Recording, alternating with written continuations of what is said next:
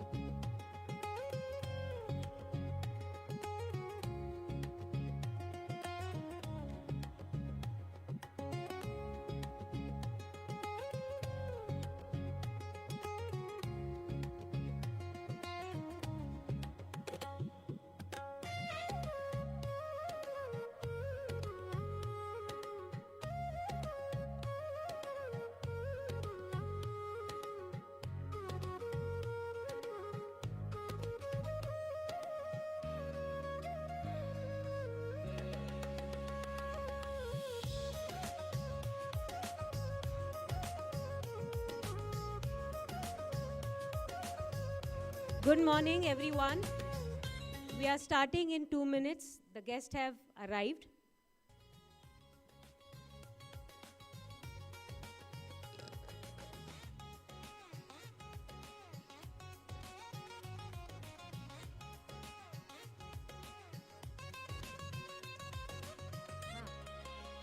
बोलिए ना,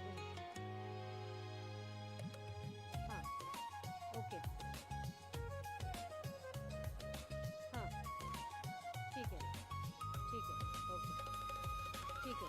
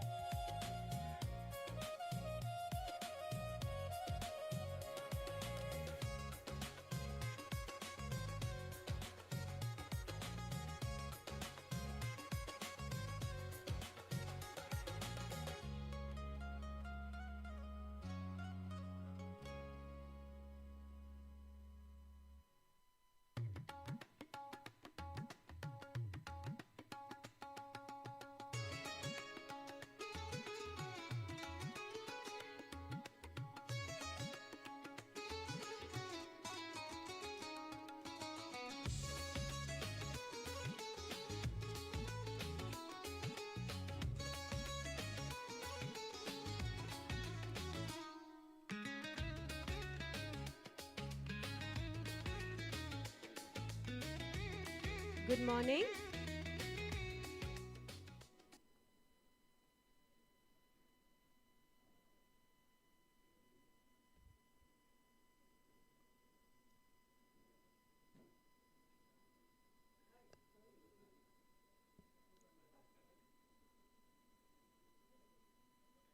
In healthcare, the most critical work is often the least visible, but its impact is always felt.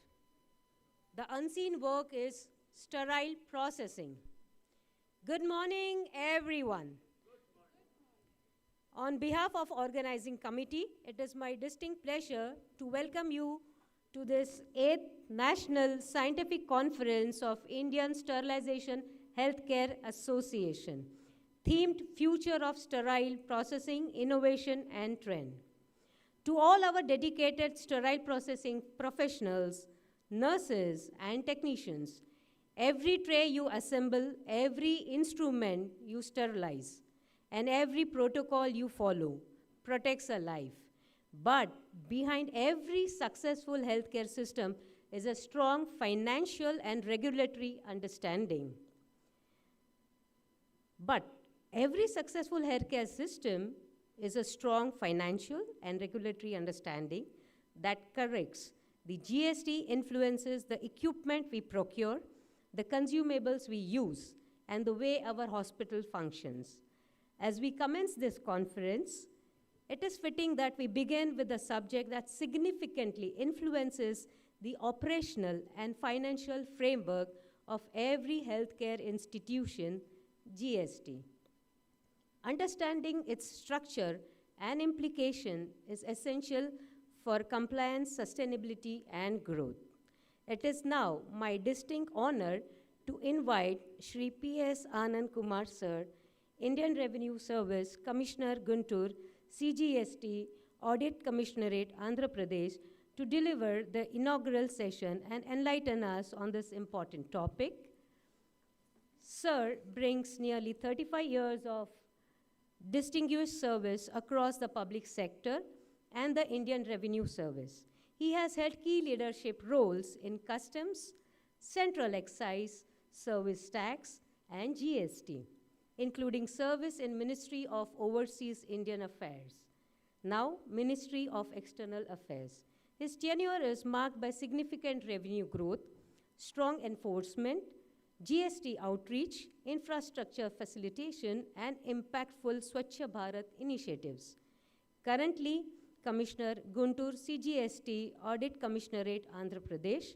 He has contributed over 30,000 crores to the national exchequer through dedicated public service. Sir, we respectfully request you to take the stage. Can I request Captain Baban, sir, to kindly felicitate Sir. Welcoming Sir on stage. Can we have a big round of applause?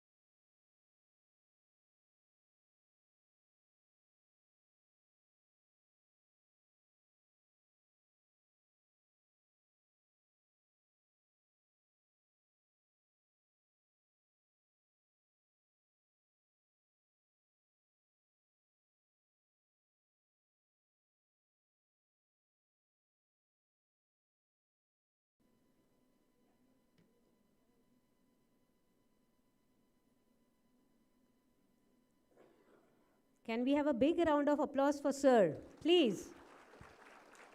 Thank you, sir.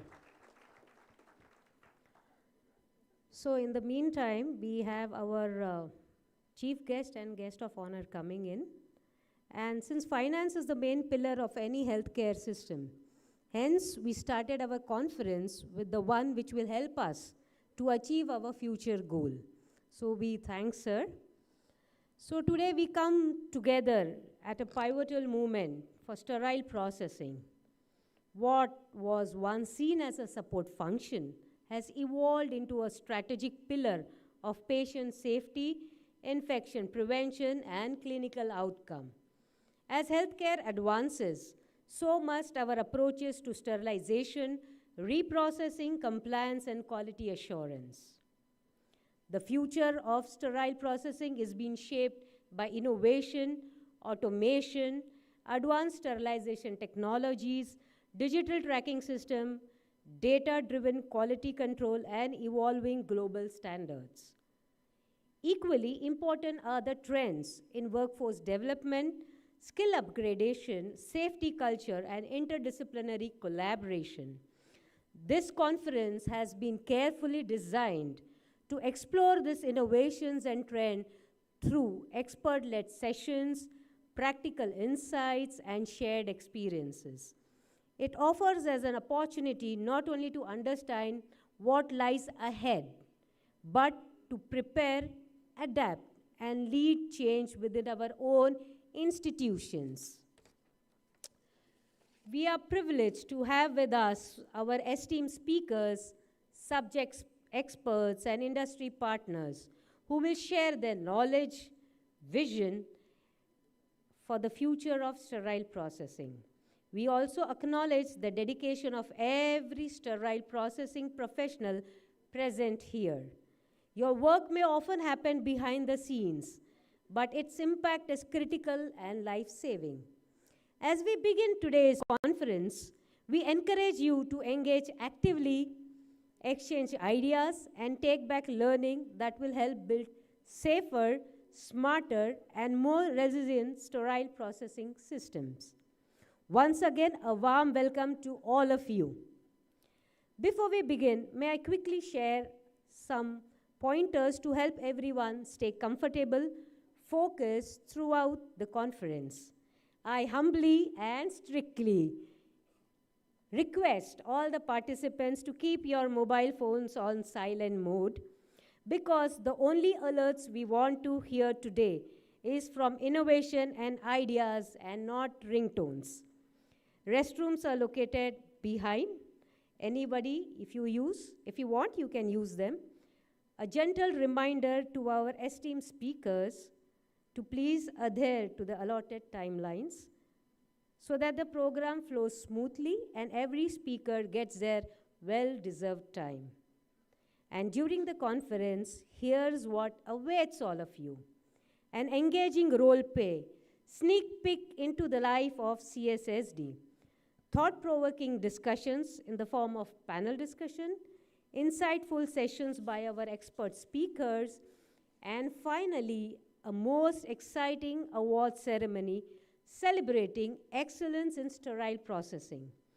Thank you for your cooperation, and let us now move ahead with an inspiring and well-organized conference. Now, let's move on to our inaugural session, lamp lighting ceremony. To mark the auspicious beginning of this conference, we commence with a traditional lamp lighting ceremony. The lighting of lamps symbolizes the dispelling of ignorance and awakening of knowledge, guiding us towards wisdom, clarity, and excellence in our professional journey. May I request our chief guest, Ms. Inge Christensen, our guest of honor, Professor Bijon Mishra sir, Colonel S.S. Singh sir, Dr. Jitendra Sharma sir, Captain Baban Rai, Madam Nandini Krishnamurthy, Mr. Murali Krishnan Nair sir, to kindly come forward for the lamp lighting ceremony.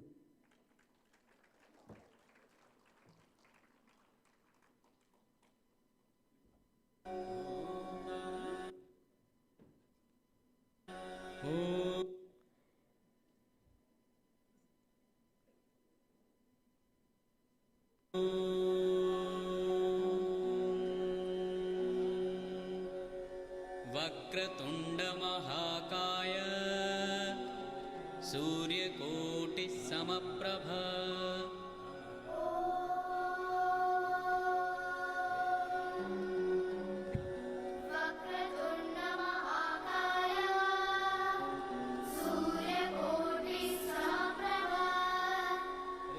निर्विघ्नं कुरु मे देव सर्वकार्येषु सर्वदा निर्विघ्नं कुरु मे देव सर्वकार्येषु सर्वदा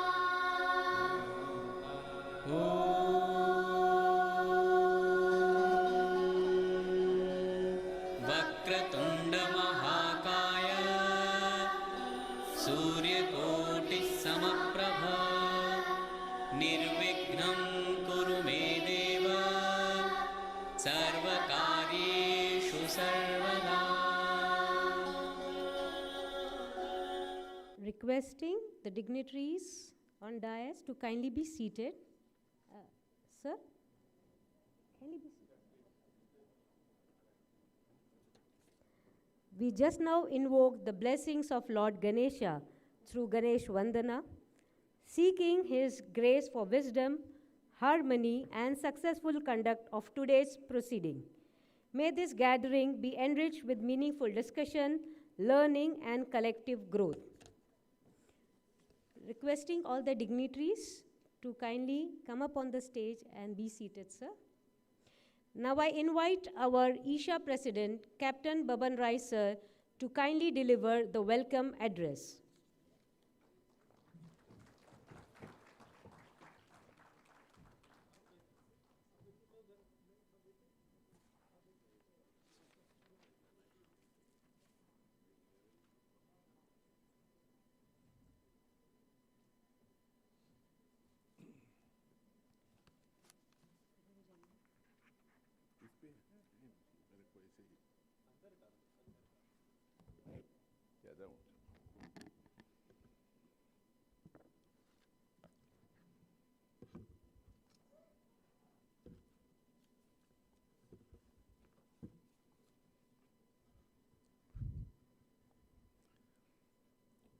Honorable Chief Guest, Ms. Inge Christensen, CEO, Danish Society for Patient Safety, Denmark. Guest of honor, Dr. Jitendra Sharma, MD and founder CEO, AMTZ, Professor Bijon K. Misra, founder of Patient Safety and Access Initiative, India Foundation. Colonel S.S. Singh, Sena Medal, FRGS, a veteran from Indian Army, esteemed speakers, distinguished guests, colleagues, and delegates. It gives me immense pleasure to welcome you all to this 8th ISHACON at KCC AMTZ. Your presence here reflects our shared commitment towards patient safety and sterile processing standards elevating in India. We are deeply honored to have Ms. Inge Christensen with us today.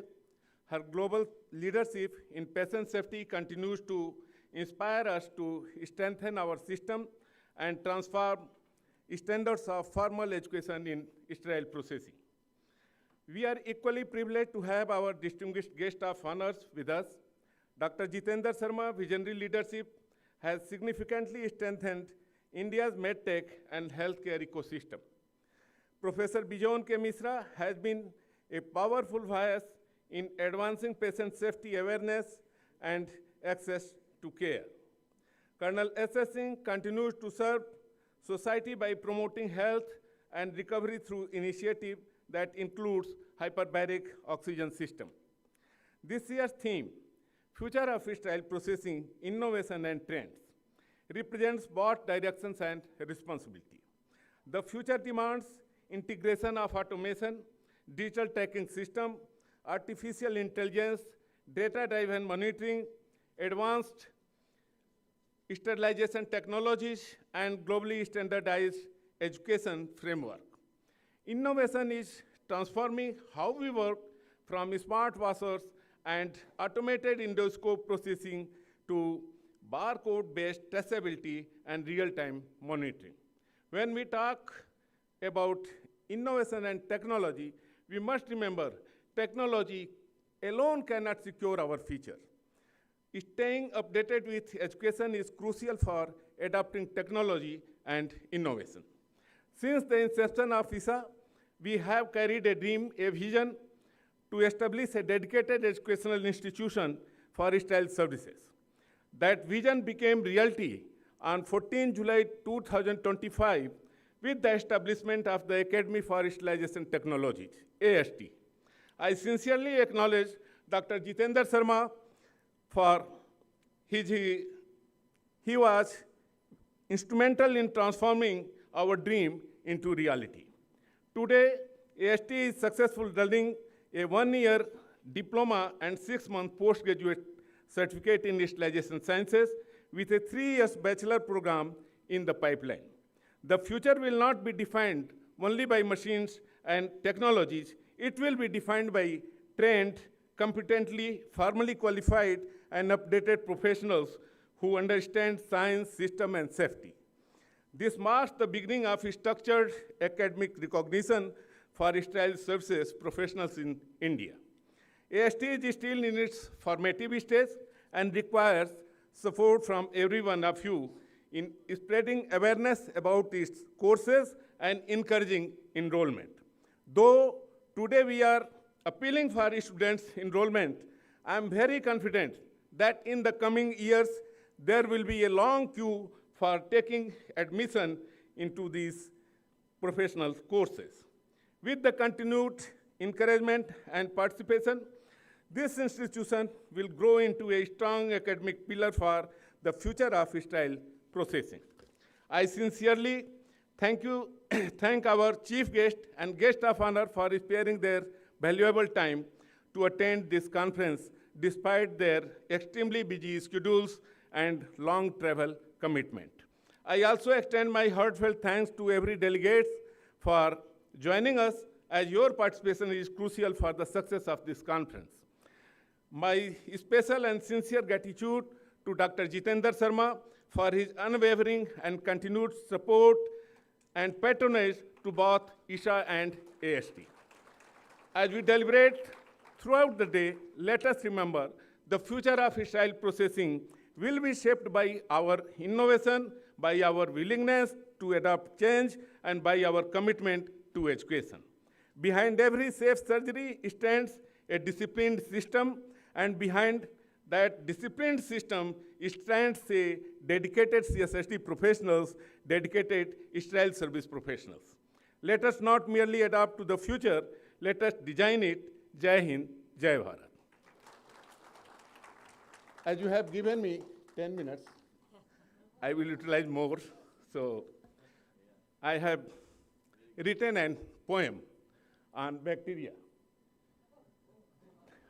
but it will be in Hindi. शीर्षक है मैं और bacteria. So what happened? When I was taking a class on the bacteria, on the sterilization, I told that you have to kill the bacterial spores also. I heard some voice from. कुछ आवाज़ आई. कहाँ से आ रही आवाज़? मेरे table पर जो spores रखे हुए थे, बायोलॉजिकल इंडिकेटर, उसमें से कुछ आवाज़ आ रही थी.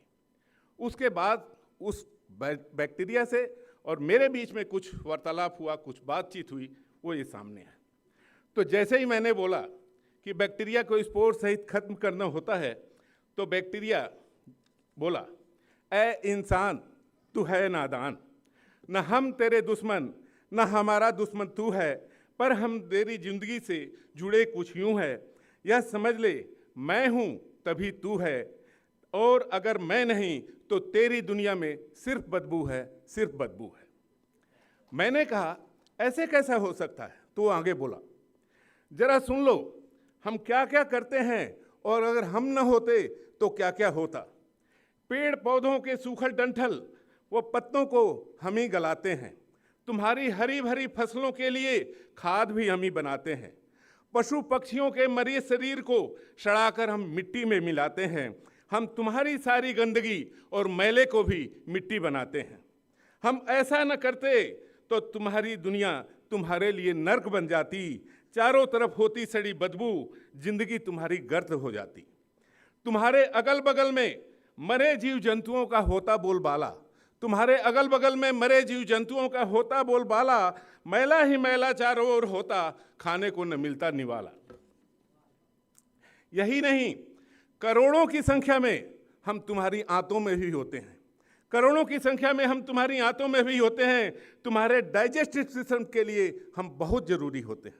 फिर मैंने कहा, सॉरी बैक्टीरिया, मैंने तो तुम्हें हरदम गंदी नज़रों से देखा है, तुम इतने जरूरी हो हमारे लिए कभी नहीं सोचा है। पर एक बात तो मुझे समझ नहीं आई, जरा ठीक से समझाना ओ बैक्टीरिया भाई, जरा ठीक से समझाना ओ बैक्टीरिया भाई, तुम इतने अच्छे हो तो हमें फिर बीमार क्यों डालते हो? तुम इतने अच्छे हो तो हमें बीमार क्यों डालते हो? हर साल लाखों लोगों को इन्फेक्शन से क्यों मार डालते हो? बैक्टीरिया हंसते हुए बोला, ऐसा क्यों लगता है तुम्हें कि मैं कर रहा बुराई? ऐसा क्यों लगता है तुम्हें कि मैं कर रहा बुराई? ठंडे दिमाग से सोचो, इसमें भी है तुम्हारी भलाई।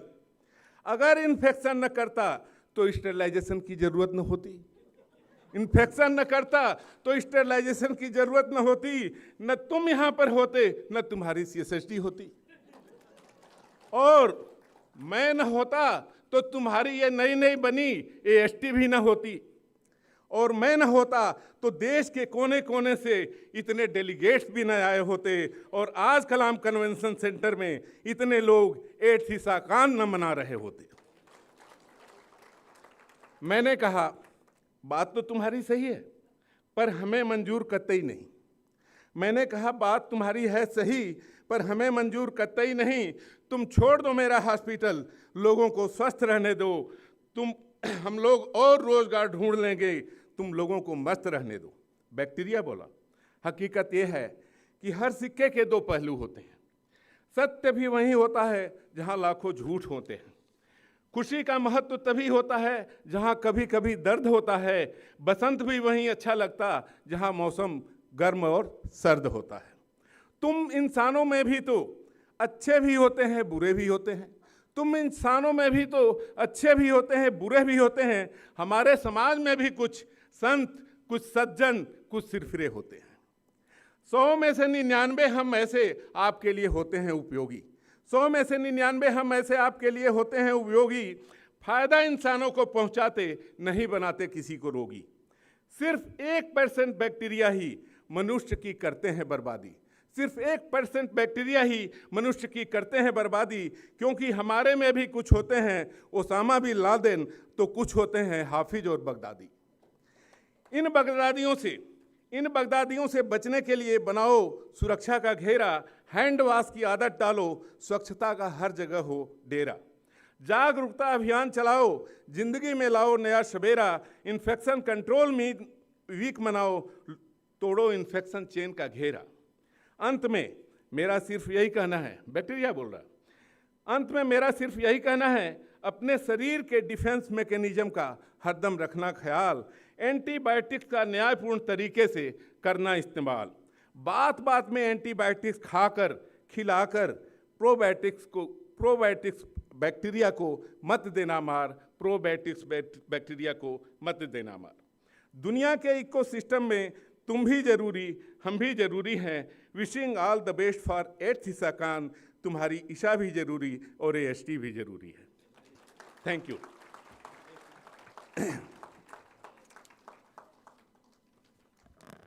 So do you all agree we cannot separate Baban sir, welcome address and a poem? So can we have a big round of applause to sir? So it is a time to take CSSD pledge. May we request everybody to kindly stand for the CSSD pledge. So as per our tradition, before commencing the conference, we used to take CSSD pledge. I request you to take your hands, right hand forward, extended arm, and palm facing bottom line towards bottom. And I will recite the CSSD pledge. You have to think in your mind without uttering any words. I take a pride in being an integral part of this essential support function. I understand very well that my job, when done with full commitment, conviction, and dedication, will strengthen the team rendering patient care. I will neither bypass any CSSD processes nor compromise with any circumstance, nor compromise with an CSSD quality standards under any circumstances. I will be courteous and patient while interacting with direct patient care providers. I am honored and privileged to be a very important link in the infection prevention chain. I believe that our community will always strive for learning, improvising, training, and facilitating highest outcomes.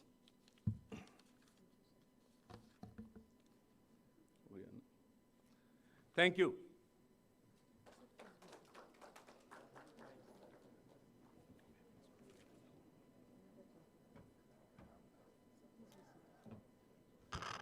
Please be seated.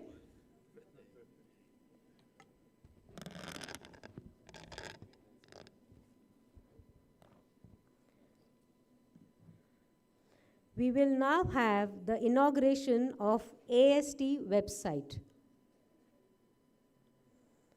Academy for Sterilization Technology, located inside the AMTZ campus, Visakhapatnam, is registered educational institution dedicated to advancing patient safety.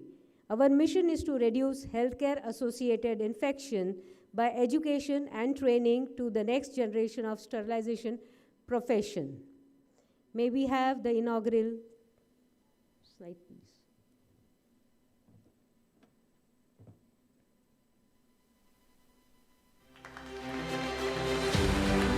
Can we have a big round of applause to Academy for Sterilization Technologies?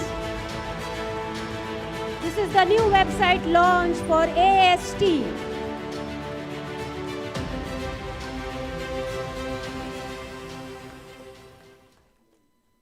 Thank you. Respected dignitaries, may I now request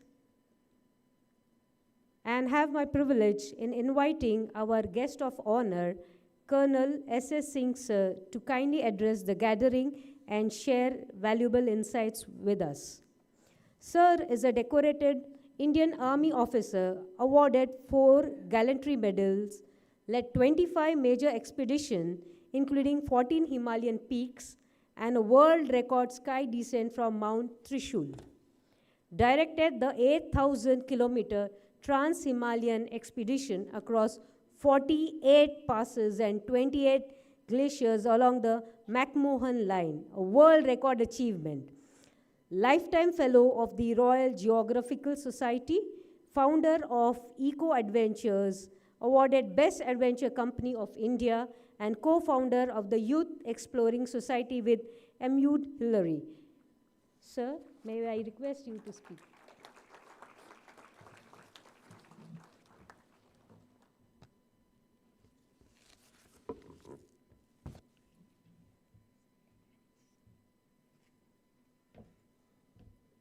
I need all this.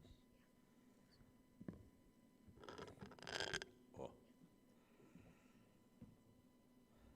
What a pleasure to be back home in this beautiful family of AMTZ.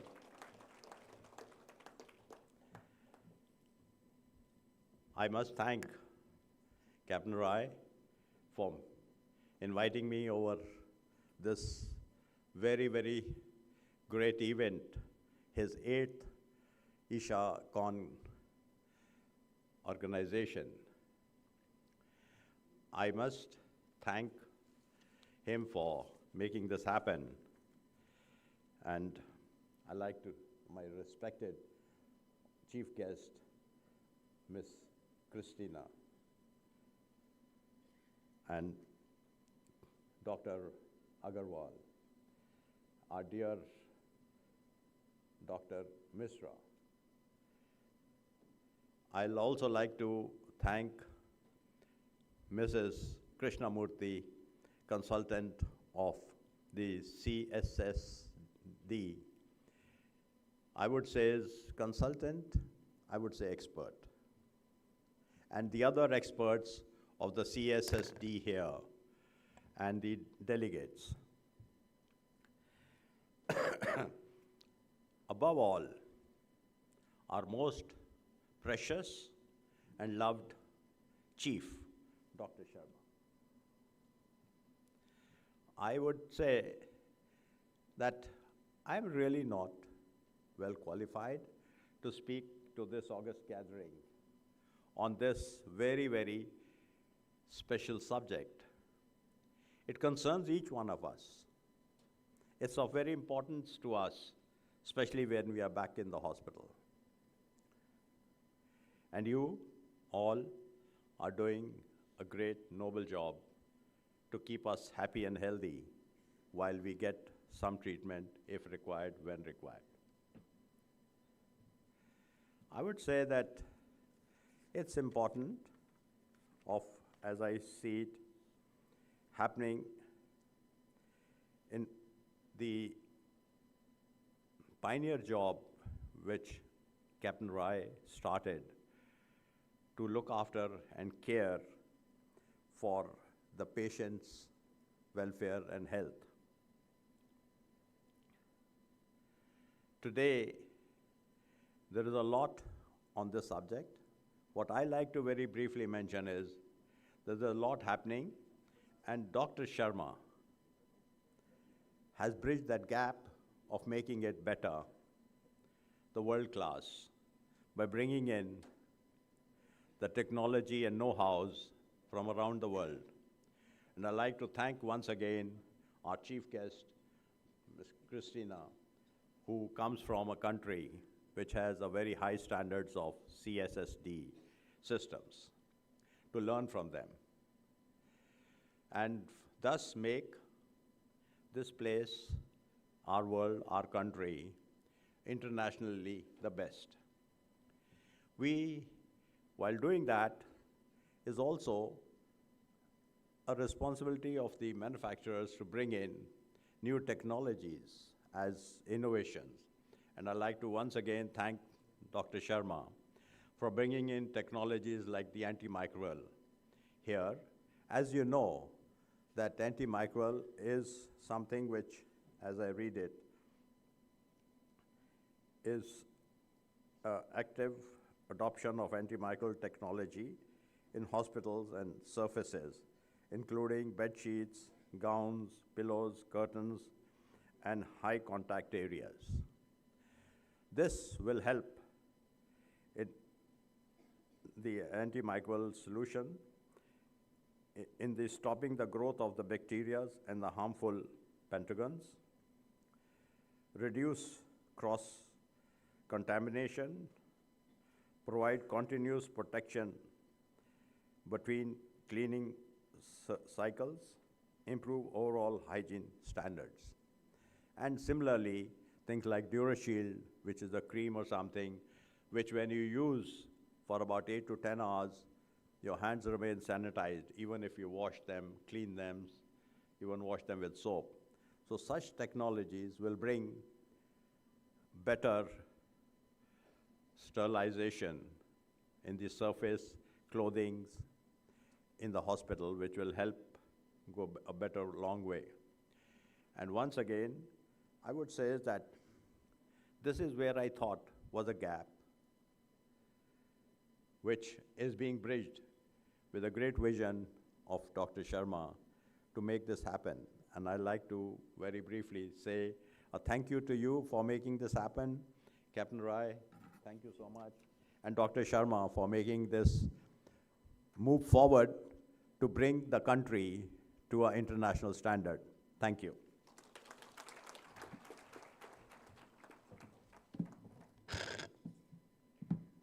We sincerely express our gratitude to our esteemed guest of honor for the inspiring address and taking time to be with us today. We now move forward in our program, and it's my honor to invite our next guest of honor, Professor Bijon Kumar Mishra, sir, to address the gathering. Sir is a renowned consumer right leader with 50 years of contribution to consumer protection, governance, and patient safety. Distinguished alumnus from Banaras Hindu University, recipient of WHO Southeast Region Award 2013, worked with global institutions including the World Health Organization and the World Bank on policy and quality systems.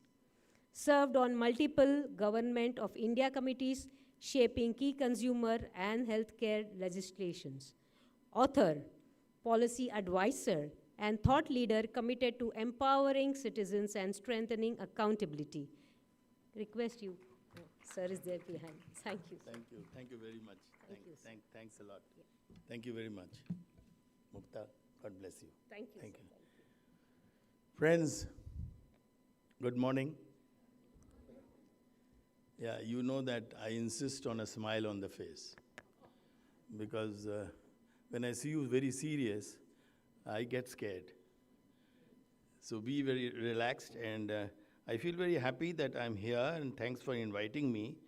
And it's a great honor to be with Dr. Engan Kistin, our chief guest, and all my friends on the dais, starting from Dr. Jitendra Sharma, the founder, the intellectual force behind all of us, taking us forward, Colonel S.S. Singh, my friend Dr. Vijay Agarwal ji, and of course, Baban ji, I really liked your presentation.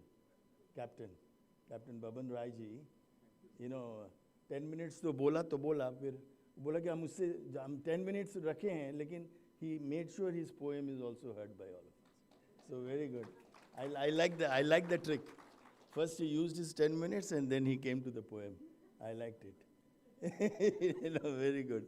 So friends, you see, I always firmly believe that what you do for the patients, it has to be truthful, honest, and it has to be in the interest of the patients. And all this, what you all are doing, in terms of sterilization, in terms of ensuring that medical devices are made safe, it's only because you feel the responsibility to get to the best quality without compromising and make it accessible to the patients in a manner which they deserve. But when you do that, you always have to understand how do you make the consumer understand that you are doing all this at the back end, which they are not aware about. So the most important aspect is how do you communicate?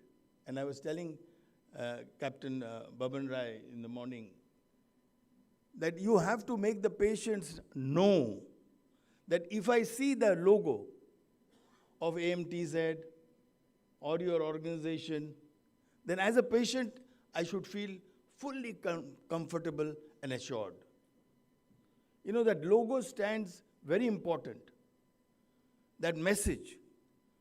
You see, and every time, whenever we have been talking about in terms of consumer rights in our country, we always look for that logo nowadays. The Jago Grahak Jago logo. Why do we look for it? Because we remember in the year 2005 when we started talking about consumer protection, very few people understood what it is. And I still recall, when we started in 1986, the first law which came on consumer protection was not to punish anybody, not to send anybody to jail, not to impose any fine to anybody, but if there is some fault happens, if there is any damage caused, then the patient should be compensated, which was very important.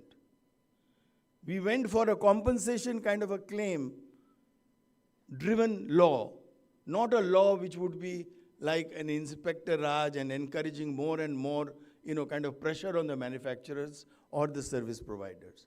Our motive was that if there is a damage, then without asking any question, you should be able to compensate the consumer and the consumer should feel highly protected. So my message today is, because you are doing such a great work, you all must bring out something which is called Patient Charter on Sterilization. You must make that document. Because when you make a document, then people start having trust in you. If you just say, it doesn't make any sense. Like you made a pledge today. You made it in writing. And that pledge today has embedded into me that there is something where you all told us, we all together with one thought, we agreed that we should go ahead and make this a campaign in our country. So friends, जो दिखता है वो केवल विश्वास नहीं होता है, लेकिन जो टच एंड फील करके जो हम महसूस करते हैं उस पे हमको विश्वास होनी चाहिए. You see, what you see or what you say is not the evidence. The evidence is what you feel, and what you can measure in a tangible manner is what actually the consumer is looking forward to or the patient is looking towards in terms of their safety. You have to make them feel that you are committed. And that is what is very important, and that comes with transparency. And I have always insisted that always communicate in that language which the patient understands, not what you want to say. Technically, you can do several things on sterilization, but you have to convert the technical jargon into a simple, ordinary person's language, in the language which that patient understands. You will be amazed to know that when I have traveled around the world, I have seen in countries like UK, brochures printed in Hindi, brochures printed in Gurumukhi, brochures printed in Telugu. I was amazed when I went there and I saw that. And I asked them, why did you print in this language, which is in our country quite conversant? They said, because we have citizens in my country who only know Telugu. So they went to that extent to find out. And that is where I always plead to all the organizations who are into manufacturing, who are into service delivery system, that speak the language which the end users can understand. And that is what is very important. Friends, what I want to tell you today is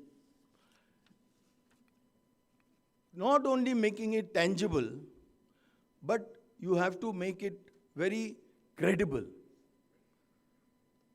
And credibility again comes out of accountability. You have to ensure that whatever you are doing, if something goes wrong, you are always ready to listen. You have to develop a mechanism of a very strong feedback from the users in terms of what they felt in terms of sterilization, how they felt. And that is what is very important, that did they get to understand that what has been done behind the back for their safety, have they been able to feel that? You have to get a feedback.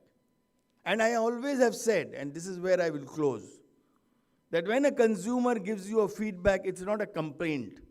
It's not something which they're talking against you. They're all the time trying to tell you that you are doing a great job, but it could be done better if you had done it in this manner. So always look at those kind of feedback as mechanisms or as triggers to innovation. You can continuously keep improving your quality if you listen to the consumer very closely. And you can only listen to the consumer if you can communicate in the language they understand. So friends, what did you take back today? The biggest weapon, or I would say the strength which all of us have got, is the right to speak up. If you don't like something, say it. Don't keep quiet about it. Because if you don't say, you will not see the improvement. And we should always understand that if we are developing a campaign on sterilization, then make the users speak for you and develop a campaign where the users will take your message forward, including the pledge which you made us do today. So hearty congratulations to all of you for taking up this campaign on behalf of the patients, on behalf of the end users.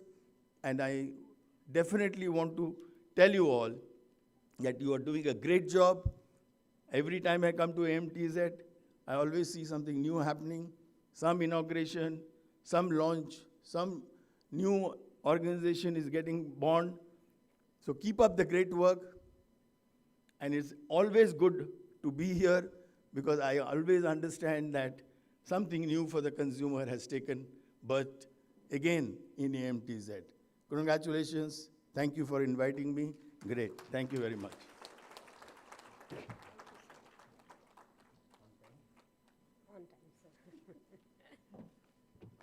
Thank you, sir, for addressing the gathering.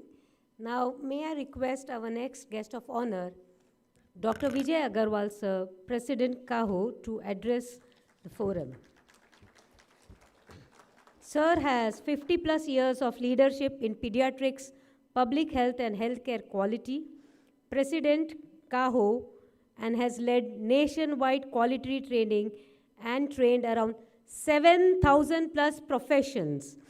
Former leadership roles at National Accreditation Board for Hospital and Healthcare Providers and Max Healthcare, key contributor to Pulse Polio Program and Biomedical Waste Management Initiative, recipient of multiple Lifetime Achievement Awards, distinguished alumnus, Maulana Azad Medical College. Sir, please, welcome,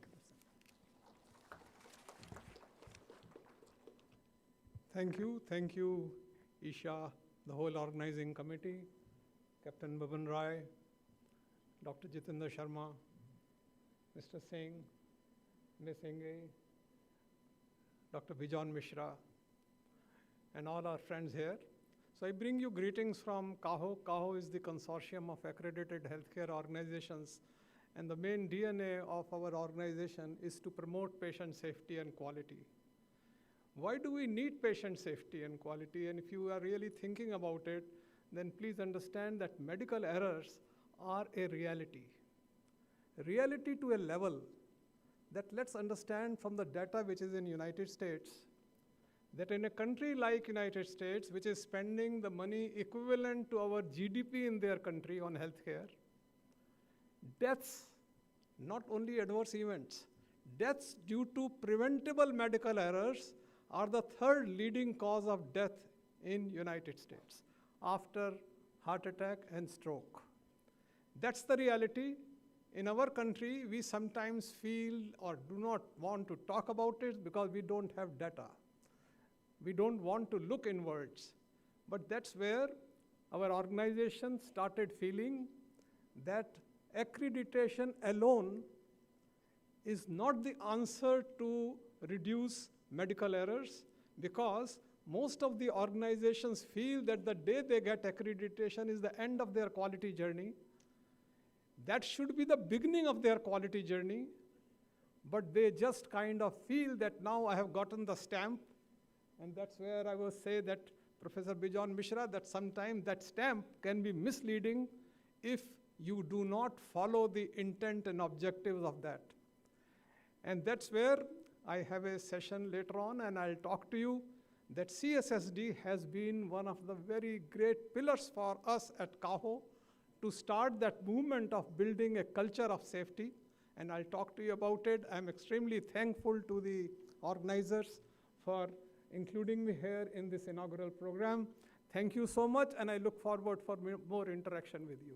Thank you, ladies and gentlemen.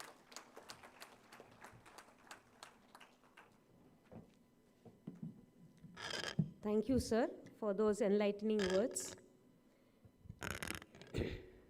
Sorry, I need to keep this down. My height is not so big, but it's okay. So now it's our privilege and honor to invite our esteemed guest of honor, our chief, Dr. Sharma, sir, to kindly grace the stage. Your immense Your presence adds immense value to this occasion, and we are truly grateful to have you with us today, sir. No, but still it's my pleasure. So, sir is Managing Director and Founder CEO of AMTZ, world's largest medical device research and manufacturing park. Founder, Executive Director, Kalam Institute of Health Technology, Founder, Chairman of MediValley and BioValley, Chairman, Indian Biomedical Skill Consortium, former associations with AIMS New Delhi, World Bank, Niti Aayog, and World Health Organization. Adjunct lecturer at University of Adelaide. International awardee, author of Made in Lockdown, holds 3 PhDs. Can we have a big round of applause to sir?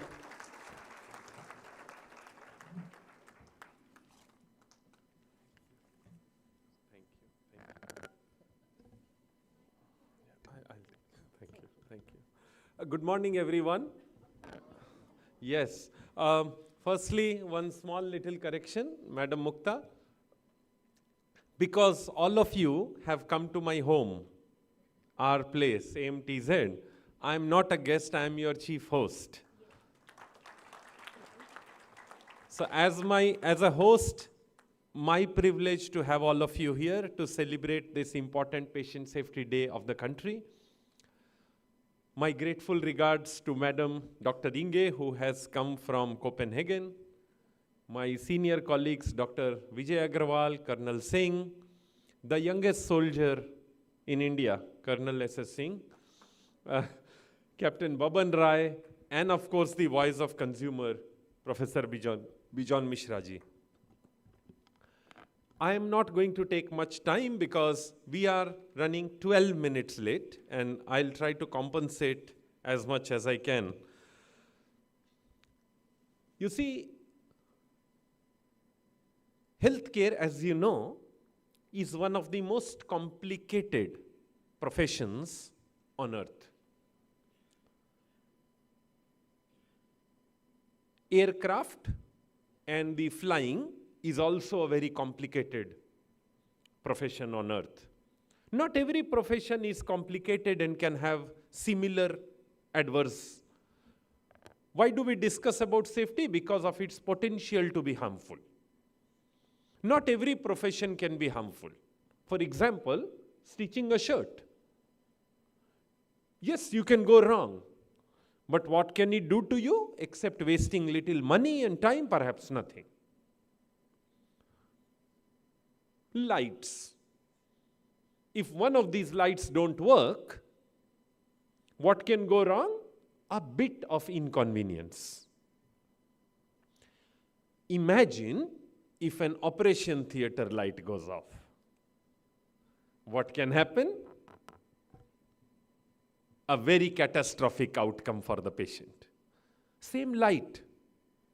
Operation theater light is this light with multiple dome, color filter, temperature filter, shadowless. It has its characteristics, but the same technology. It's light. But this light can have inconvenience. That light can cause death.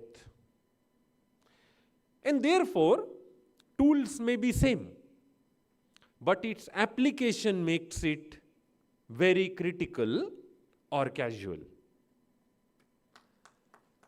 And healthcare professional is a very critical use of tools, technologies. In a healthcare setting, what do we have? We have pharmaceutical products, so we have drug safety. Yesterday and day before, 2 days, we have the National Pharmacovigilance program here for the national centers. We discussed the patient safety from a pharmaceutical perspective. Then we have medical devices safety, so that your medical equipment works well. That's called materiovigilance, where we ensure that the devices are maintained, calibrated, kept in good quality for good use. Then we have the skills. Skill of doing a great job by being a good professional. That skill could be a CSSD operator, it could be a surgeon, it could be a receptionist, it could be a barcode reader, it could be an anesthesiologist, it could be a gynecologist, orthopedician, but you need to do your good job, and that comes after years and years and years of training under good teachers like Dr. Nandini. And then you actually become a good professional. But imagine if you have a good medicine, a good machine, a good professional, but there is no good practice. Then all three becomes risky. Good practice comes through empirical research, establishing facts, evidence, and then creating that evidence into a practice. And that practice requires you to be humble and strict. Humble because by itself it doesn't add any tangible value, and strict because if not followed, it will cause negative impact. So practice, it comes with discipline, protocols. And therefore, this day today, thanks to all of you, is a day that brings all four dimensions together. The drugs, the devices, the training, and the practice, which makes our healthcare better, safer, more effective. Now, my association with this has been fairly new. I am a hospital administrator. My colleagues from my past hospital, the Satsa Institute team is also here. So as a hospital administrator, my association with CSSD has been to use it. My association with ISHACON started with this wonderful team of Mukta, Madam Mukta, Dr. Nandini, Captain Baban Rai, when last year we inaugurated this in New Delhi. And then we realized that India does not have an academy to train CSSD professionals. Surprising. All the people here are trained on the job. There is no course in India to teach CSSD best practices to people who are passionate and knowledgeable and want to go ahead in that career. So what we did, you know, AMTZ is a very unique place. Unique place because here we don't pass on the buck. We identify a problem, we solve the problem. We don't say, I have written to government, it is not happening. I have asked the organizations to come, they are not coming. I have shared with professionals and they are not listening. So we don't pass on the buck. So what we did, we created India's first academy for sterilization technology, giving respect, dignity, and knowledge to this sector. And the Academy of Sterilization Technology today operates with headquarters in this campus under the able leadership of its director, Mr. Rangarajan, who carried forward the mission of this academy with sincerity. But this academy is only a professional body, which means if you get trained in this academy or you encourage others to get trained in this academy, this professional body will give you knowledge. With knowledge must come recognition. Why is today an expert like Dr. Inge here? It's the knowledge and the work of the Danish Society for Patient Safety, which is recognized, remembered, and we invite her to share her wisdom. Recognition must accompany knowledge. Recognition is the job of the government. And therefore, I have a surprise gift for the governing body of the academy. A month ago, 3 weeks ago, we made a presentation to the Secretary, Government of India, Ministry of Skill Development, for recognizing many job roles in India that are not recognized. For example, oxygen technician, right? There is no recognition.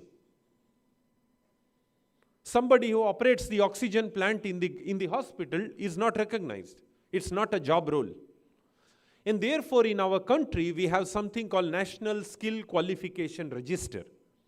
Once a job role is included in the National Skill Qualification Register, recognized by NCVVT, the National Council for Vocational Trainings, it becomes an official job role for the country as a profession.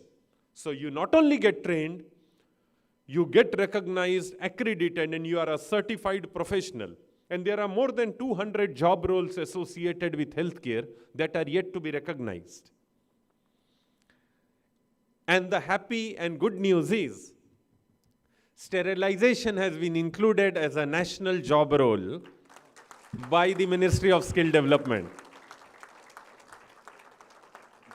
Which means we have a society, we have an academy, we have experts, we have future generations to come, and you are lucky because your work, your effort, your knowledge, your training is now recognized by AMTZ, which has become an awarding body for job roles in India.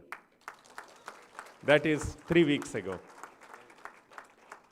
And therefore, let us celebrate, because the young professionals who are here, you may not have seen the hardship that seniors in the sector have seen.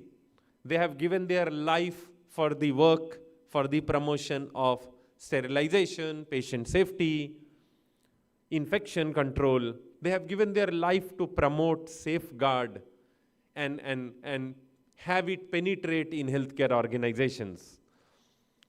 We have captains like Dr. Vijay Agarwal that looks at accredited healthcare organizations. These accredited healthcare organizations are audited for infection control. And the consortium works under his able leadership. All of them seek your knowledge. But if your knowledge does not have recognition, then the acceptance will be low. Today, 1st March 2026, after this national meeting, go back in the evening knowing that today onwards, your job role, your profession, your practice of sterilization, CSSD, infection control is a nationally recognized job role. Thank you very much.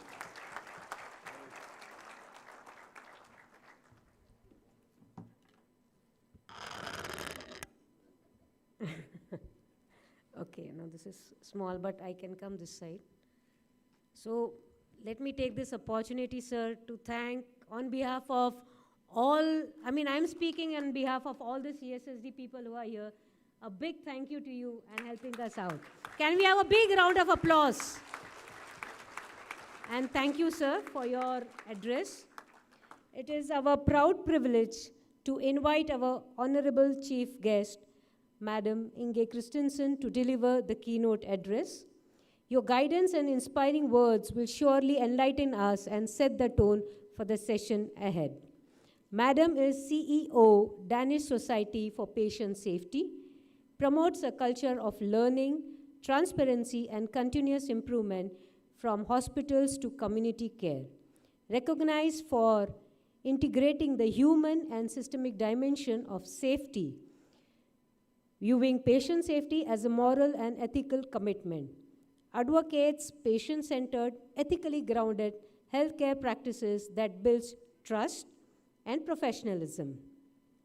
International speaker and collaborator advancing sustainable, compassionate, and data information healthcare systems globally. Leads national initiatives to strengthen patient safety, quality, and leadership across Denmark's health and social care system. May I request you, madam, to kindly come.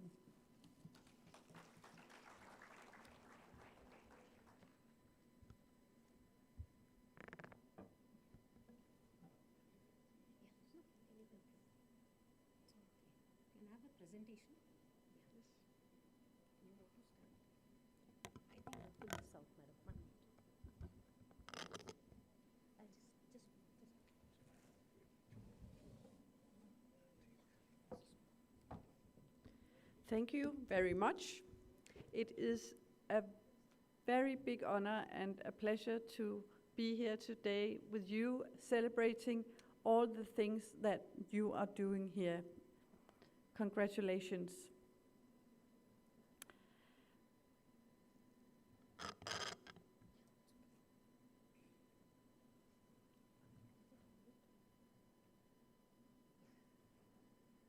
I think that you are doing some amazing work here. Congratulations on that. We see a community, we see structures of sterilization, safety, that I don't think that we can see many places in the world. So a huge congratulations on that.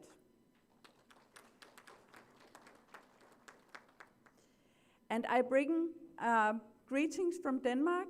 These are some pictures of our beautiful capital, Copenhagen, with the Little Mermaid, with all the bicycles, and of course some of our wonderful beaches like you have here in Vizag. So very warm greetings from Denmark. The Kingdom of Denmark is very, very small. We are only in Denmark 6 million people in a small area. Of course, we have Greenland. Everybody knows that by now, I guess, and the Faroe Islands. So there is a lot of land, but not much people in those remote areas. We have the prosperity and are very lucky to have a prosperous society where the GDP is large. And we spend quite a lot of money on healthcare.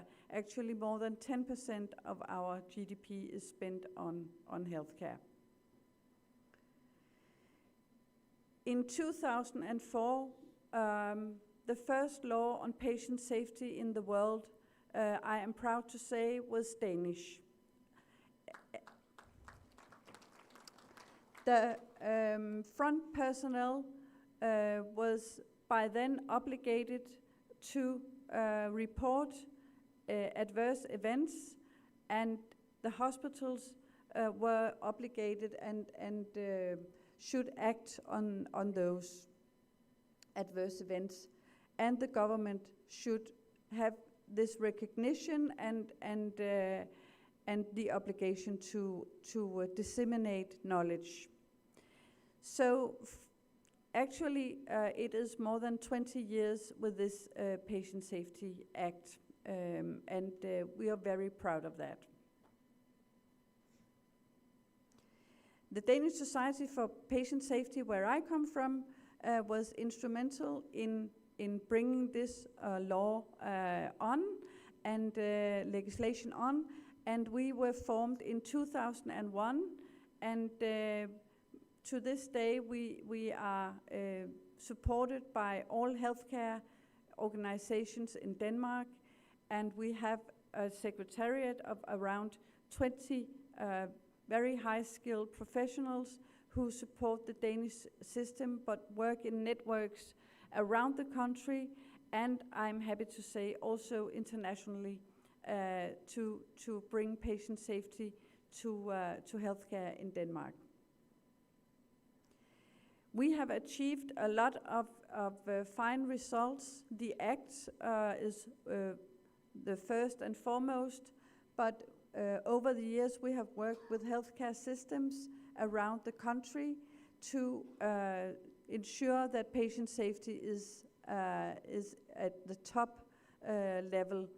And we are proud to say that in many places we can see hundreds of days without medication errors, without pressure ulcers, and a very reduction in waiting times, and of course the access for everybody to come into hospitals, the visiting hours, the access is very important. The vision by Volvo, I don't know if anybody drives a Volvo car, but or knows about it, but they had a vision that by 2020 nobody should be harmed or killed in a Volvo car. And I think we should have the same vision in healthcare, and I think sterilization is vital to that ambition. Actually, in healthcare, we have the very ancient ambition of first do no harm, which was instated in the ancient Greek and is still a part of the pledge that every doctor in Denmark makes and probably around the world. So first, do no harm. That is an ethical pledge that we make as healthcare professionals. But as we have already heard today, patient safety is actually, healthcare is not as safe as we would want it to be. Actually, there are a lot of harm introduced, and it is third in harm in the world, and that is among the OECD countries, and is only surpassed by, for instance, road accidents. So there's still a lot of work to do in patient safety. We have sometimes failures in Denmark around sterilization. And I brought this to you, this example from a large university hospital in Denmark, very professional, very highly recognized for its good healthcare, but at the same time also an organization which experienced not that many years ago what we would call today a scandal around endoscopy reprocessing failure. And what we saw there was that everybody thought that things were in place, but really they were not. We can face from this experience, but also from a lot of other, that complacency is actually maybe the most difficult thing, and that it is a threat to patient safety if we think that things cannot go wrong where we work. So that is what we need to address every day, that we have the possibility of doing right, but it is very easy to do wrong.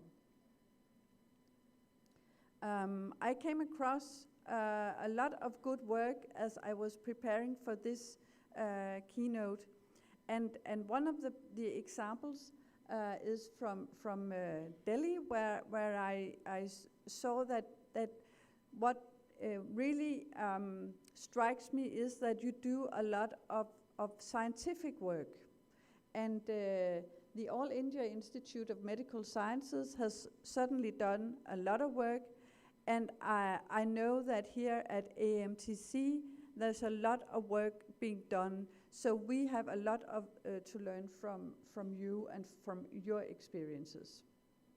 So actually I think that even if it is quite a long travel, we should maybe merge India and Denmark in some respects, because we have a very good reporting and use of adverse events and speaking up culture, as we also heard earlier today. But in India you have a lot of volume, you have a lot of experience, and you really have taken the science to new and higher places. So different contexts, but the same fundamental risk, that sterilization is invisible when it works, but it is catastrophic when it fails. And thank you to all of you for your hard work every day to make patients safe.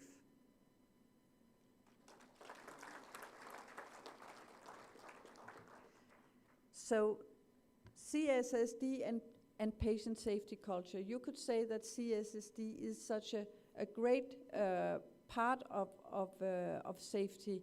It is a technical outcome, you could say.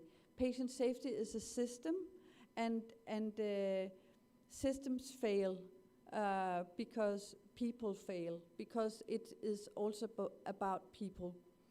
And what we need to recognize is that that if sterilization failures occur, are we then, as Dr. Misra also said, are we able to speak up?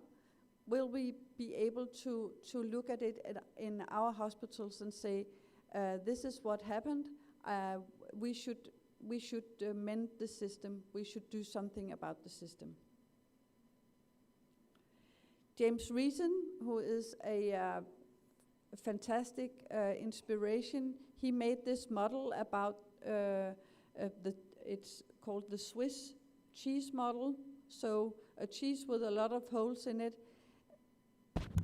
Usually we can see that there is a layer of cheese that will be in the way of the failure happening, but sometimes we see that all the holes makes it possible for the failure to be catastrophic, and that is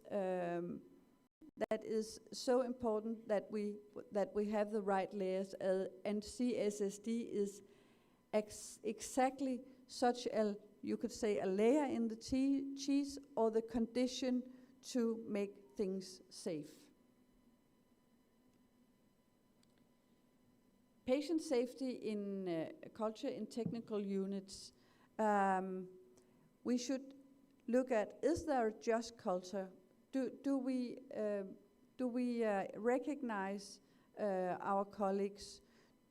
Is there psychological safety? Can we speak up? Are we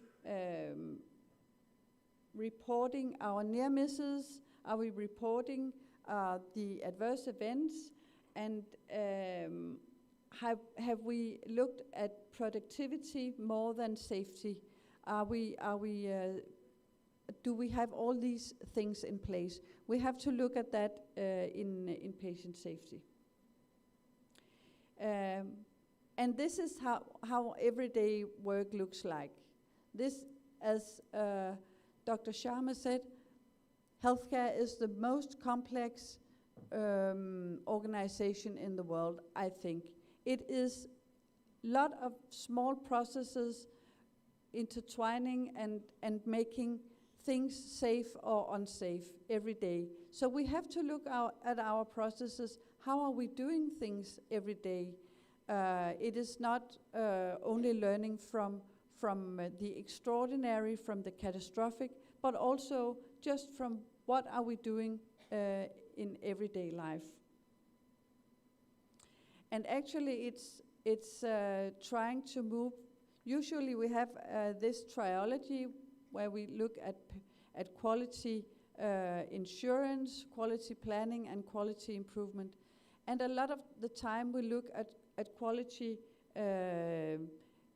assurance, or we survey how quality is, but we have to move that into quality improvement so that we make the improvements, the progress all the time. And mind the gap. We have the procedures, we have CSSD, but what is it implemented well? Is it what we actually do? Can we see do we mind the gap between the procedures and what we are really doing in everyday life. So no, we cannot sit behind our desks doing this. We have to make sure that all we are doing is actually in place, and that it is fit for the real world, you could say. And the real world is messy. So it's not like we go to work and everything looks spick and span every day. We have to make sure that it also works when it is not so, when the world is not linear or looking very nice. And that is about learning, and that is also why I will congratulate you on your academy and on all the work you're doing here at AMTZ, and for you as a profession and a function in healthcare and recognized as it. And for that means we need to do constant improvement using the improvement methods, the PDSA cycles. We need data. What are we actually doing wrong? We need Lego, or at least we need the pieces and design things, trying to design for safety, and we need to be curious. I think there are 4 themes for the future of CSSD. I think the human factors part is very important. I think the data and practice safety is very important. Sustainability is certainly a thing that we are talking a lot about in Denmark. So how do we integrate that into CSSD together with safety? It's not a question of whether we are going to have sustainability or safety. We are going to have both. And of course, the governance is this actually on the tables of the governing boards, of the leadership in hospitals. Do they recognize the importance of this work as much as you do? This is what a sign from the Delhi airport that I saw on my way down, and it made me think that sterility starts with all of us. It is actually also about what the population thinks, and that they recognize how important sterility is. So this is an advertisement for making your cutlery clean, and of course it starts there. So I really hope that this movement you have made and started, that it also reaches the population, because the faith of the population in what we're doing is so important to patient safety. And we all want that fantastic patient safety culture, but we shouldn't take it for granted. It is, we start with on the lower level by recognizing that something can go wrong, but we really want to reach that level where patient safety is built in all we are doing, and that it is not something that we do on Fridays or on Wednesdays, but that we do it all the time for every patient every day. So the take-home messages here, sterility is technical, but patient safety is systemic, and we have to make those work together. Culture determines whether risk becomes visible. So if we are if we have a good culture of safety, then we also have a good culture for all of the healthcare.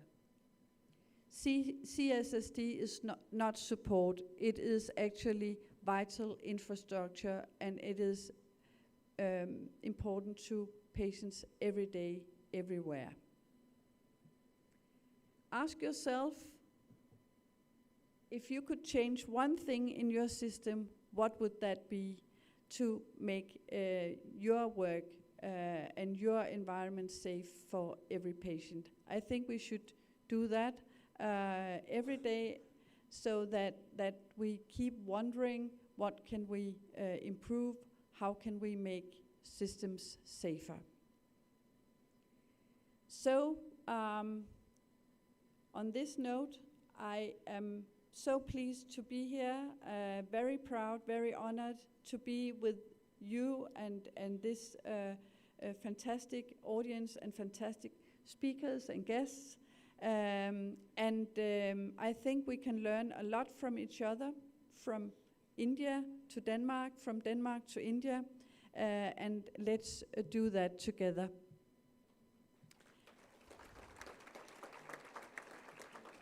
So, warm greetings from Copenhagen, which is actually very cold at the moment. So, but it looks nice in the summer, and it is very nice all year round. Thank you very much.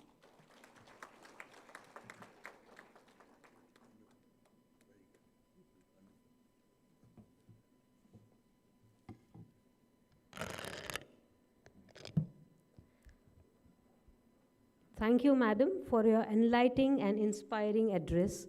Your valuable insights have truly enriched this conference and motivated all of us to strive for higher standards in our work. We are deeply grateful for your time, wisdom, and gracious presence with us today. Thank you, ma'am. We are deeply privileged to felicitate our esteemed chief guest and guest of honor for gracing this occasion with their presence. Their distinguished service, leadership, and invaluable contributions continue to inspire all of us. As a token of our respect and gratitude, we humbly present this felicitation in appreciation of their guidance and support. May I respectfully invite Captain Baban Rai sir to kindly come forward and felicitate our esteemed chief guest, Madam Inge Christensen.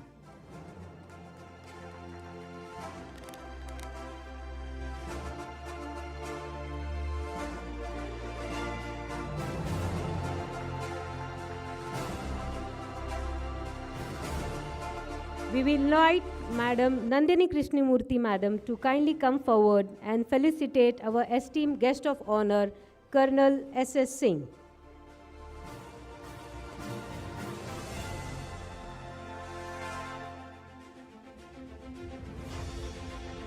Can we have a big round of applause?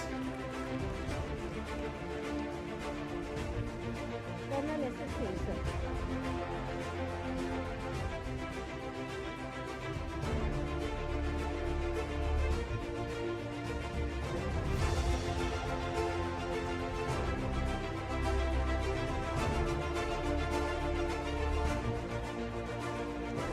May I invite Mr. Murli Krishnan Nair sir to kindly come forward and felicitate our esteemed guest of honor, Professor Bijon Kumar Mishra.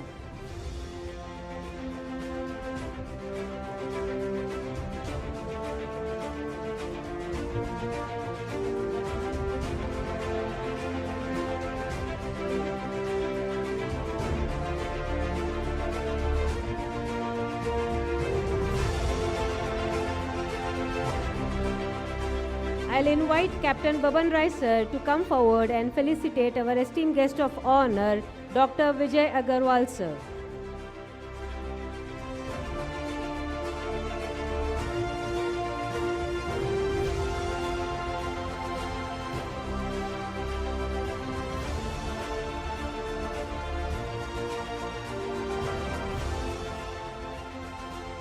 Thank you. Please take your seat. And now, it's the time to honor and celebrate our 3 award winners. Let us recognize their dedication, excellence, and outstanding contribution in the field of sterile processing services. The Lifetime Achievement Award.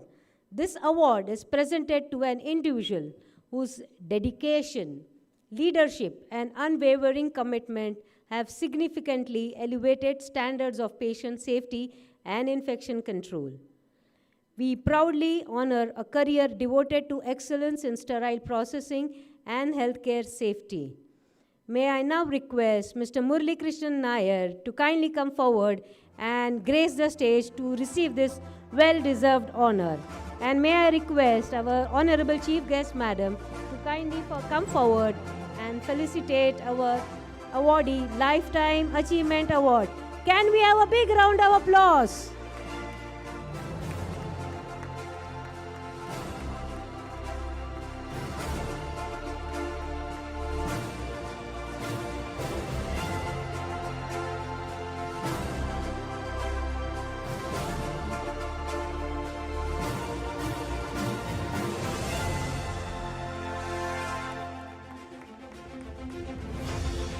Next is Nalini Gayatonde Award. This award is given in the memory of Madam Nalini Gayatonde, who was the pioneer and started the sterile processing services and contributed immensely to this field. Madam has set the highest standards of sterilization, patient safety, and team leadership, contributing meaningfully to quality improvement and infection prevention. And to receive this award, may I call Mr. Sanjeev Bhatia to come up on the stage to receive this award. And I request Colonel S.S. Singh sir to kindly come forward and give this award. Due to some reasons, Mr. Sanjeev Bhatia couldn't come, so I request Naresh ji to kindly come up and receive on his behalf. Nalini Gayatonde Award for Mr. Sanjeev Bhatia.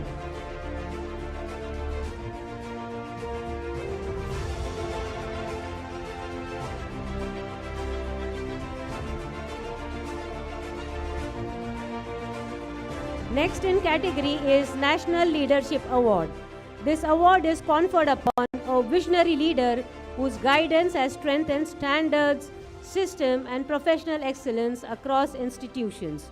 Through strategic vision and dedicated mentorship, the awardee has significantly shaped the growth and recognition of sterile processing at the national level. And may I call Mr. Samir Kumar Lahaji to please come up on the stage to receive this prestigious award. And may I request Professor Bijon Mishra ji to kindly give up this award.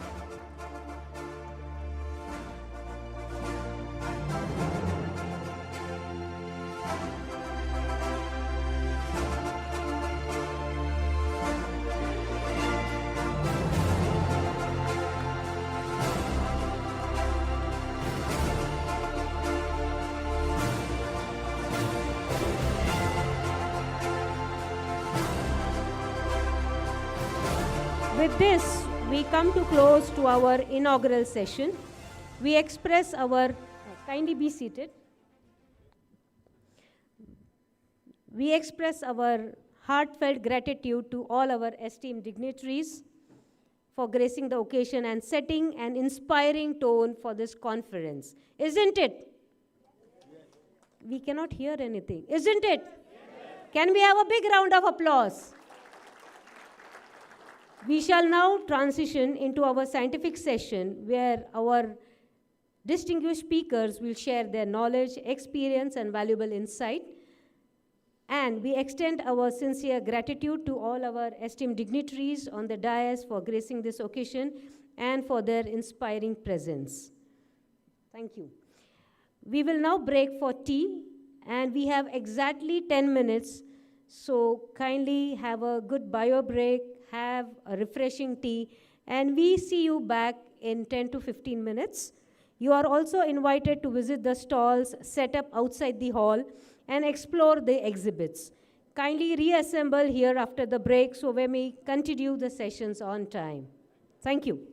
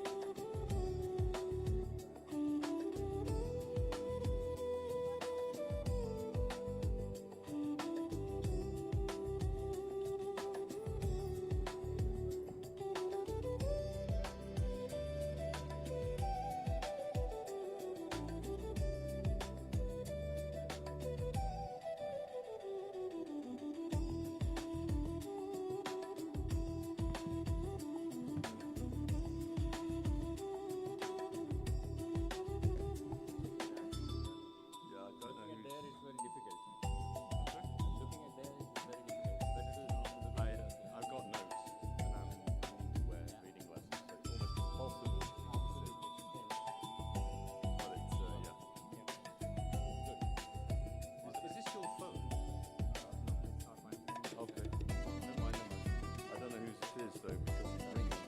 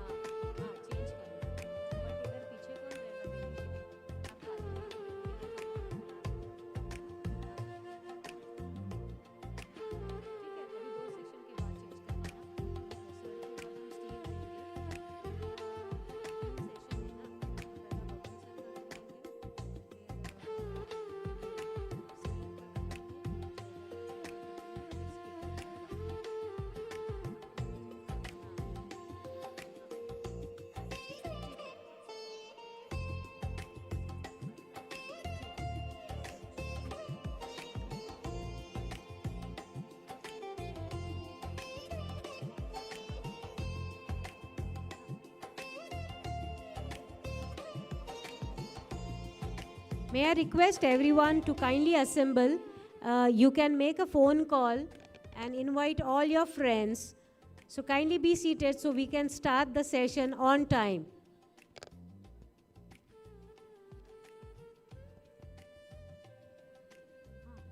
After this, na?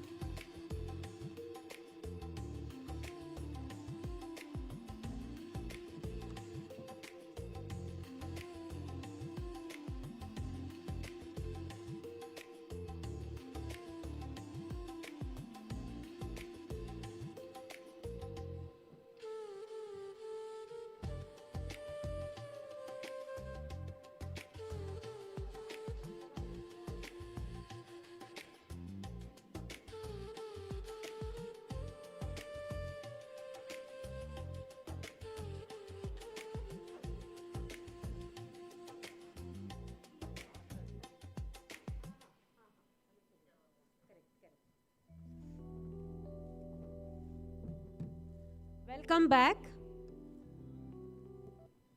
Requesting everyone to kindly be seated.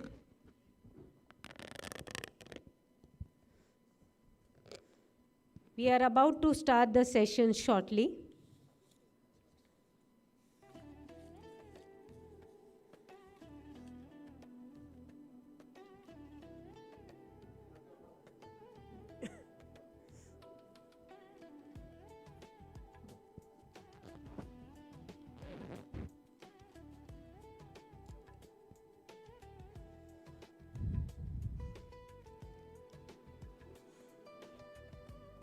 Requesting everyone kindly take your seats at the earliest. We want to start the show. Please be seated. If you have your friends still waiting outside, do make a call and invite them.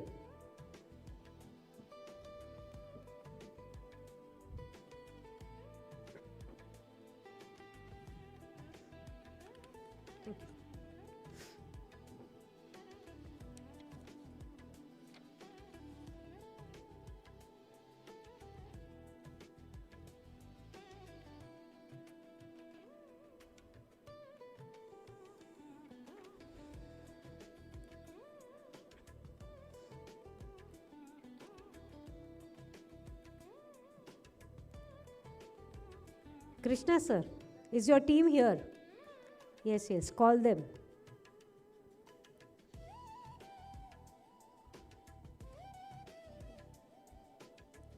So welcome back everyone.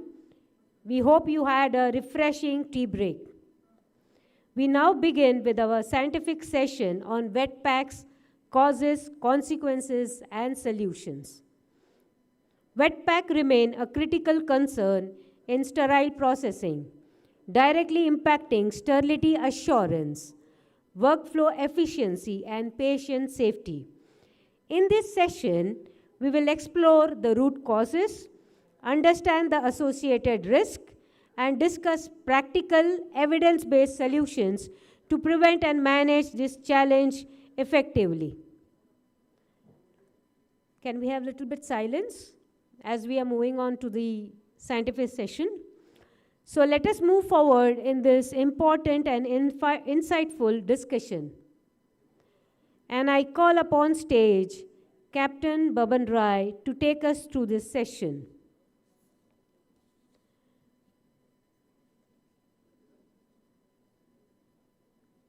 He's here. So Captain Baban Rai is President of Indian Sterilization Healthcare Association. 34 years in the Army Medical Corps, holding various technical and administrative roles. 11 years in Indian Spinal Injuries Center, Delhi. Founder of ISHA, Indian Sterilization Healthcare Association. Played a key role in establishing National CSSD Day on 7th July in 2019. Won first prize in nuclear, biological, and chemical welfare. Training in Army Southern Command in 2001. Won first prize in extempore lecture in Hindi in Army Southern Command in 2004. Wrote and published guidelines for Indian sterile services in both languages, Hindi and English. Arranged free distributions among CSSD and OT professionals. And to add on to his talk is his poem, so that you all rightly saw today. So I have the privilege of welcoming sir on stage. Captain, sir? Oh, sir is outside. Sir is too poetic, so sir is come. Yes, the stage is yours, sir.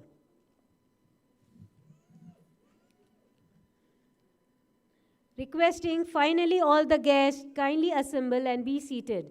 We are starting with our scientific sessions.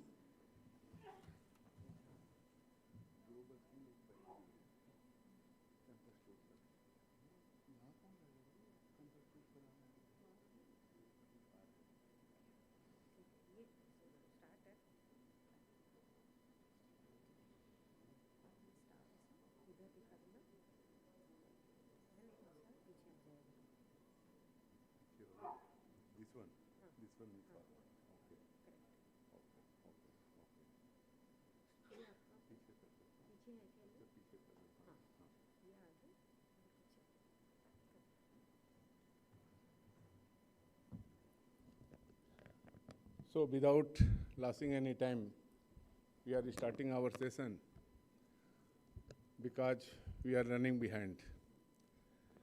So there are, in CSSD, we work from behind the scene, yet safety of every patient passes through our hands. There are some certain conditions in which sterility of the sterile objects may be compromised, and wet pack is one of the such conditions. So we will discuss the wet packs, consequences, causes, and solutions. So what is wet pack? Presence of moisture inside a sterilized pack, that is called wet pack. And there are two types of wetness, that is inner wetness, outer wetness. Outer wetness is immediately discovered.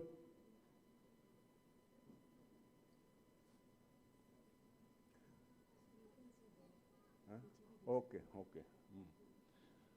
So outer wetness is immediately discovered because moisture is visible from outside when the packs are removed from the chamber. But it may take some few minutes in some cases, after 15 minutes, after 20 minutes. If you unload the hard packs directly, you don't give any time to cool it down in the chamber, and putting the packs from the chamber to the sterile storage rack.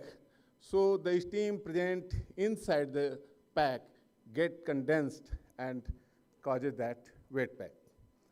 And inner wetness, there may be some pooled water inside the pack that may be in the basins, bowels, or the damp observing materials. And it is not immediately discovered. It is discovered when you open the pack for the procedure for the surgery. Why we are studying for the wet pack? Why it is so important? Because we know that liquid is vehicle for bacteria. Whatever good quality of SMS, papers you are using as a packaging material, if it is wet, it loses its bacterial, antibacterial property. And bacteria sitting outside the pack may penetrate inside the pack, traveling on the liquid molecules, water molecules. So that's why whenever a pack is wet, we don't consider it sterilized and it is immediately removed. It is not used. And what is the consequences? Increased risk of surgical site infections, surgical delays, or case cancellation. If you immediately discovered after opening the pack that there is inner wetness, then you have to either cancel the surgery or postpone it if you don't have another same set. And another thing that increase reprocessing workload unnecessary, and that causes financial loss to the hospital in terms of manpower, in terms of materials, resources, and non-compliance of accreditation standards. So what are the potential causes of wet packs? These are under these 5 categories: equipment related, packaging materials, packaging load configuration, environmental condition, human factors. So what is equipment related? That is malfunctioning vacuum pump is not working fully, and that make us, because that is not withdrawing, that is not pulling the wetness of the inside the chamber. And drying time is too short, same reason. So in such cases, if you increase the drying time of the equipment, in such cases, that problem disappeared. Blocked drain, if drains of the sterilizer is blocked, then condensed water may spray back onto the packs that causes wetness. And incorrect type of sterilizer, gravity displacement, if you are using gravity displacement sterilizer that doesn't have any pump, any motor. So it is unable to suck or remove the wetness mechanically, and that will take too much longer time for being drying. So we should not use that gravity displacement sterilizer for surgical procedure, for sterilizing the instruments which are used in surgical procedures. Inadequate preventive maintenance, if preventive maintenance is not maintained continuously as per protocol, that may cause equipment failure. Poor steam quality, poor steam lines. So poor steam lines, we know if we boil 1 liter of water turned into steam, it expands 1600 times. That means 1 liter water expand into 1600 liter steam. Some amount of liquid, some amount of water traveling in the steam doesn't cause wetness, and that is less than 3%. That means our steam should be dry 97%. 3% means 1 liter turns into 1600 liter steam, and in that 30 ml of liquids, water can be accepted. Otherwise, if it increases from 97% to 95%, 96%, not acceptable, and it causes wetness. Improper steam lines. Most of the facilities, hospitals have central boiler for the steams production. And if the boiler is far away from the CSSD, what will happen? Lengthy steam line causes loss of energy, loss of velocity of the steam, loss of temperature, and causing more condensation.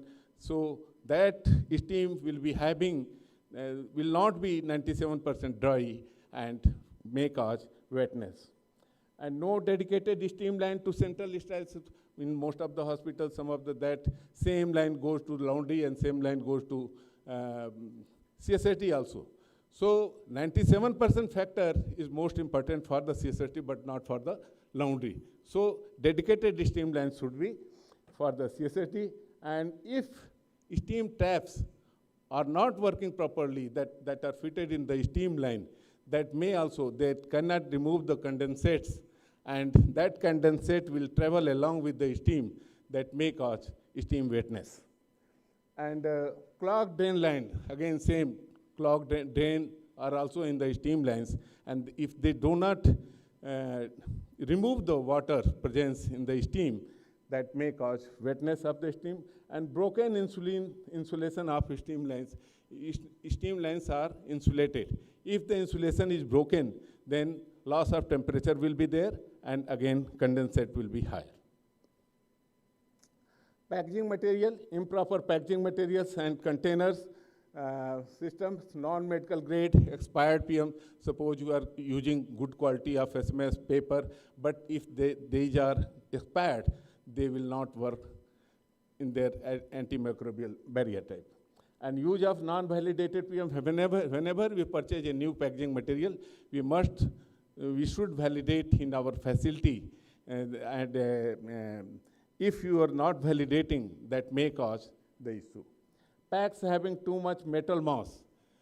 Why metal mass important? Because when steam touches to metal mass, it gets condensed. More metal mass, more condensation. Little metal mass, little condensation.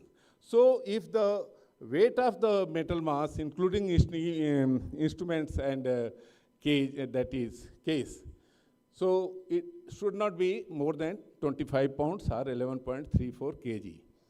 If it is higher than that, it may cause wetness of the pack.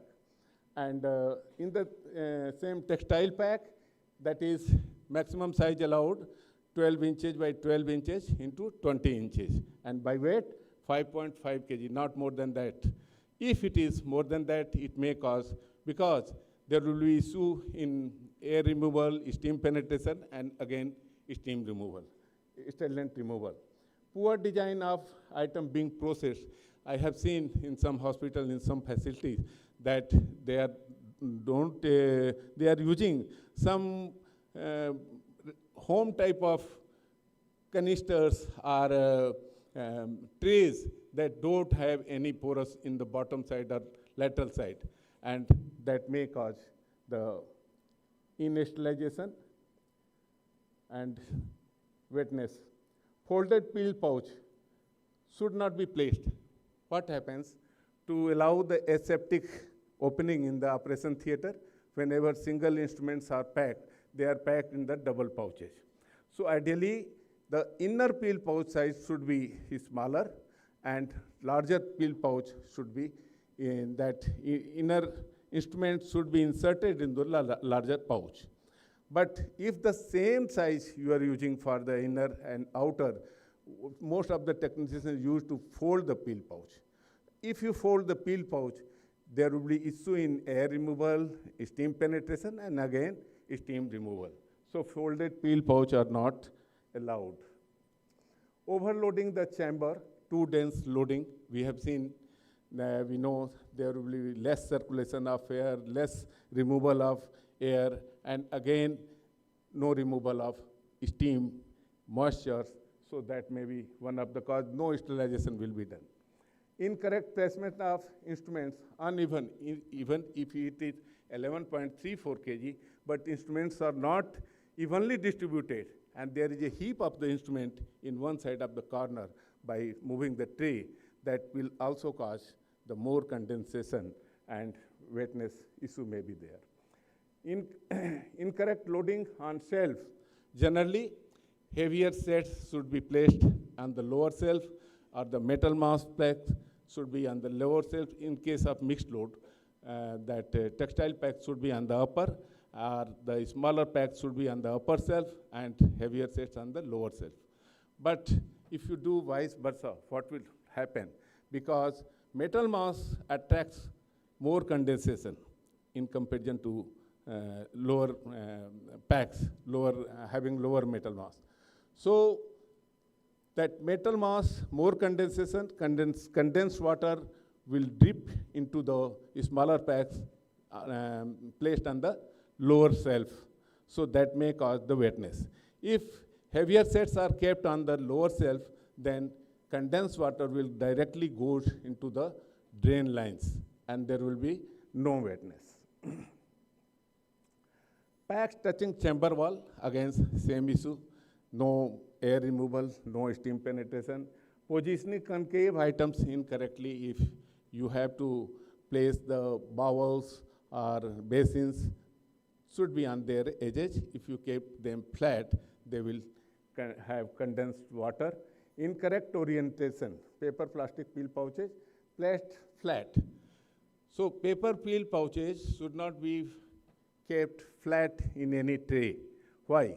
Because if you are putting flat, the either paper side will touch the bottom or plastic side will touch the bottom.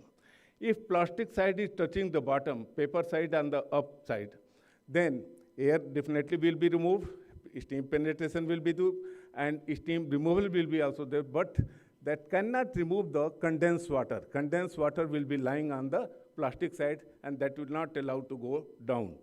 And if it is vice versa, you are keeping that pouch. So plastic side is upside and paper side is downside, touching the bottom line of the tray. Then what will happen? Then plastic side will not allow removal of air, penetration of steam, and removal of steam. So there will be no sterilization. So these should be ideally used in the basket or rack, and they should be kept on edges.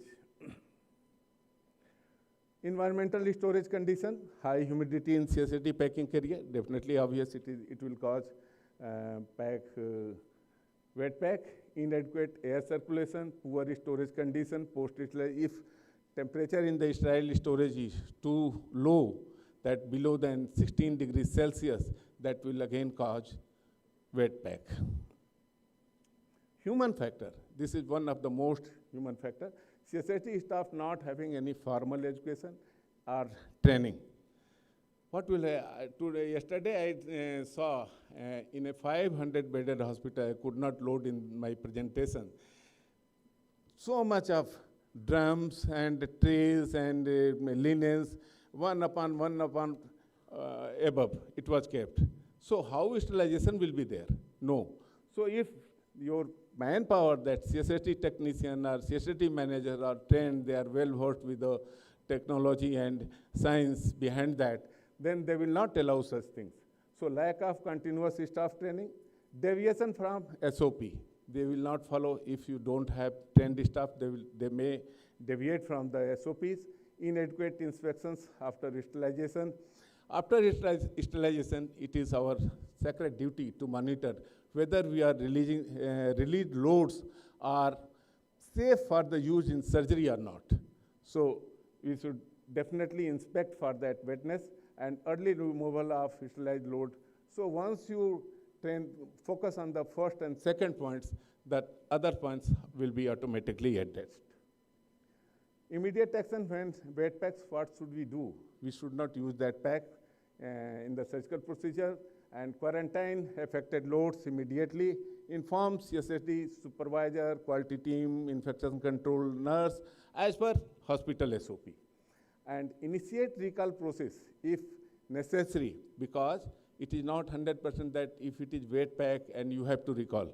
Suppose it may be the human factor. You, after sterilization, completion of the sterilization cycle, if you are taking the hot pack on the racks and it get condensed, it causes wetness of the pack, that doesn't call for recall procedure.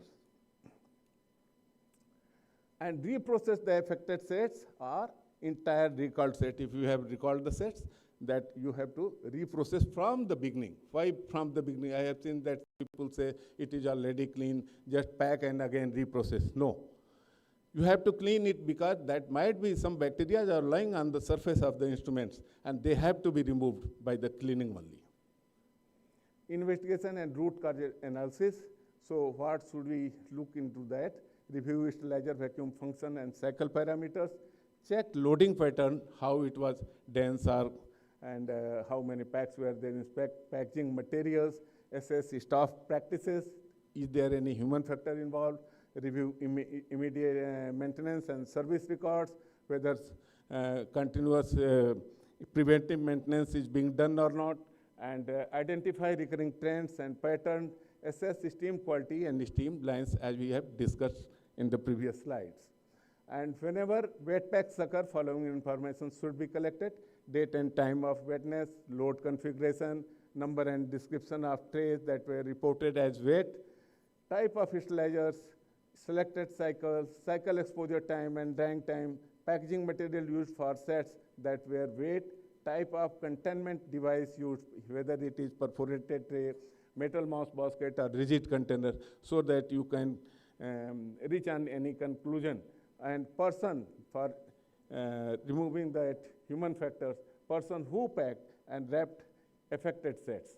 That information should be collected, and inventory list for sets to consider set configuration and weight of the set, vacuum performance, whether machine is working properly or not, temperature, pressure calibration has been done or not, because if calibration is not done properly, in such cases, machine may give false reports. And chamber level, whether on what level the packs were kept, and chamber, jacket, trap, drain performance, whether they are working or not, chamber valves, solenoid valve, jacket insulation integrity also should be checked, and insulation of steam line and steam tests also very important to rule out the wetness of the pack. And it is the task of multidisciplinary team in which ISHACON, quality team, technical peoples, and CSSD manager, OT managers, all are involved, and they should find out, they should do analysis why this had happened at a certain time. So did the wet pack happen at a certain time of day? Did the wet pack happen at a certain season, months, or years, only with certain trays, containers, packs, in a specific sterilizers, whether it was gravity displacement or vacuum-assisted sterilizer, on a certain shelves, location of sterilizer cart, as we discussed in the earlier slide. Is the humidity level in the packing assembly area too high? Was the wetness found on the outside of the pack, or it was inner wetness? And analyzing such data can help to establish patterns, and these can feed into the root cause analysis. So preventive measures, equipment, ensure proper preventive maintenance of sterilizers, allow adequate drying time, validate sterilization cycles, do not exceed manufacturer recommended load capacity, and monitor steam quality and steam lines regularly. Ensure proper preventive maintenance of sterilizers, allow adequate drying time, validate sterilization cycles, do not exceed manufacturer recommended load capacity, monitor steam quality and steam lines regularly. So I have to go fast because time is less, otherwise I would have liked to explain in detail. So preventive measures, loading packaging, use validated and compatible packaging materials, use correct wrapping techniques, avoid piling of instruments, just we discussed that even distribution should be in the tray, and avoid overloading trays and carts, ensure proper spacing between the sets, and follow validated loading configuration. Preventive measures, what should be the preventive measure? Just we have discussed the causes, and removing the causes with what actions, that is known as preventive measures. Regular staff training and competency assessment, adherence to standard operating procedures, allow loads to cool before unloading the chamber. Hard packs should not be removed directly just after finishing the cycle on the sterile storage rack. Visual inspection of every load must be done post-sterilization, and maintain controlled temperature and humidity in the sterile storage area and also in the packing area. And handle sterile items with clean, dry hands. Your hands are, if wet, that also cause the transfer of bacteria from your hands to inside the pack. So your hands also should be dry. And store in clean, designated sterile storage area. Proper documentation, reporting should be done. Encourage a culture of patient safety. Why encourage a culture of patient safety? Generally, we do for the audits. Audit आ रहा है, हमको जल्दी अभी 3 महीना पहले से JCI आ रहा है, हमने record maintain करना शुरू कर देते हैं. No, you are not doing for the audit. You should think you are doing for the patient safety. Patient safety is important, not the audit. If you are working for the patient safety, audit will automatically, you will pass in the audit. So you should make the culture that I am working for the patient safety, and extra, in such case, then extra preparation doesn't require for the audits. So develop a checklist to ensure all processes are point and equipment in good working order. Conduct regular periodic audits, review policies, procedures, implement corrective and preventive actions, continuous monitoring and improvement recommended, have a good working relationship with the biomedical engineer department. And key takeaways, Wet pack compromise sterility and patient safety, so never use the wet packs. Causes are often multifactorial. Immediate rejections activate recall and reprocess affected recall sets. Preventive maintenance of equipment must be done periodically, and continuous staff training, correct practice, because this is one of the most important factor, that continuous staff training should be done so that people will not compromise with any SOP, any processes. And continuous monitoring is essential for quality assurance. Say no to gravity displacement sterilizers that should not be used. And thank you.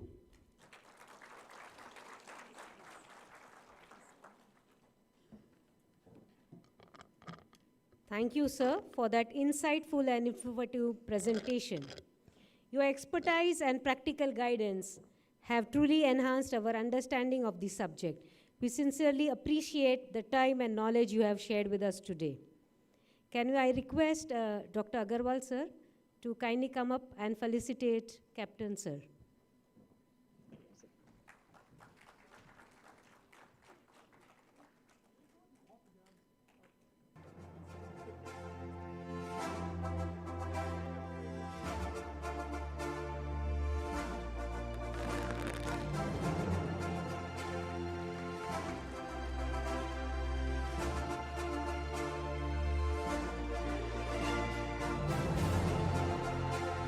Thank you, sir.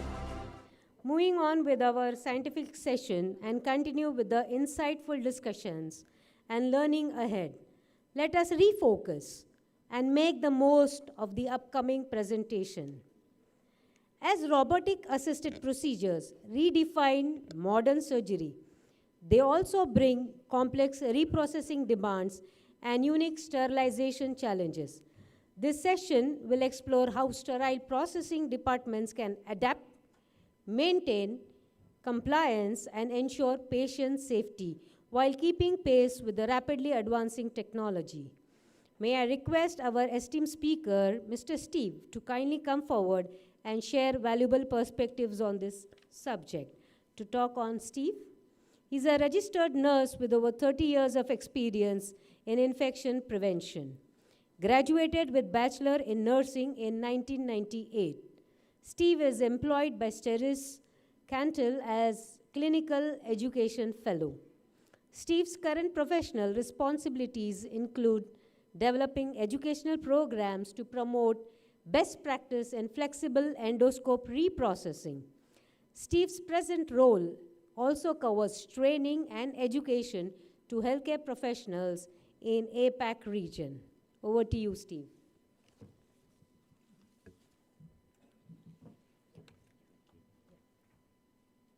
Okay, a little bit of adjustment needed, I think.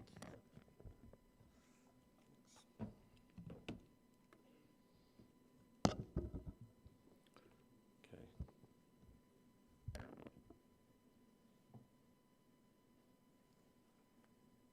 Just tag my...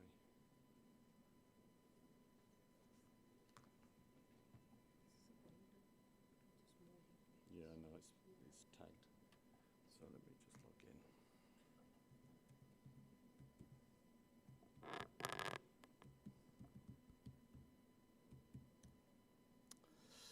Okay, so thank you very much for letting me join today, and I will just put my glasses on. This is a function of age, I'm afraid, so thank you very much for allowing me to speak today. And this is a topic about the future and what we do with robotic instruments, because we're seeing it more and more today in our everyday practice. More and more hospitals are acquiring these systems, but they do come with a few caveats. So my session today is going to cover some of those issues and hopefully give you some ideas on how to handle them. And let me just silence this.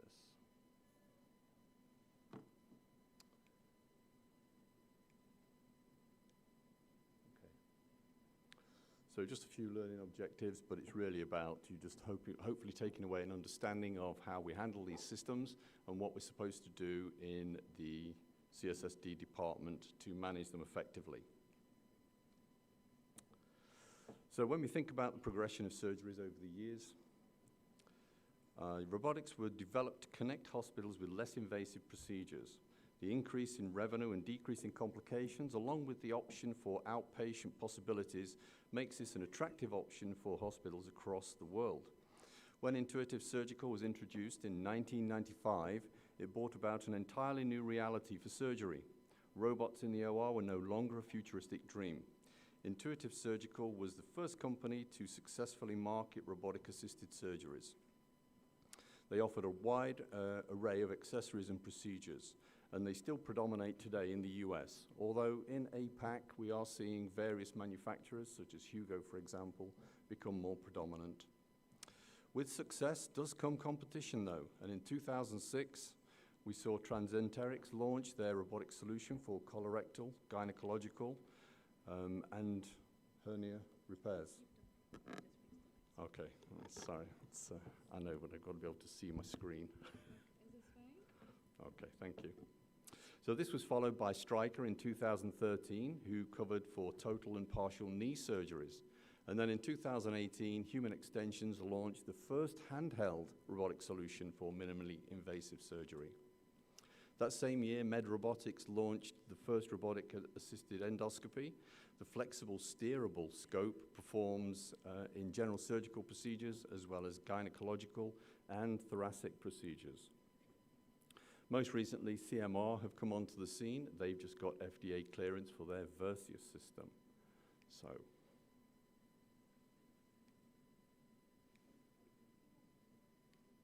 okay.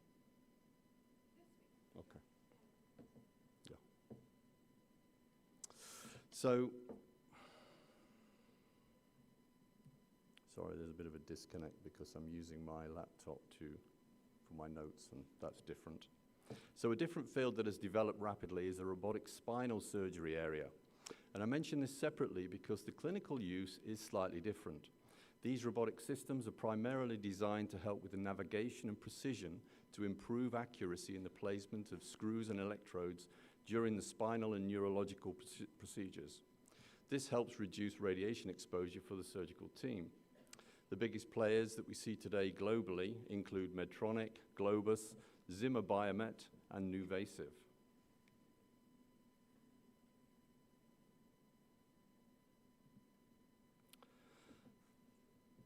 Okay, I'm out of sync. Okay. See, modern technology lets you down at the last minute. So robotic-assisted surgery has many advantages over traditional laparoscopic surgeries. Robotic arms allow surgeons to make small, precise movements during the procedure, increasing a surgeon's dexterity. The overall design also reduces the surgeon's strain during the procedure. Patients who have undergone a robotic-assisted surgery tend to have shorter stays and less blood loss. And an additional benefit is that using a precise robot makes possible laparoscopic procedures that we were unable to do before.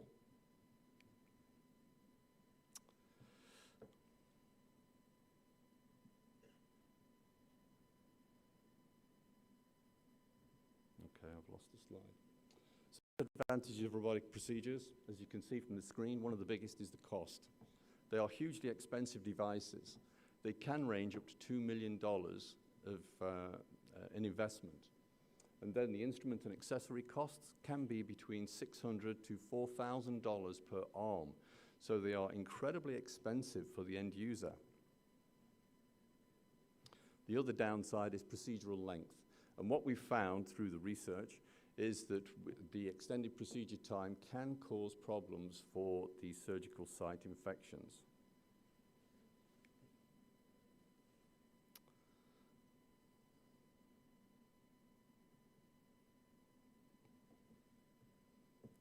So here's a slide that was done on the research paper. I have the details here for it. But as you can see, surgical site infection versus the national norm are quite significant.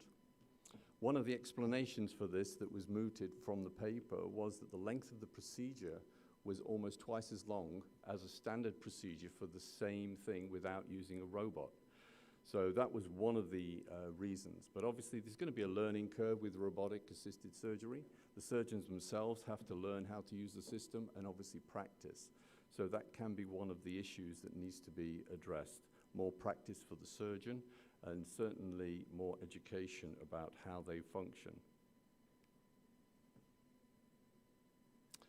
So is there more to the story though? Why are surgical site infections so much higher using robots? Well, this also showed up in that particular study.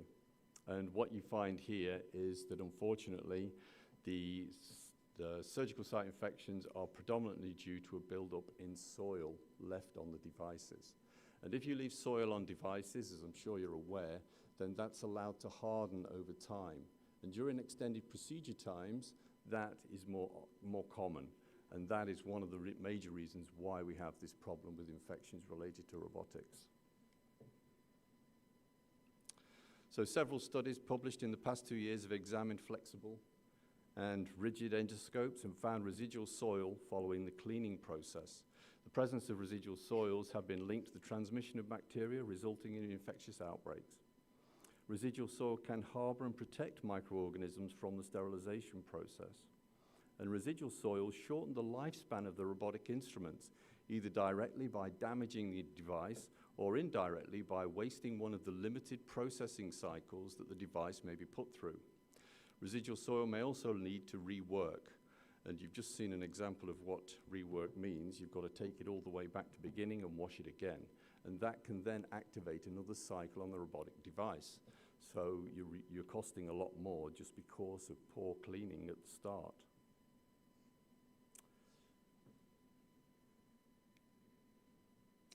They are a complex design, hard to clean. And as you can see from the image, they have grooves where the wires connect to the device themselves. And in these grooves are obviously where the soil can harbor quite easily unless the staff are very good at the cleaning process. And again, Captain Baban mentioned this, but going through the IFU of the manufacturer is absolutely key with these complicated devices. If that step is missed, then unfortunately you do have the problem with these difficult soils. We also have another problem with these devices, and that is char or eschar. This is burnt on soil. During some of the procedures, we will use diathermy to help the process, to seal blood vessels, etc. But what we also find is the soil can be adhered to the surface of the device that we are using. This takes additional cleaning and additional effort to remove. Not so straightforward. Though not unique to robotic-assisted procedures. Okay.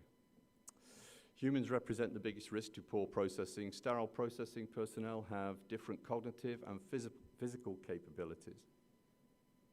Oh, I'm on the wrong slide. My apologies. Okay, processing delays, dried soils. Though not unique to robotic-assisted procedures, processing delays add to cleaning difficulty. Delayed cleaning allows debris and bioburden to dry and harden on the surface. AMTZ 79, they suggest that biofilm is an accumulated biomass of bacteria and extracellular material that is tightly adhered to the surface. And to prevent this formation and to reduce the risk of corrosion, cleaning and decontamination should occur as soon as possible.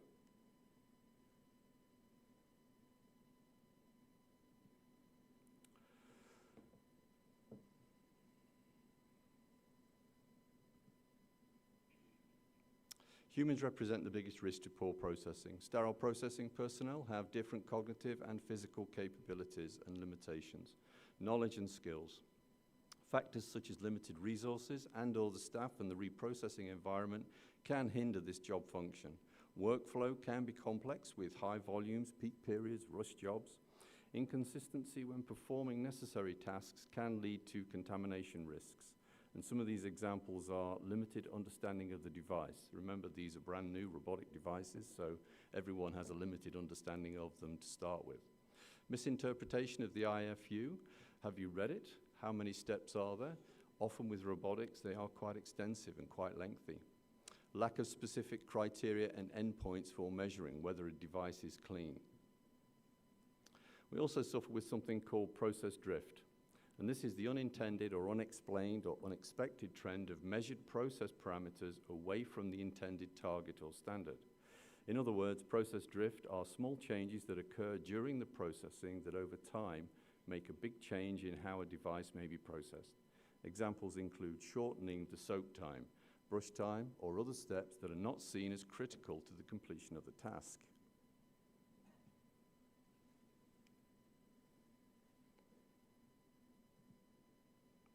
So it's imperative that all steps in the reprocessing loop decontamination cycle are taken and performed correctly to ensure safe instruments are ready to use for the next patient or procedure. So this is just a simple illustration that highlights the key steps in this process. Point of use, management, transport to the CSSD department, cleaning, both manual and automated, sterilization, transport, and then back to patient use.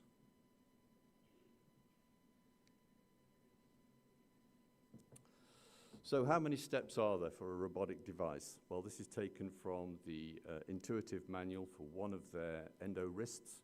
And as you can see, there are over 20 steps, 20 separate steps for one of their devices, which is quite substantial. And that means that whoever's doing the process has to be able to focus entirely on it. So it is quite time consuming. There are 5 steps in the theatre that need to be addressed, and then 15 in the CSSD department.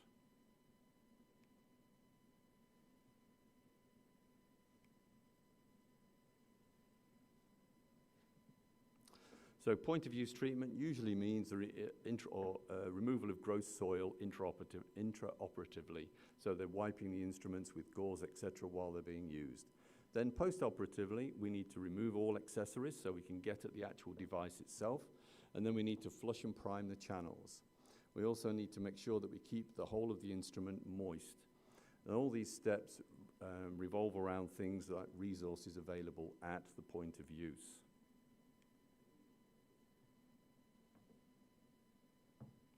So optimization of the point of use. Include point of use solutions and accessories on the case cart. One of the things that we've noticed is that if people have these things readily available or at hand, they will use them. And if they are not, then there's a good chance they will not be used. Use the point of use solutions containing cleaning chemistries. Start the cleaning process at the patient's bedside. So in the theatre itself, if we can start the process, then we've got a head start on removing the soil already, softening it and beginning to move it from the surface. We can also use things like cue cards or posters or placards, as we've got written here. All these things must be available because, as I've mentioned before, there are multiple steps involved and not everybody can remember exactly what step does what.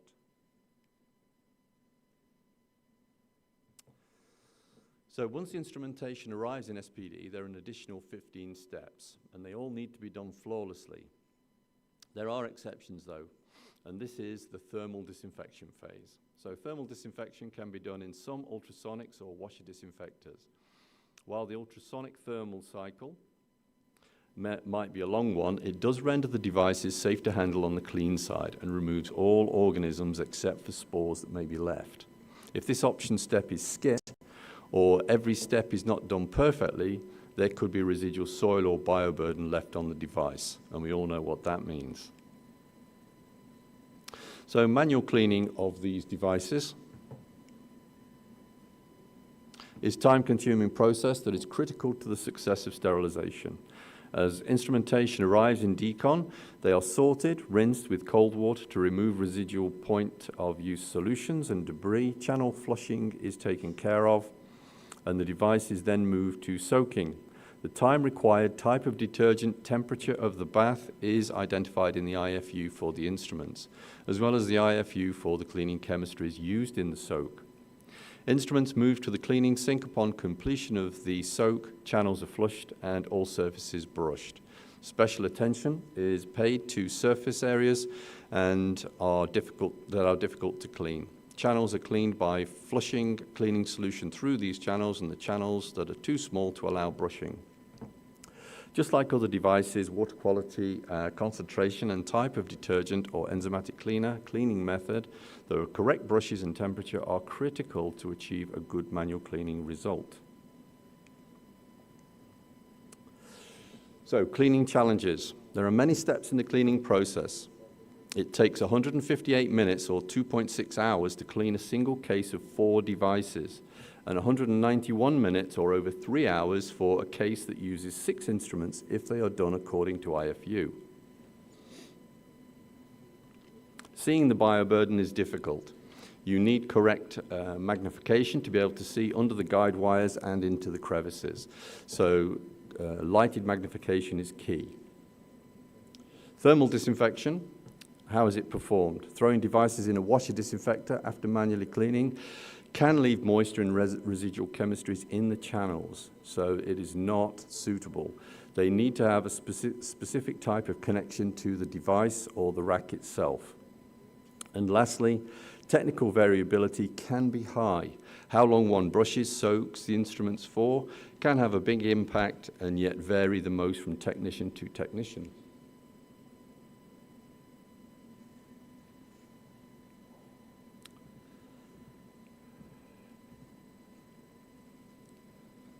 So tackling these cleaning challenges.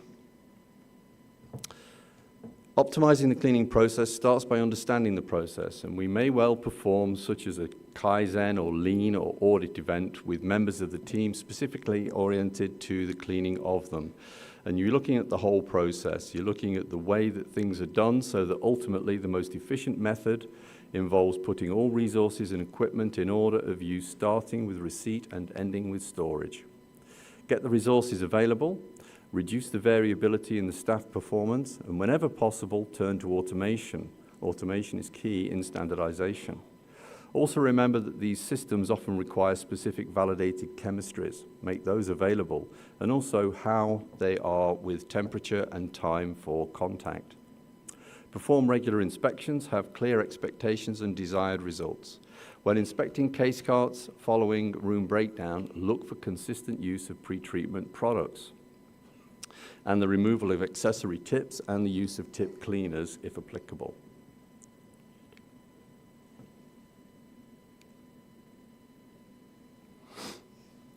Sorry. So when you think about the last part of reprocessing loop that takes place on the clean side, we basically think of sterilization as the terminal process that's intended to provide the antimicrobial killing effect and render these devices safe for further use. In order to ensure effective sterilization, of course, devices need to be properly prepared, which includes assembly in packs or single sets, wrapping using specific wraps, and then sterilization. So here's 2 commonly used systems for the sterilization of robotic instruments, both steam and vaporized hydrogen peroxide. But I would also caution here that you should check whether or not the system is validated for the specific items that you are going to sterilize. So not all instruments can go through steam, not all instruments can go through vaporized hydrogen peroxide.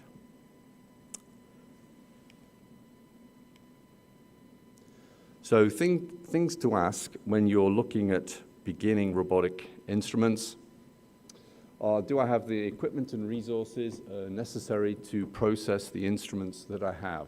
And these are questions that we should all ask ourselves, because what's the point in starting it if we're not prepared to handle them? And that can be head counts, for example. I've already mentioned that 2.5 hours to 3 hours is quite a standard timing. So if you are going to handle these devices, you need to account for the additional resources of people. How long will the longer processing times impact the department? You may actually have to have a separate workflow for robotic devices, because 3 hours means that you will probably get 2.5 sets done in one shift. That is a resource that is then removed from the general decontamination area. So it's quite significant for a department to suddenly employ an extra headcount. Is there a budget to obtain or upgrade automated equipment? Where possible, I've mentioned automation. So get a validated system that can actually process or disinfect your robotic instruments, and it will take that burden away from the manpower that you need. So yes, machines do cost money, but it is a cost that is reduced over time, and it is standardizing the process. And that makes a big difference when you have 20-odd steps which you have to consider for these devices. Is there a budget for it? And again, this is long-term because $2 million is a great deal of money, but you as reprocessing staff should be involved in these discussions, simply because when they buy something from a management perspective, they may not realize the impact on the reprocessing department, which is what I've mentioned about headcount and about resources and availability. How will the number of reprocessing times be tracked? Software, okay? I'm in the heartland of software, so you guys should come up with tracking software and tracing software that adequately manages how you move these instruments through the workflow so they can figure out exactly what it's costing you in time and effort.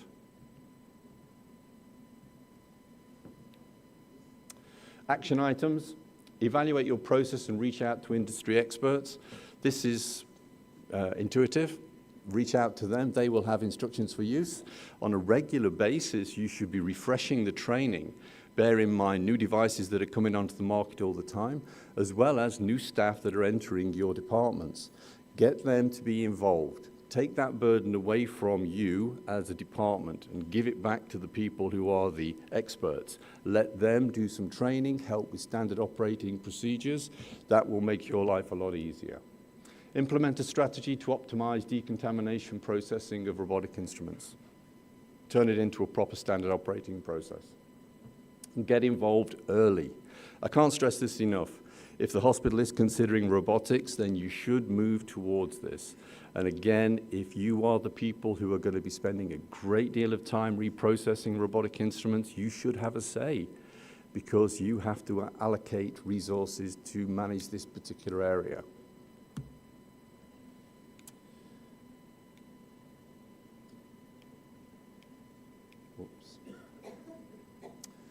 So as you can see, it's constantly evolving, okay? Just like the rest of us, constantly evolving. But I've got a feeling that we're only seeing the tip of the iceberg currently. Eventually, we're going to start seeing more and more robotic procedures take place, simply because we're already seeing the number of surgeons reduce per procedure based on the arms on the robots themselves. So that's a resource that is already being taken away by robotics. Okay, I can't comment on AI, but certainly robotics is making a big impact already. So that's it for me. Thank you very much for your attention.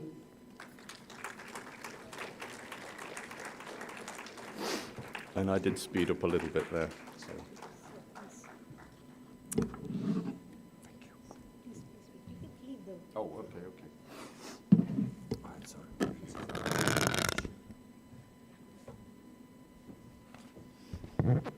Thank you for the excellent and insightful presentation, Steve. Your expertise has shed valuable light on this evolving subject and its practical implications. We truly appreciate your time and knowledge you have shared with us. Thank you. May I request Professor Bijon to kindly come up on the stage and felicitate Steve.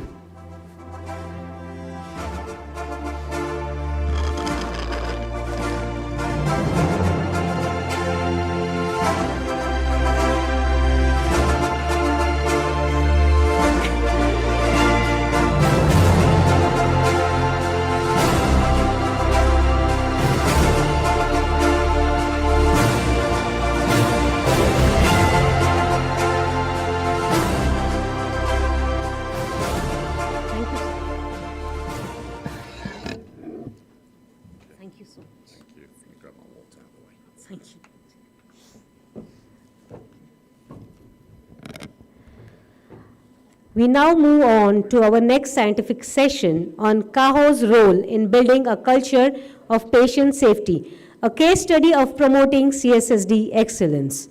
In this session, we will explore how structured quality frameworks, accreditation, standards, and leadership initiatives contribute to strengthening patient safety practices.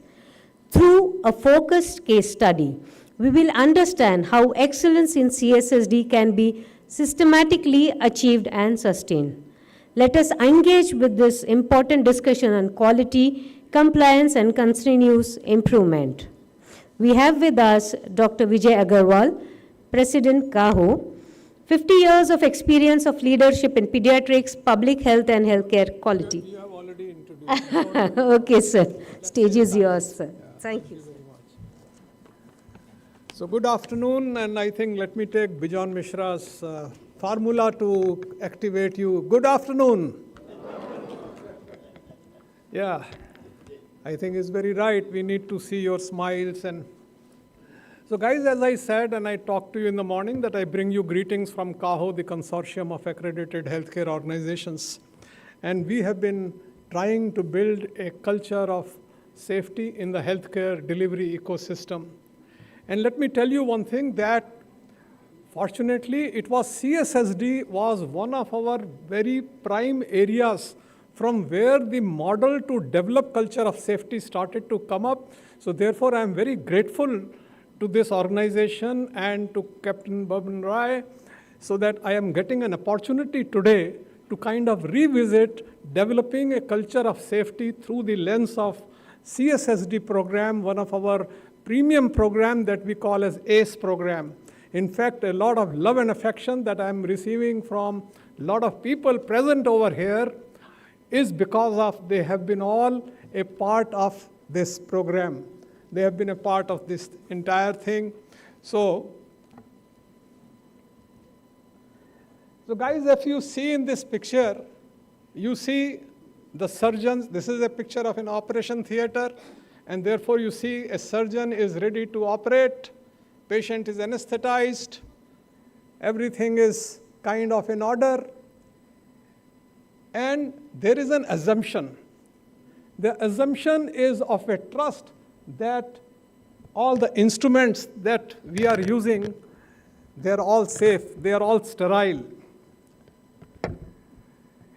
And you know what? Why is that assumption? That assumption is due to the fact that there is some amount of hard work that is going on behind the scene in the basement somewhere. And it is the confidence on that hard work that this assumption comes. So this trust that comes is built in the CSSD, where we know that every instrument, it passes through you. There is a zero tolerance for the contamination, no margin for approximation. It is not that either the instrument is not approximately okay, either it is sterile or it is not sterile. There is nothing in between. So all this thing entirely, this work depends on what happened behind the closed doors in your department hours before the surgery. And that's the weight of the entire thing that you carry, and it is important that we speak it aloud. The confidence of the entire surgical team is therefore based on this. But let's see, we are talking about what is a safety culture. To my mind, what is not a safety culture? You see the logo we talked about, that's where I talked about whether Bijon said, yes, that logo you should be very proud of, that there is a logo that you should be saying and displaying. But I feel that logo is not the safety culture. The audit score that last time I got 99%, I got 100%, is not the safety culture. A compliance checklist is not the safety culture. The fear of inspection is not the safety culture. If all this thing that is you are doing and is happening because I am afraid that somebody is monitoring me, somebody is going to inspect me, all this, these are all important also, but these are input levers. These are important to say that how should I be functioning? This is performance. And performance is brittle. Performance can go down when I am fatigued. Performance can go down when you are understaffed. Performance can go down on many of those areas. So therefore, this is not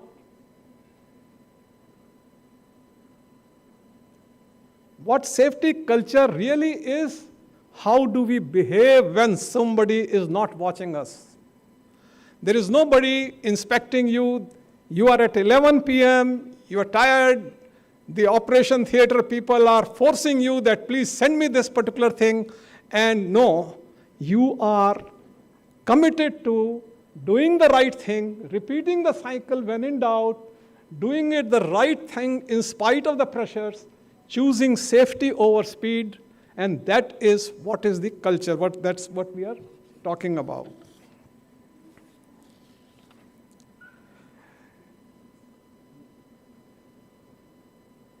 And let's also understand, let's face that the reality in CSSD and what has been the reality and what have been the expectations. So the reality has been that we have had people in CSSD who were getting trained on the job. Right, even on the first day, the people were being brought into the CSSD, and that's like what Mr. Jitendra Sharma talked about, that there was no structured program for this particular area. And absolutely congratulations to him. But likewise, we'll talk about what did we do. So limited kind of a structured training programs was available, high responsibility, low visibility, minimal representations in the clinical forums. Nobody kind of sees what the kind of important work that you do. And expectation is zero infection. So you see a kind of a disparity between what is the reality and what are the expectations. So why the systems must change? And I like this picture, which is changing, that if you don't change, then it will become a chance. So responsibility must match empowerment. You cannot have accountability unless you train people. So the training must precede accountability. Standardization is a must to reduce variability. That's why you need to develop a common kind of a SOPs. And leadership is needed that must recognize the contribution of this very important area. So that's where we came in. What was the CAHO's response? I will say we realized this as a problem, just like Mr. Sharma recognized that that was a problem and you created a kind of a program. We realized that this is a problem, and in fact, in collaboration with with an industry body called 3M. Now 3M was offering sterilization training programs to big corporate hospitals. And they approached CAHO, wanted to collaborate, and we said, we are ready to collaborate, but we have to democratize this knowledge, and it has to go to each and every nook and corner of the country, not only to the corporate hospitals. And that's where we got people together. We made that training program very, very easy and easy to understand. Like what I said, it must be understood by the end user. And once that program came about, that training program was available on our website, free of cost for all the technicians across the country. Then over a period of time, we developed this program that is called the ACE program, that is awareness, compliance, and excellence. And this program is a structured round-the-year-long program. This is a program which is to do capacity building. It is not fault finding. It is not something, number of programs in healthcare they become punitive in nature. Somebody will come and find out problems. Here what we are talking about, that this is capability building, not fault finding. So it is education, it is audit, and then it is recognition. So this is the framework. Now, awareness is, of course, to make everybody understand that what is the meaning of what you are doing. The science behind sterilization, why this temperature and pressure is needed, what is the role, why traceability protects patients, why small errors can escalate risk. So all these things will make you understand why am I doing what I am doing. So awareness is to understand why. Compliance is that how do I do when I know what I have to done, now I have to comply, and that requires that every load is monitored, every indicator is verified, parameters are documented, there are no shortcuts, and the issue is consistency. And as I said, consistency when even nobody is looking at me. And when you do that, if we are able to recognize your work, there is a professional pride, and we are able to recognize. So all these people, the hospitals, now more than 100 hospitals, apply for the ACE program. They go through this whole process of being that all the professionals working in their department, they are aware. They have undergone a training, they are aware. There is a desktop audit, that is to see that they are complying. And they then go through a physical audit, and once they score reasonably good, they are recognized at the national forum in our organization at ISHACON. So you move away from being just like a support function to the safety leader. You are like the safety leaders in the country. So be proud of what you are doing. They were extremely proud.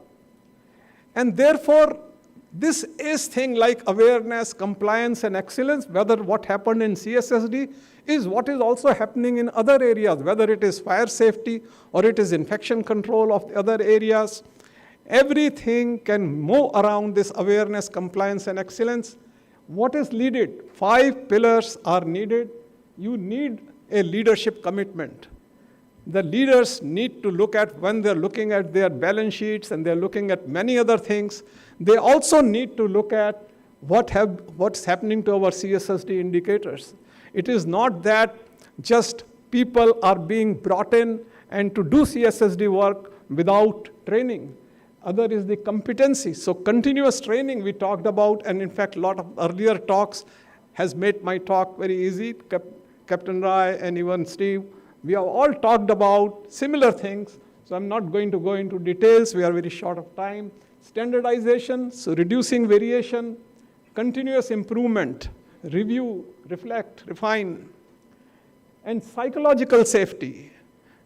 It also came in one of the talks earlier, reporting without fear and learning from failures. I think this is one of the biggest areas where we lack. Anytime there is a problem, we try to sweep it under the carpet. Every opportunity of a failure is a gem. It is an opportunity to learn. We are human beings, we will make mistakes. But not to learn from the mistakes is the biggest thing. And that's why I will say our chief guest, Ingrid's presentation today was an eye-opener, that they have a law which is protecting the people from any kind of prosecution or an adverse actions against them if they report.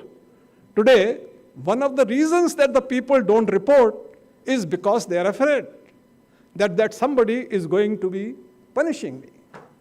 We have to somehow create a kind of an atmosphere of psychological safety, which I can tell you in our country, we are at a long distance from it. We require a kind of a law that they have enacted in Denmark. Congratulations to them for doing that. Friends, just on the 2-3 days back, 27th of February, in fact, there was a newspaper article in the Hindu newspaper. And that article was that a loose connection, a loose thing, while launching this last year, something that was launched, that signal failed, and it called the years of effort of launching that, it could not reach. Ultimately, our that GNLVT or something could not reach the destination because of a very simple thing that failed. And that in such a, I will say, high reliability organization like ISRO, this happened. But the learning from there is 2 things. Number 1, a small thing can have catastrophic kind of a consequence. So nothing is small when you talk about building a high reliability or highly safe culture. Every small thing is of great importance. And second is that although after 1 year, they have come out with a report that this was the problem. They admitted that this was an issue, which in healthcare we hardly do. We just keep things as if everything is fine. Patients don't know that they are walking into a organization which is much more dangerous than bungee jumping, which is much more dangerous than nuclear power. They are much more safer than going into the healthcare a hospital. So they are not aware. So in CSSD, what is that loose connection? We have to think about it. Is it that person whom you just kind of employed without any training? Is it that pack that Captain Rai talked about, that wet pack that you didn't care to say, all right, chalta hai? So friends, I will say that the last statement, that is every instrument is sterile, every process is reliable, every professional is responsible. This is the oath that we were made to take this morning. This is not merely a slogan. This is a responsibility which can help us developing this culture, and that is what is patient and patient safety, ladies and gentlemen. Thank you very much for giving me this opportunity.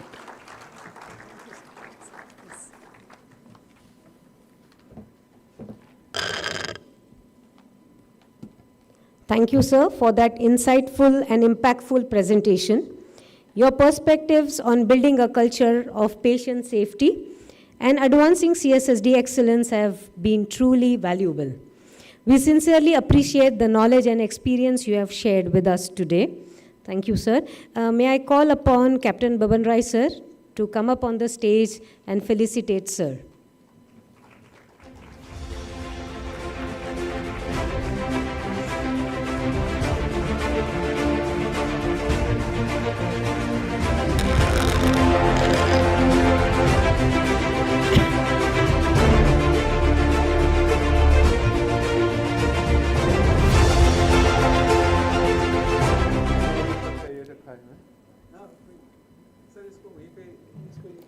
Yeah, we will do that. And now we will lighten the mood a little bit.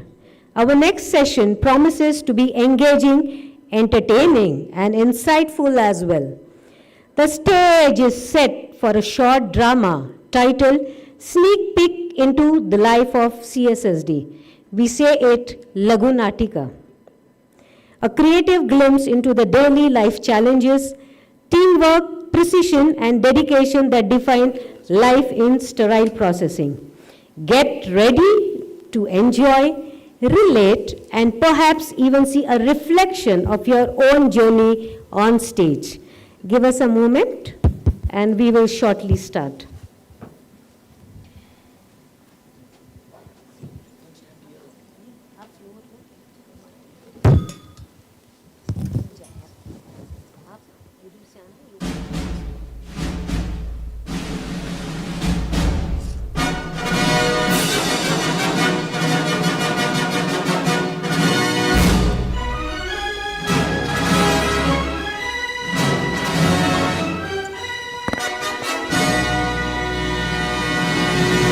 Welcome all.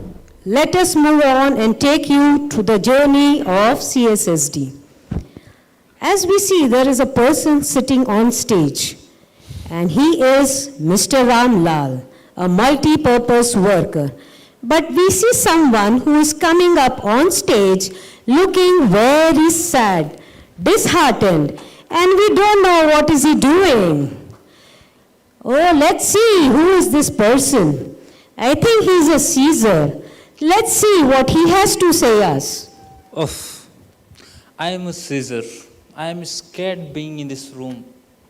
Someone or others pushes me every day, puts me in hot water and then in cold water. cuts me, shakes me, and even throw me badly. But no one is cook after me or take care of me. And this SORS, they all keeps on troubling me, now and then. And he have also many of friends, like Virus and Prince, who all teaches me. I am totally disappointed. I don't know what should I do. Now we see here that the Caesar has been troubled by this good-looking, handsome organism. Oh, now let's see what our Ramlal has to do. Oh, I am poorly paid employee, and they think to work me like Ambani, like Dr. Jitendra Sharma. How can I? And now No we one see. supporting me. No one supporting me. I have to do all the work. I have to clean the linen. I have to clean all the instruments and scissors also. And most of the time, sterilizer also. And sometimes surgeons calls me in the OT to get prasad. Prasad from OT nurses and surgeons. This job is useless. I don't want to work like this. I will work the way I want. I will not listen to anyone.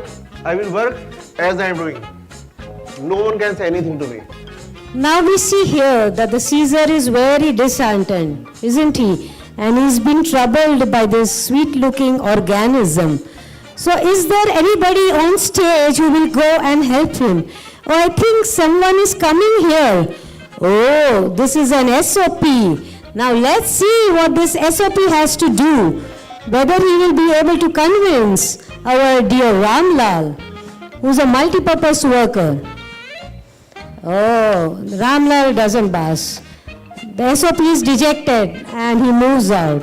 Now, is there anybody else we see? Oh, we see this handsome looking trainer coming.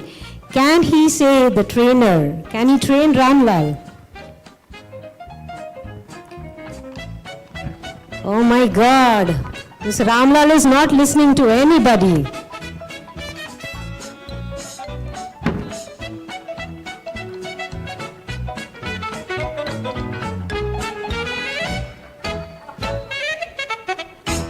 Oh, this Ramlal is not looking. I am doing all the work and getting this award. Let's see, there is somebody else. Can that person go and train Ramlal? Oh, is our Dada is documentation. Now let's see. Can documentation help the Caesar?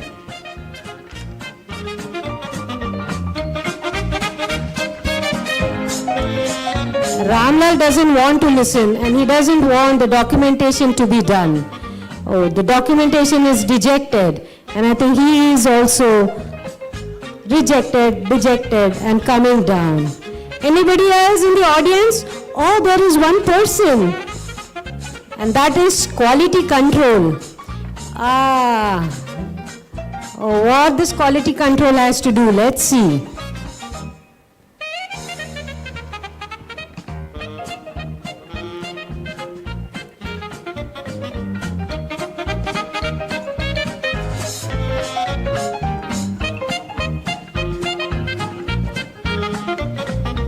Now the quality control is also dejected. Let's see, there is somebody else who is coming.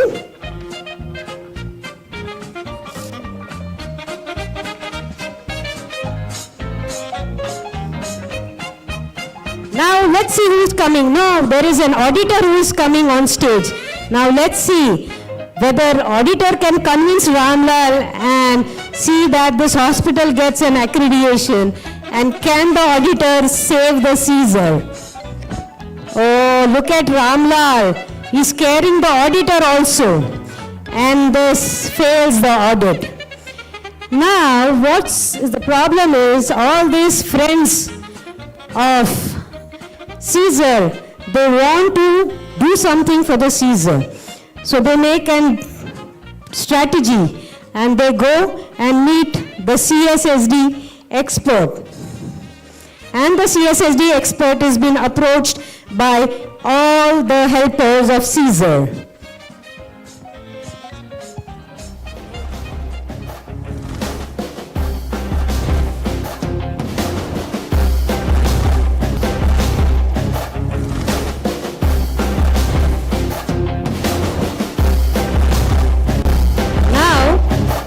This expert has understood the issues of all the helpers. So now he has decided to approach the CEO of the hospital.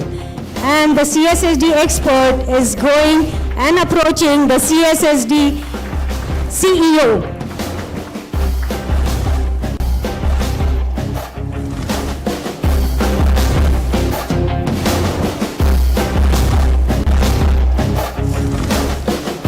So we see here, the CSSD expert is trying to explain the CEO that the real problem of the Caesar is he's not been taken care of our Ramlal, who is multi-purpose worker. He is explaining, even if you have good SOP, audit, documentation, training and quality control, then what you will have is, you will see yourself. You will have an increased instrument life.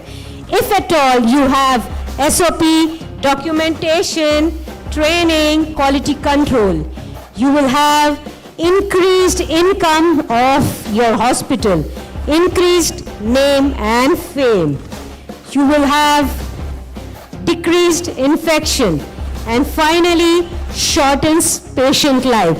So if you have all this SOP, audit, documentation, training, quality control, I think you will be successful. So what happens is, with this, the CEO decides and takes the CSSD expert to Ramlal. Let's see whether Ramlal can now change with the CEO entertaining and intervening.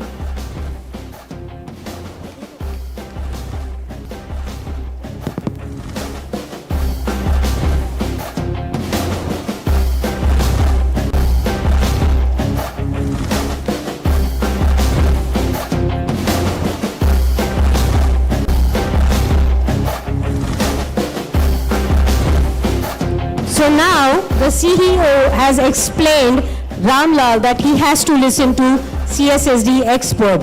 And now let's see what is the next course of action. Now comes the SOP and he's trying to see, let's see whether Ramlal is agreeing. Oh, what a wonderful change. Can we have a clappings? Ramlal, who is a multi-purpose worker, is listening. Oh, he's listening to the trainer also. Ramlal, are you really changing? Oh, look at the smile on Ramlal's face. Oh, you know what is this? Ramlal is following the personal protective equipment, that is PPE. And the transformation from untrained to trained personnel. Let's see what we can do. Can the documentation also be taken care of?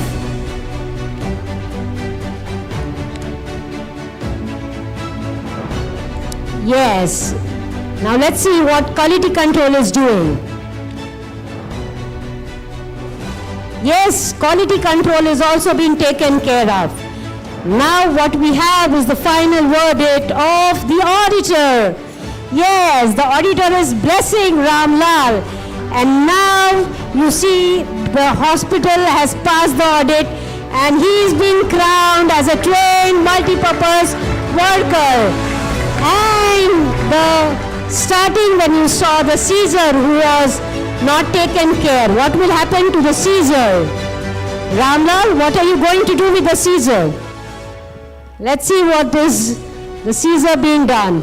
Oh, can you see this is a very clean Caesar?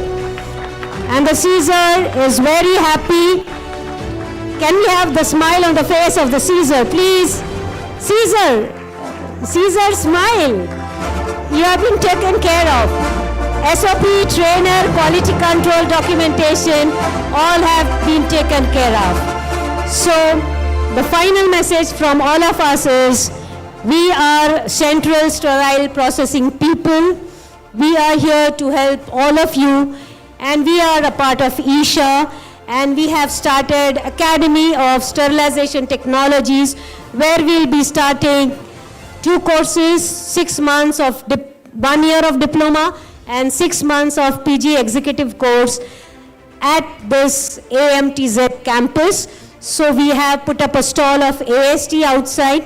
So request all of you to take advantages of this. Also, whatever you have seen here has been put up by these professionals. They are not multi-purpose worker, but they are managers in their own organization. So if at all you see anything in your hospital which is happening in this way, do approach us, do approach Mr. Rangarajan, the Dean of AST, and take part in it. So thanking from all of us and team ISHA. Yes, important thing which we have to do is, my folder is missing, but nonetheless, I will announce and will invite Madam Inge Christensen to please felicitate our Caesar organism and all the helpers of the Caesar. So we have Madam Nandini as CEO. We have Murli Krishnan Nair as the CSSD expert. We have Sanjay Bhattacharya as quality control. We have Naresh Kumar as multi-purpose worker.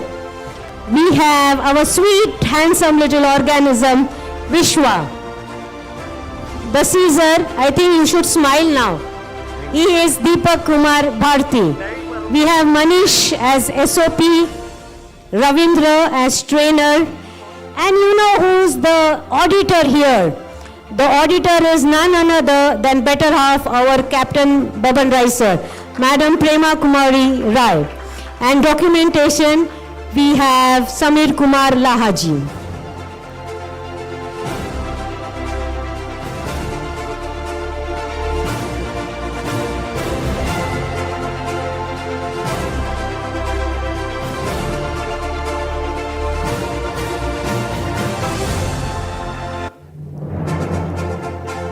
We have the side role of Manish. Please come up on stage. He was handling all the music and all. I hope you all enjoyed this lightened mood and entertained thoroughly. And now we have finally Mukta Kuyare. Please come. One more.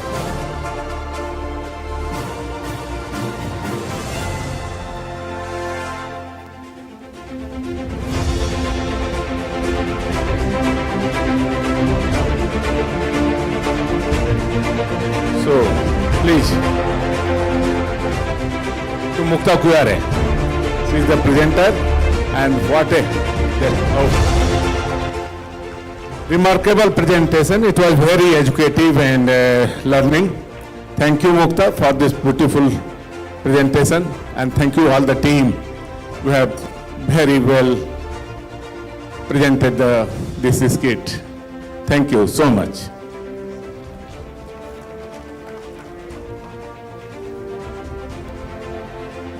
So just to tell you, we have practiced this from across India.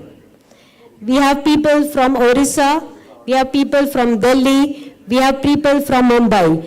So we did a telepathy, we made maximum use of COVID, like how we did in COVID. So we have used those technologies, and this is the show put up by all of us. So thank you. I think we should break now for lunch.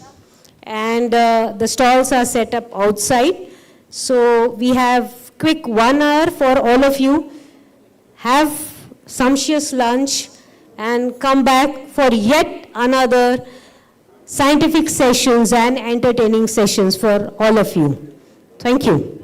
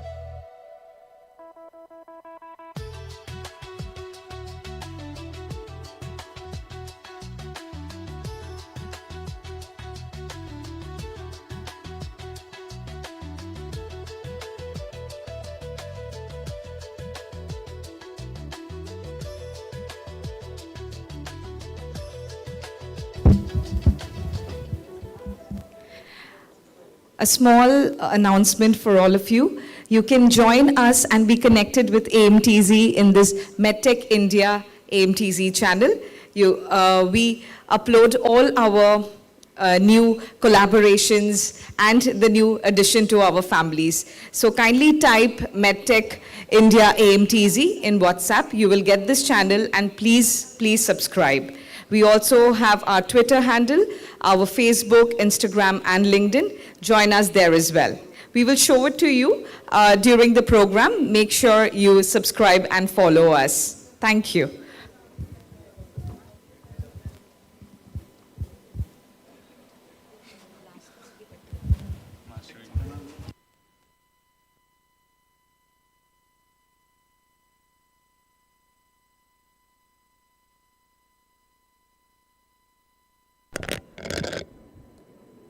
Good afternoon all. Welcome back.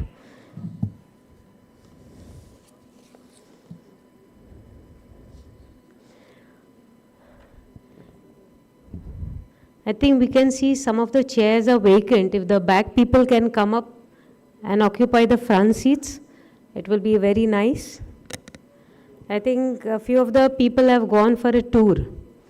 So nonetheless, they will be missing on a very important topic. Okay.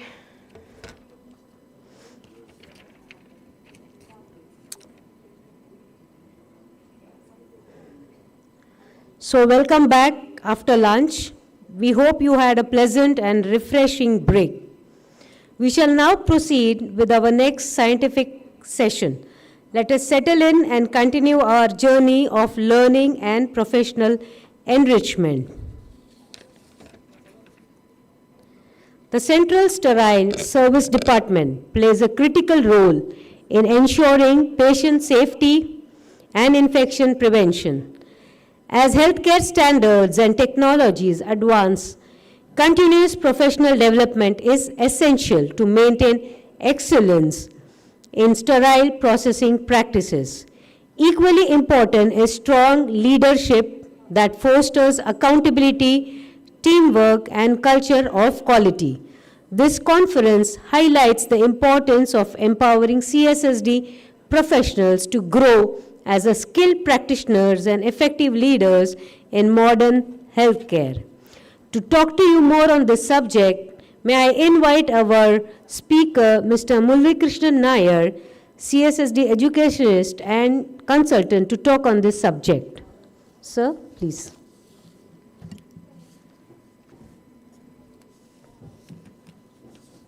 Can we have Sir's slide, please? Sir developed CSSD in hospitals like Kokilabai and Dhirubhai Ambani, Asian Heart in Mumbai, and BD Mehta Cardiac in Surat, apart from Apollo Navi Mumbai. More than 39 years of experience in the field of sterile processing. Recipient of APSIC and CAHO awards during his tenure at Apollo. Holder of Central Service Supervisory Qualification from Purdue University, in addition to Diploma in Hospital Administration. Currently engaged in training, auditing, and developing CSSD personnel at various levels. Over to you, sir.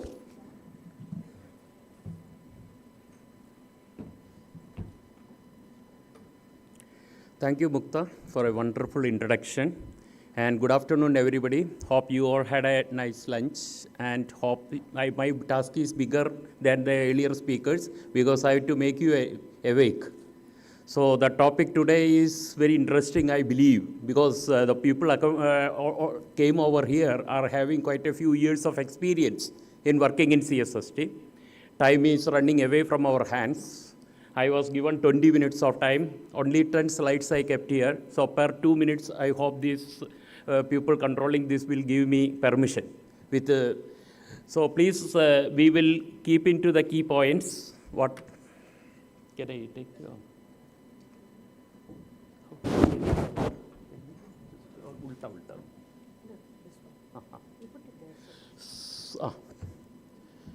Okay, so my objective today to make you bring to what called leadership in CSSD.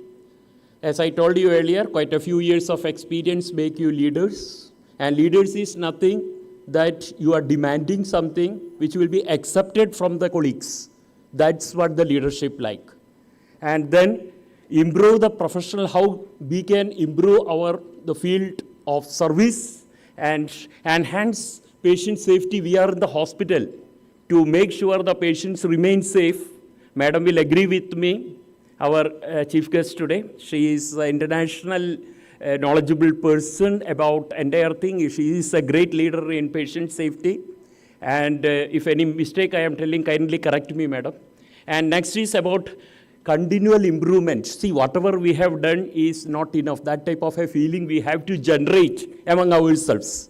And then only there will be an, appetite for continual improvement. So whatever we see daily, whatever we feel that it's good, we never stop over there. We need to travel furthermore and to find out how can we do better.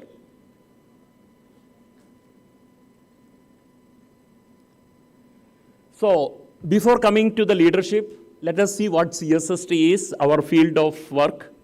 And the role of CSSD in a hospital is to ensure the sterilization and SSI prevention due to reprocessing. We are getting so many items every day. 80% say metallic surgical instruments, and 10% may be linen, and other big percentage may be other disposables. I mean dressing materials or whatever accepted by your hospital. So those materials to reprocess, to make available at the time of surgery. And earlier a photograph was shown, the surgeon is at his work. There is a trust that the CSSD people must have supported me by providing safe, sterile materials in front of me, is what their expectation, the end user's expectation. To fulfill their expectation is our basic responsibility. So that is what that's why I used the word ensures. Ensures sterilization and no SSI because of CSSD. So we have to make sure that no chances of surgical site infection happens. Always look into, we should be part of the infection control committee, and we should know, like whatever the matters discussed over there, look ourselves. If I have done some job or work due to which the problem that happened in the hospital. See, unfortunately, many hospitals a common scenario that tu me, like it's not my mistake, it's your mistake. I am not looking at my part, my colleagues or my activities. It's you, your people and your people's mistake. Then there is no solution for the problem. And the problem continues in the next meeting. So we should not give a chance for that. If you are seriously looking that your hospital need to be a zero SSI hospital, you should be the front runner, being a CSSD person, should be the front runner to make sure that due to CSSD, no SSI happens in the hospital. And support surgical and clinical services. We have to be, see, these are the two important revenue generation areas in a hospital. If they are not functioning properly, you won't expect our job will remain over there. So if you are coming into the hospital and you are doing your job, end of the month we are getting our salary. Today, first of the month, most of your people must have got the messages very peacefully and with a smile that my salary has been credited. If that should be continued, or better salary should come with a better job, what you should do? We should keep supporting these two areas, that clinical and surgical areas. Then maintains regulatory compliances. There are many regulatory compliances in our department, like do's and don'ts. We have to strictly follow that. No compromise because of any reasons. And then protects patient and staff safety. You must be heard like, if you want to do a drawing on the wall, then there should be wall.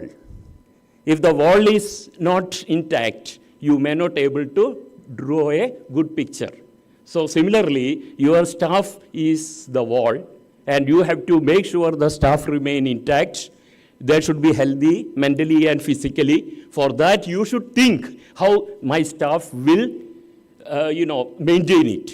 For that activities, you should think as a leader. And also, what you should do, more than that, patient safety. So if something I do, which accidentally or knowingly or unknowingly, if any complication happens to the patient, you should make a big no for that and should find out the way how to overcome that.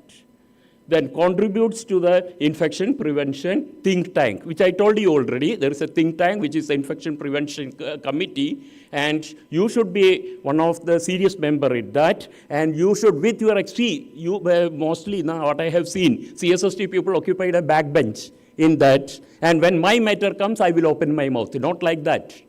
We should, see, we are there at the work, even not doctors and clinicians, which are very less time probably in the hospital. After that, they go for different type of jobs.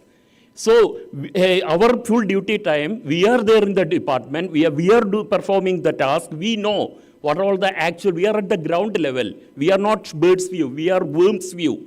So we know what are the problems happening, so we may have a better solutions to the existing problems. So we can contribute.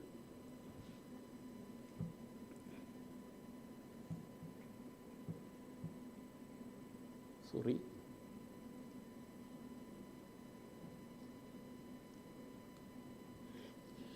So, what are the leadership qualities? Of course, the one I don't have to tell, that is the main problems happens everywhere in the hospital, the communication skills. Shift to shift, there is a communication gap. Even though we bring a communication log, that is old practice in my times. Madams remember that we used to, how much pages we used to write down in a single day.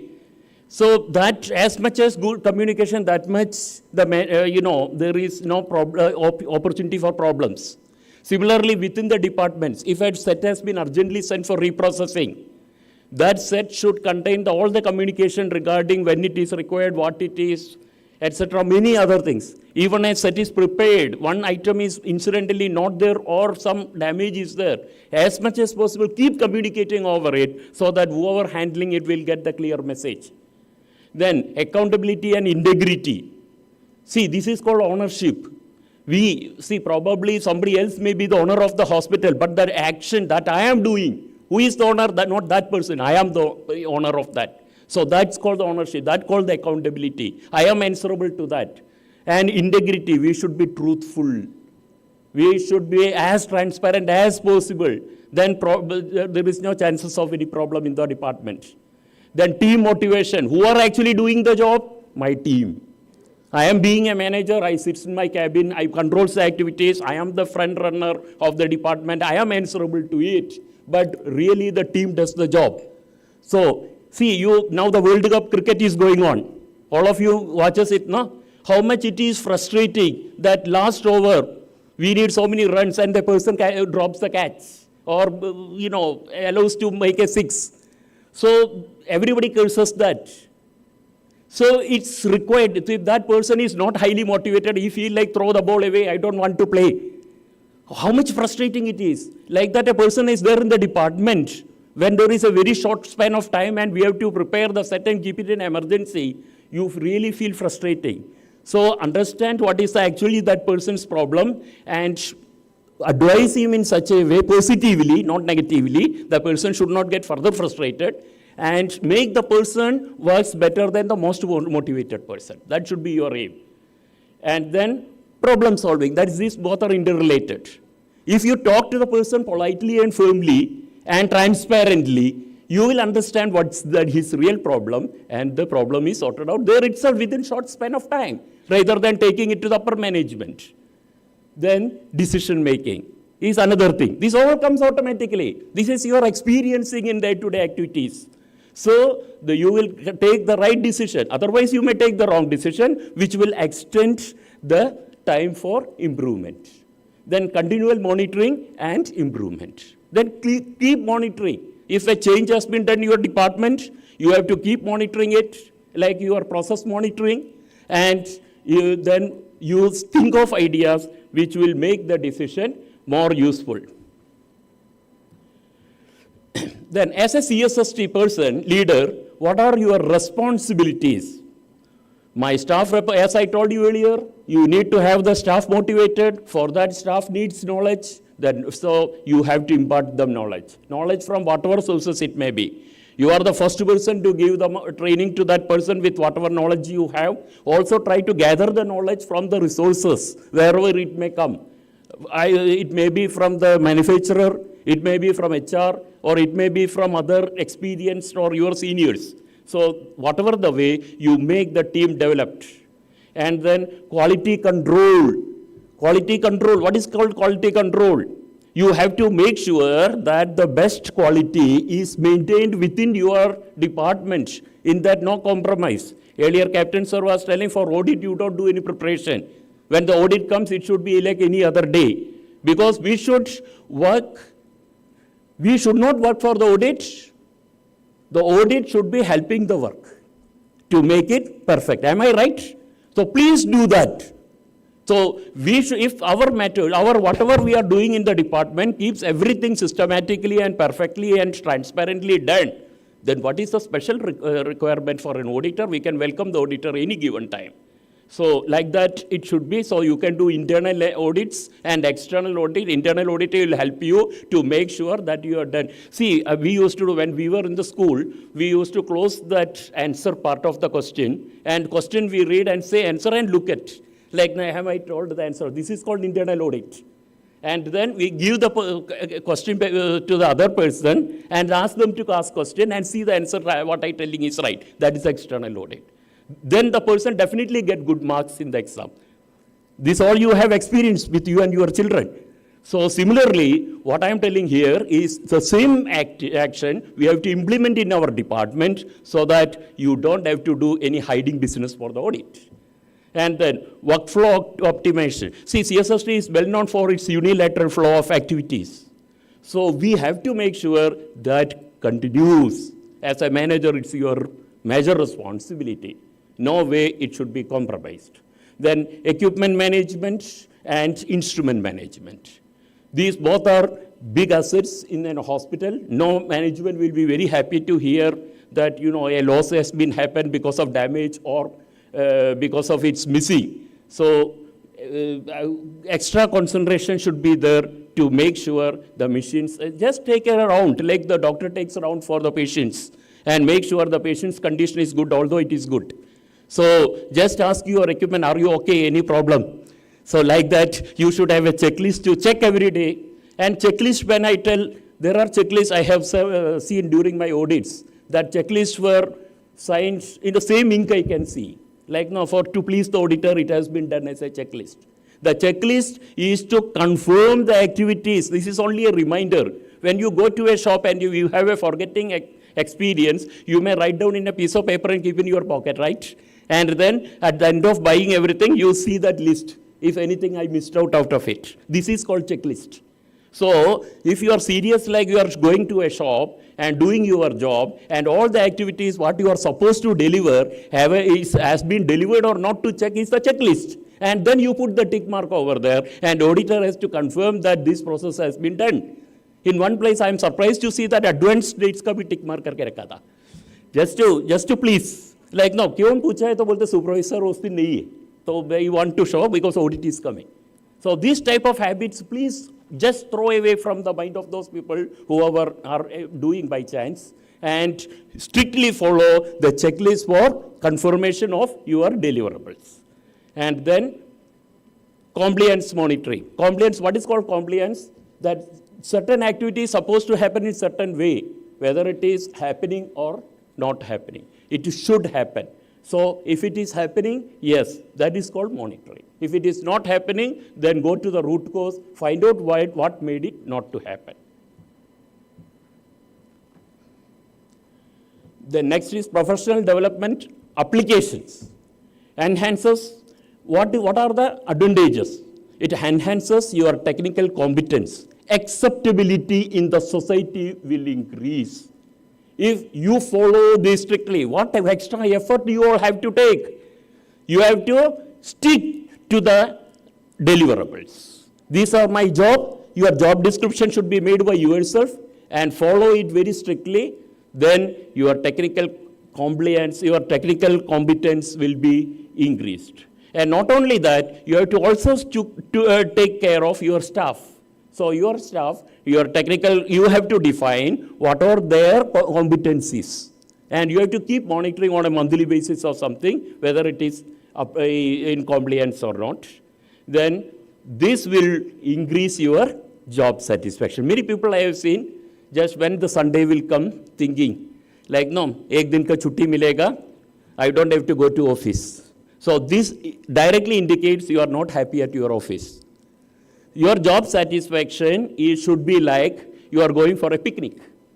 When you go for a picnic, you are just waiting to see in the calendar when that date will come. So something good that going to happen in your life, your date you are keeping in your mind. Similarly, you also should feel like every day when I am going for my duty, when that time will come so that I will be at office and I will follow the job very strictly. And that makes the job satisfaction. Then builds leadership in pipeline. So, see, this increases a person's ability to manage, then encourages innovation, new ideas. Good example I can give is you are daily walking certain distance to reach your destination. If you are daily walking the same route, you will think that is there any faster and better route I can travel to reach there easily and with less expense. So then you find a way out. So similarly, everything whatever discovered in this world, madam will agree that, is because of the need, right? The apple story, you know, Newton. So because of that in his mind, like, no, there is something that may happen, then the big law was discovered. So similarly, if you continuously thinking about how to do faster and better, obviously there will be innovation, new techniques will come. Then improve surgical and clinical outcomes. So your number as well as the quality of your service at the surgical area, the doctors, surgeons will be very happy. In the drama, you must be head of, I am getting prasad from the doctor. Here prasad will be prasad only, real prasad. To see that time surgeon will call you to tell that, oh, I never expected this result from you. I have seen one nurse when in my earlier organization, the nurse come and tell that when I open the set, I understand. I don't have to look at the list who has packed the set. Because that person's, the way style of packing makes such a satisfaction to the end user. So what I want to say that person should give a training to the rest of the people to join the team so that let the end user be happy at every time. So that type of a outcome we have to develop by doing this. Okay, one more is the handholds the budding leaders. So who are the budding leaders? The next generation people who are under you. So don't feel like that person, if I am trained them, he will take my chair.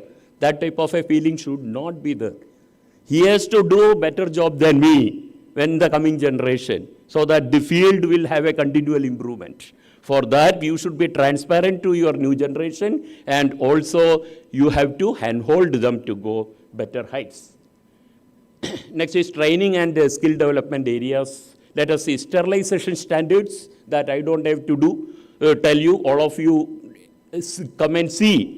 Whatever the graph which we get, you go through it, make sure that minimum standard is fulfilled and the standard set is right, no parameter changes, etc.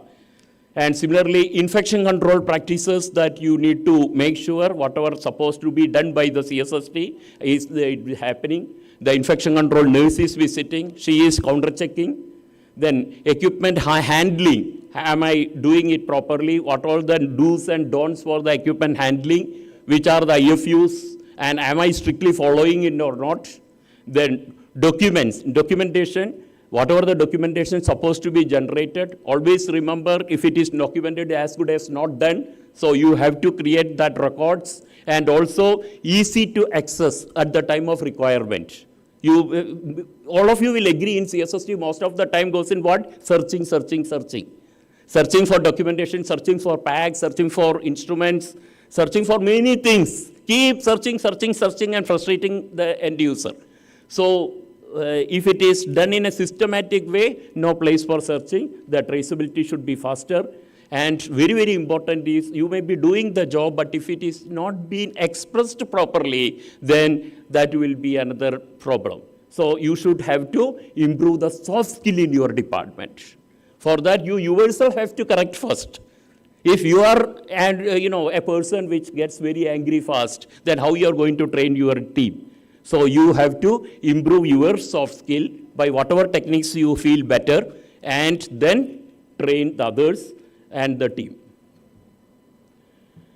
Then the problems, what we comes in your CSSD called challenges.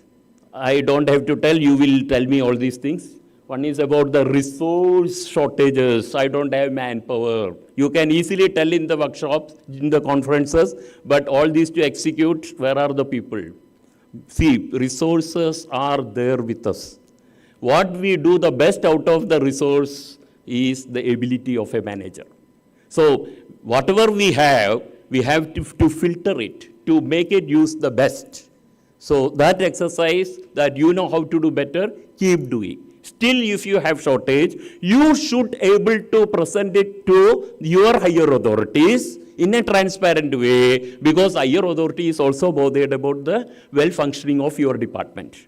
So obviously, you will get the resources. Then high workload, yes. Why should you cry for the heavy workload? Workload will come.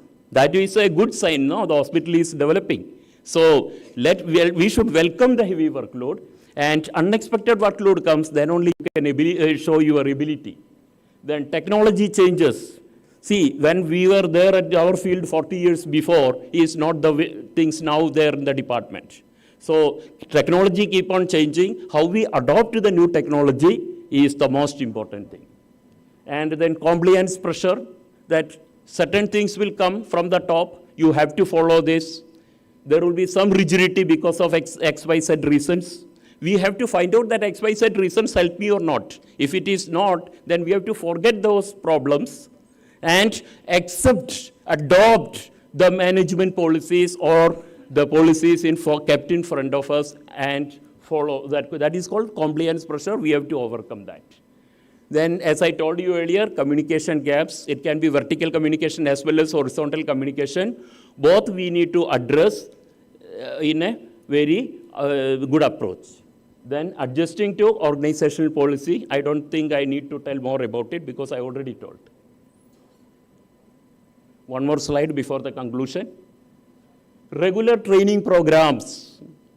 That is another area like a checklist where a lot of same ink can be seen in the paper. See, you have to conduct training for what? For people to make the awareness. So the training, retraining, retraining has to be conducted. And every time, please trust me, when you give a training, and new ideas will come to the staff. And they will adopt it and go further up. So, and similarly, you have to find out the resources from where the training is available. Not only conducting the training, you have to document it. And you have to also make a training calendar. The person sitting in for standing and talking now got a Dronacharya award in my last organization for the best trainer. And what I did is, I am not boasting myself, what I did is what I supposed to do. Every month I give, on the first of that month, I give a training calendar to the HR department, and I strictly follow that. And training actualization I send end of the month.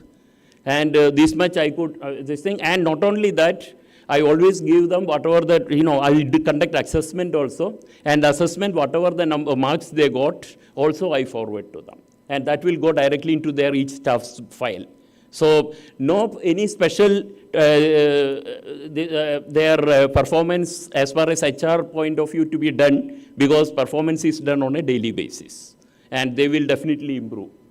Performance evaluation and counseling, it is not a matter to be done at the end of the year for a formality. It should be done every month and need to check with them. Counseling is very, very important.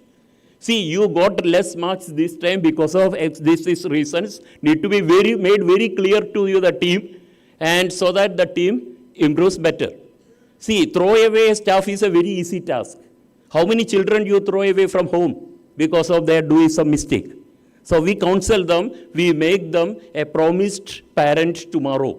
So for that, as exactly like that, you have to develop your today's technician to be a good manager tomorrow. Then team engagement and creating an ownership. So you have to, see, nothing like that, I will do everything. I am the manager. No. As much as possible, you deliver the responsibilities, share the responsibilities, or delegate them to the next team and let them do it and observe from distance whether they are doing perfectly or not. Then continuous education and frequent assessment has to be done. I already told I'm not going detail. Then process standardization. This is very, very important.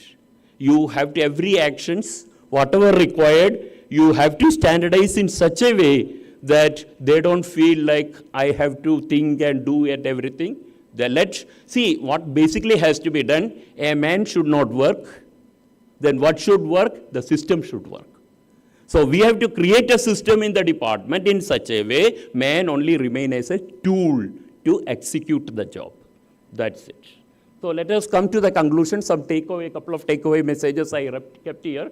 A strong CSSD leadership ensures quality, safety, and efficiency. The quality of the department which entrusted by the management on you, safety of course has to be there as you are there, and the department's efficiency we have to develop from time to time. Then continuous professional development is essential for excellence. If you want to create an excellent CSSD, then a professional approach is required within your department. That's much for the day today. Hope you got some messages. Thank you very much.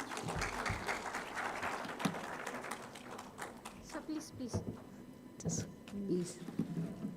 So thank you, sir, for such an insightful and inspiring session on professional development and leadership in CSSD. Your perspectives on continuous learning, accountability, and leadership in sterile processing have truly enriched our understanding. Thank you, sir. Can I invite Captain, sir, to kindly come up on stage and felicitate Murli, sir.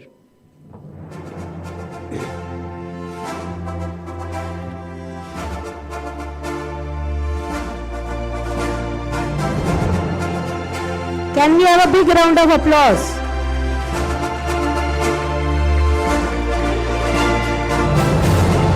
Thank you. We now invite our esteemed industry partner for a short address on digitization in CSSD. As technology transforms healthcare systems, digital solutions are playing a crucial role in enhancing traceability, efficiency, compliance, and data-driven decision making in sterile processing. We look forward to your valuable insight on how digitization is shaping the future of CSSD. May I call on stage Mrs. Radhika to take us through this session. Please.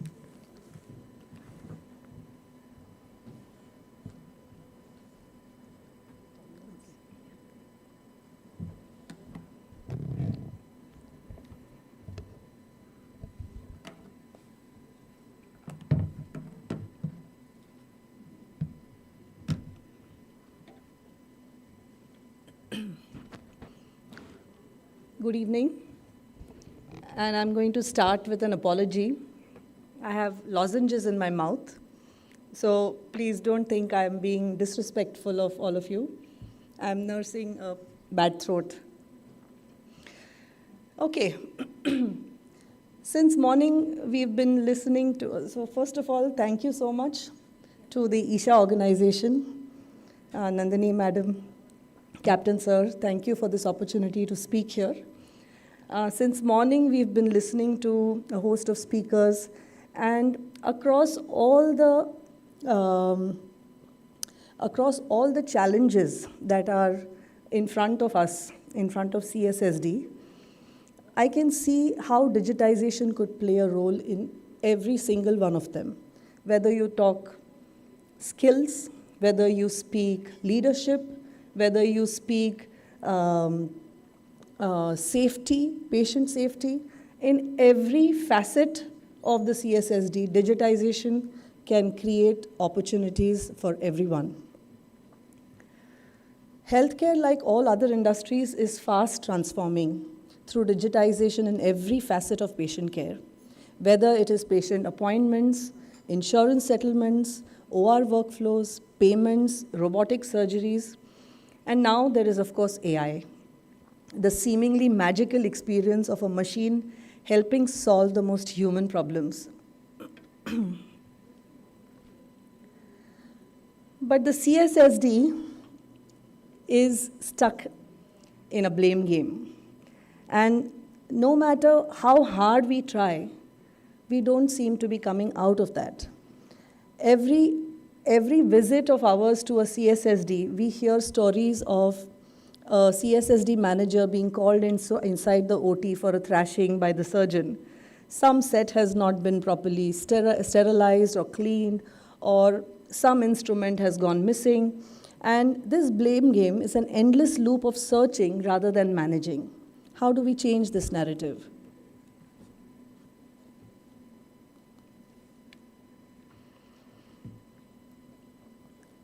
The speakers before me also spoke about how complex the CSSD job is.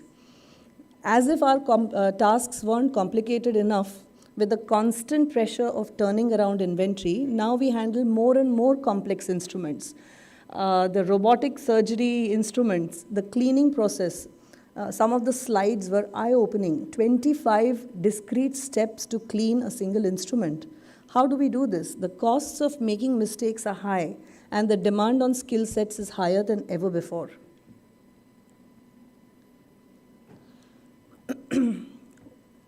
What is happening in our daily life? All of us are moving to digital tools in our day-to-day life. Digitization is no longer about tracking and visibility. The new paradigm is predictability. We are not happy anymore just knowing how to go from place A to place B on a map. We want to know how soon we will get there. We want to know what route to take that will have the least traffic. If we apply the same predictability paradigm to CSSD operations, it's no longer only about tracking all the inventory we have. We want to know, for example, is the inventory that we carry enough for our current surgical volume? Is it in line with my caseloads? Is it time to buy a new robotic set instead of turning around the same set faster and faster? Does my team have the guidance it needs to process this inventory? What if my supervisor quits? Can I still manage this with new people?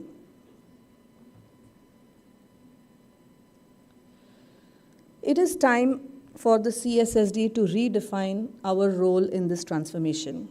Should we remain a logistics hub that simply turns around the inventory that we receive, or should we be an intelligence center? A center at the heart of operations and that controls such critical inventory.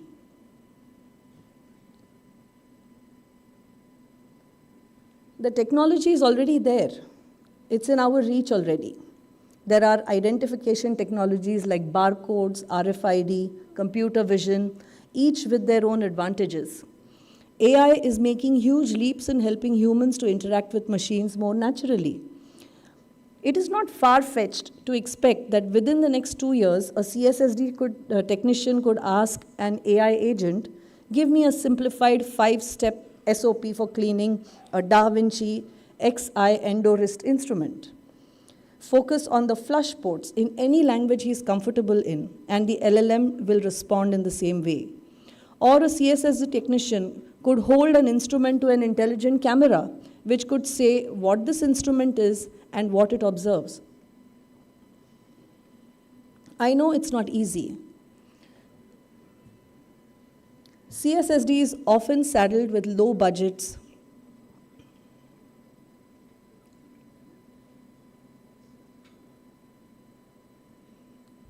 So today it might not feel like we are ready.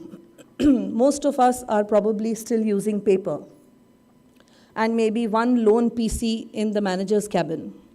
But you don't jump to AI overnight. You build a staircase. You build the data and the workflow first. This is the starting point. Step 1, what are your bottlenecks? Check, audit your flows, understand why do you need digitization, what are the main problems that you want to solve in your department. Step 2, standardize your SOPs and tray lists. Garbage in and garbage out is the key principle behind all digitization effort. And step 3, start small. Launch a pilot in one high volume department. Start at a comfortable place. Start at a level that you are okay with. In our 7-year journey of speaking with CSSD departments, we have spoken about your concerns. Some say either instrument level tracking hona chahiye, varna koi fayda nahi.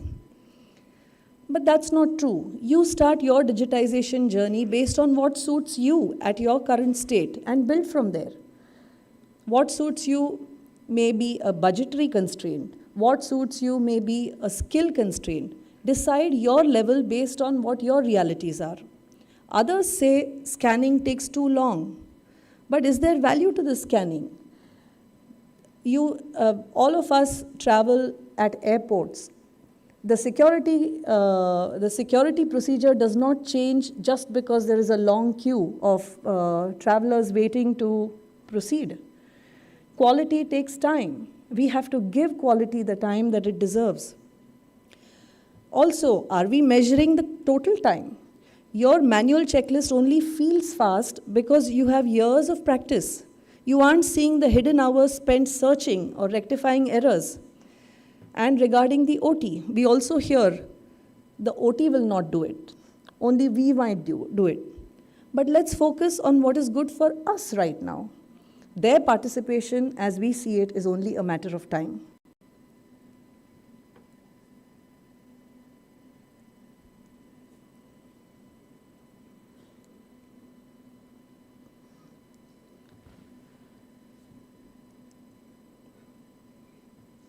I know it's not easy. Having dealt with hospitals and having many false starts, we know that these projects are difficult to take off the ground. CSSD is often saddled with low budgets and also less talent. But then, no change is easy. Even a simple New Year resolution to exercise regularly requires such strength and willpower. Here, you're dealing with 10x the complexity. So as you embark on this, expect early friction. Your technicians will crib. Things will slow down. You might feel the solution is worse than the problem. But that's where your belief will come in. Don't abandon the system at the first sign of problems. A system that has been perfected over years will groan, but will slowly change. We have seen it happen.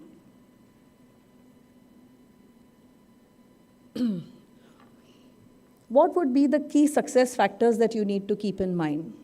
Number one, ergonomics. What do I mean by ergonomics? You don't just implement a system, but you reduce the bottlenecks around its use.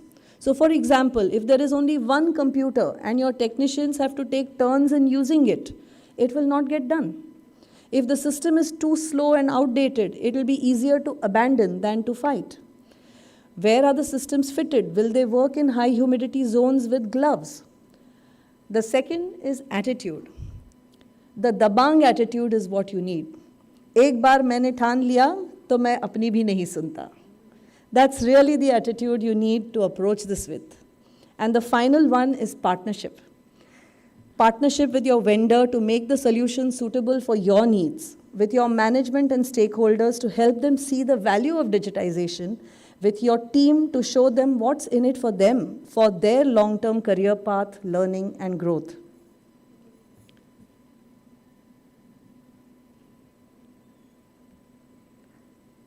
So, in the end, I believe this, whether we move toward digitization or stay with our registers, it isn't just about software. It's about how the next generation looks at our profession. Do they see the CSSD as a back office cleaning job, or do they see it as a high-tech, growth-oriented career option? Thank you.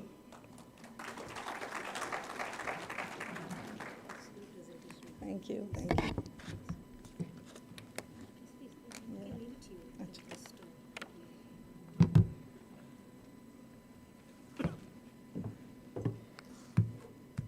Thank you for the informative and forward-looking presentation. Your insights on digitization in CSSD have been both practical and inspiring.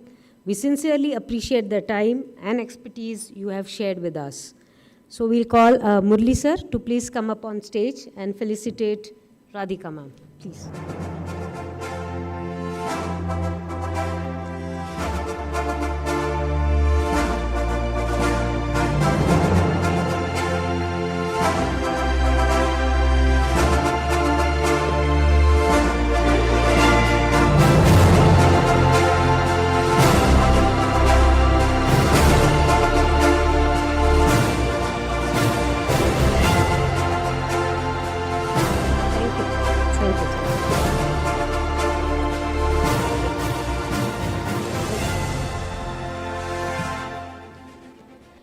We now move on to our scientific session on sterility starts with selection.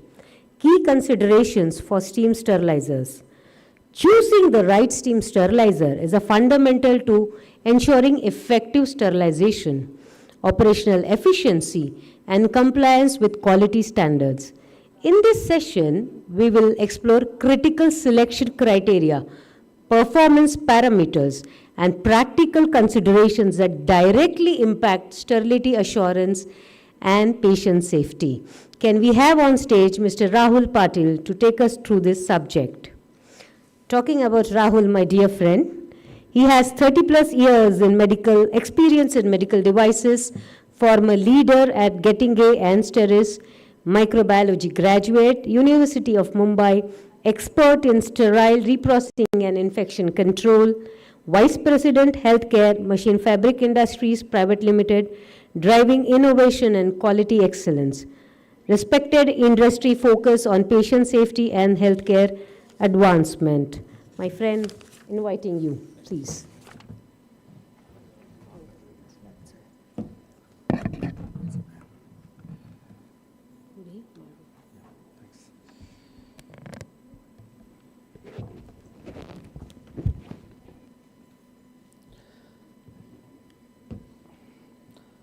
All right.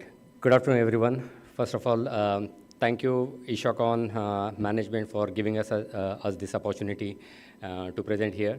I'm coming from manufacturing background, but today we are going to discuss the factors what hospital or the institution needs to consider while selecting the steam sterilizer.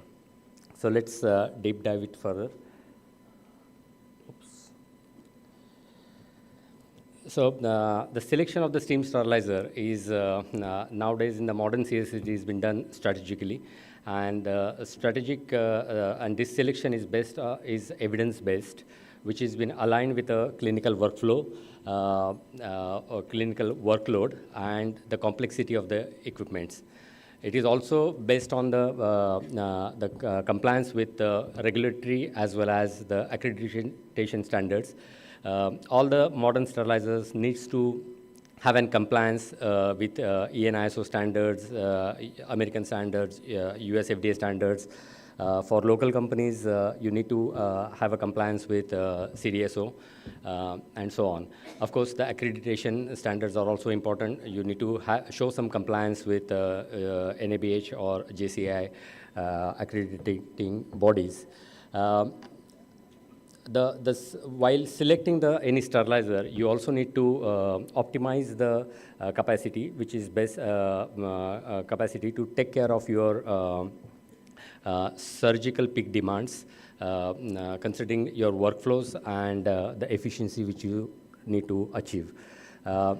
Having a quality components, quality material of material which has been used in the sterilizer, like stainless steel quality of the equipment, the kind of components which you need to utilize, the sensors or the valves, so that if you use quality products, then definitely it ensures the long-term reliability and the operational sustainability of the product. We all know that the patient safety is our prime objective, and how to achieve this prime objective, you need to effectively, or you should be able to, the sterilizer should be able to effectively eliminate the microorganisms and the spores. And to do so, you need to have the equipment, or the sterilizer should have advanced use of advanced technology and the validation performances. When we talk about the advanced technology, again, as I said, mentioned the kind of automation, the kind of PLCs what you are going to use, the kind of digitization you are going to use, so that makes a difference. This will, the advanced technology also helps you to strictly monitor the critical process parameters. It also helps you to do a proper documentation and the traceability, which the earlier speaker Radhika has emphasized very well.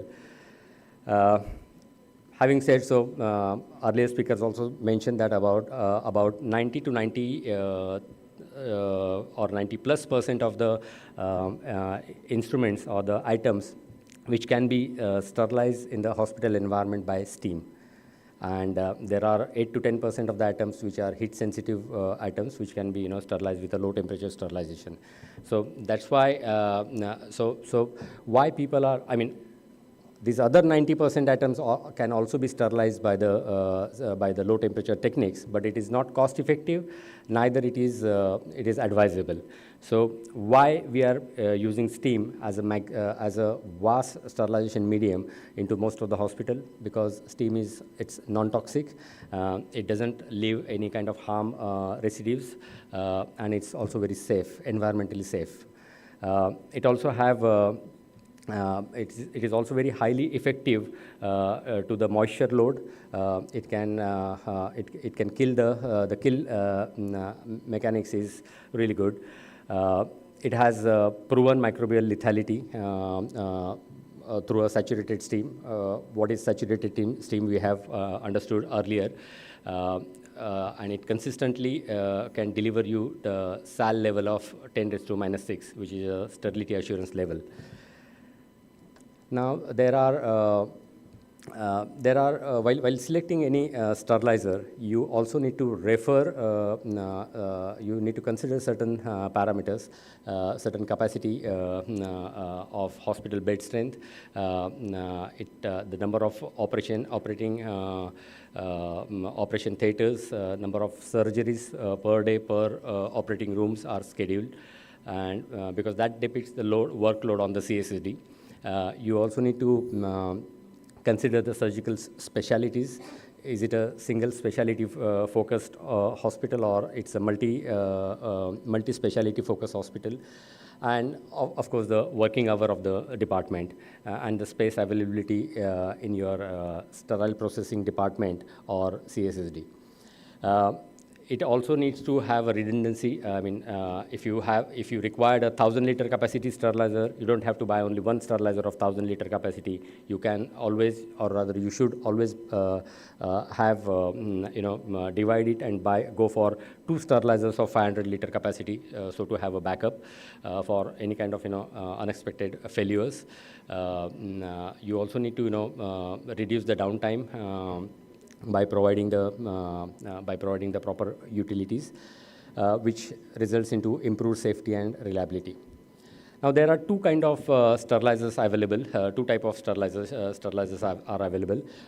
First is gravity displacement method. Now, in the gravity displacement type of autoclaves or sterilizers, the steam is injected from the top or the sides, and because steam is lighter than the air, it pushes the air inside the chamber to the bottom of the to the drain point, and then the air is being evacuated. And afterwards, steam start getting pressurizing the chamber, and sterility has been achieved. Typically, these gravity type of sterilizers are used into non-porous for the non-porous items like metal instruments or the glasswares, also for the liquids and the laboratory waste used in the hospital. The second type of autoclave or sterilizer is pre-vacuum type of sterilizers, which are more commonly used into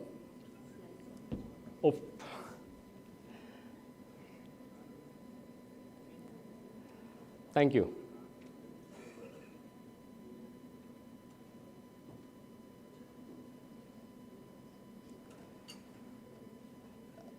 So we discuss about this. Now we have also discussed about the departmental capacities.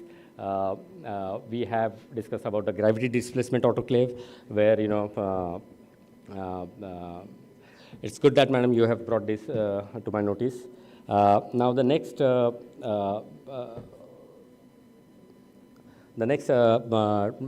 of sterilizer is a pre-vacuum type of sterilizer, which is more commonly used into a hospital environment.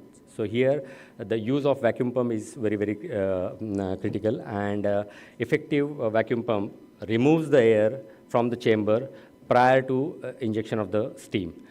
And this ensures the uniform and fast and uniform distribution or penetration of the steam inside the chamber. you may have to, there are multiple vacuum pulses which are being used to create, to remove the complete air from the chamber or the maximum air from the chamber. And these pre-vacuum type of sterilizers are best suitable for your porous load, like textile or surgical drapes, gown, wrapped instrument sets, which are more commonly used, and the lumens or the tubings and the hollow instruments. Now, while selecting a sterilizer, while selecting any cycle, you also need to check the compatibility of the load what you are going to sterilize in the sterilizer. And typically 121 or 132 degrees centigrade cycle which are being used, 34 degrees centigrade cycle which are being used in the hospital environment. But which cycle needs to be selected? You need to check with the manufacturer's guideline. Generally, every manufacturer mentions how these items needs to be sterilized, what is its heat resistance or the moisture tolerance level and pressure stability and so on and so forth. It is important while selecting a sterilizer, you also need to the sterilizer also need to have certain special cycles than the other preset cycles, like the dedicated textile cycle or dedicated heavy instrument set cycle, or cycles like vacuum leak test to check the integrity of the chamber. I'm just mentioning a couple of cycles only, but there are 6-7 different cycles which are generally available with a vacuum sterilizer. Your sterilizer also needs to control certain critical parameters, and these parameters are very, very important. Earlier speakers have mentioned about saturated steam.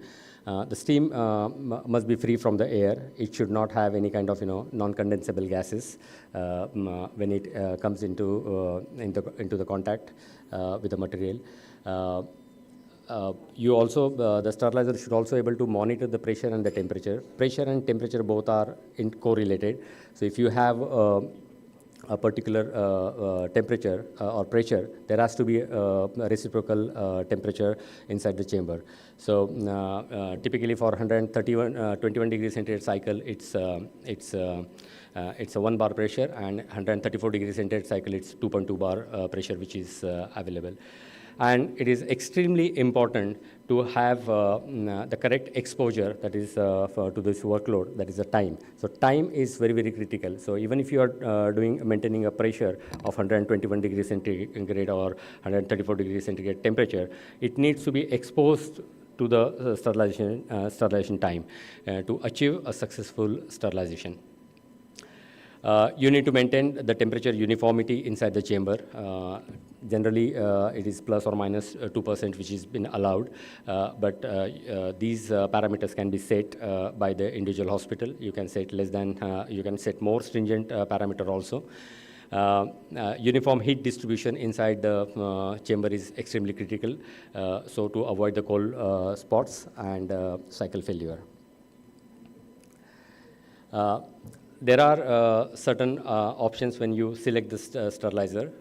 You have a steam generation can be done in a plant steam, that is a house steam, or through a dedicated steam generator. We have earlier discussed that the plant steam or the house steam has certain disadvantages.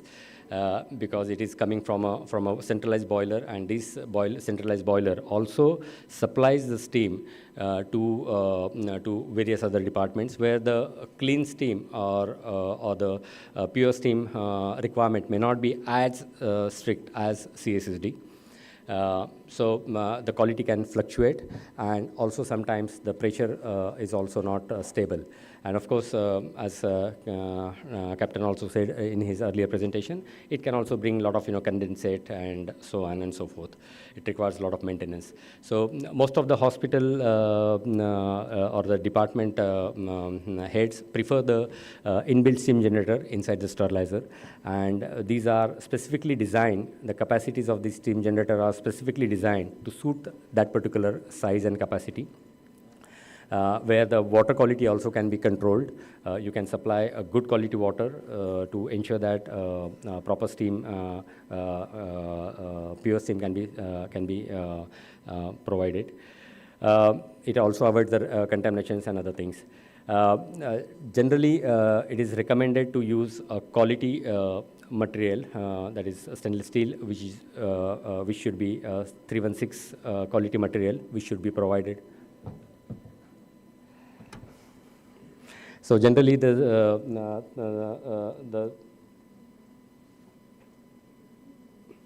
Generally, the 316 quality steam generator material has been provided or has been used for steam generator, which minimizes the corrosion and the contamination. All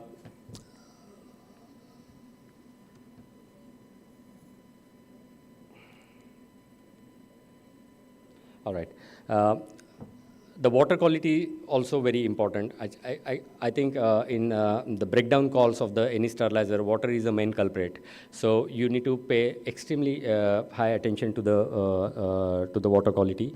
Ensure that the proper quality water has been supplied. Otherwise, it will since water is containing a lot of dissolved minerals like calcium, magnesium, which can do a lot of scale formation inside the chamber or to the key components of the equipment like heating elements and other things.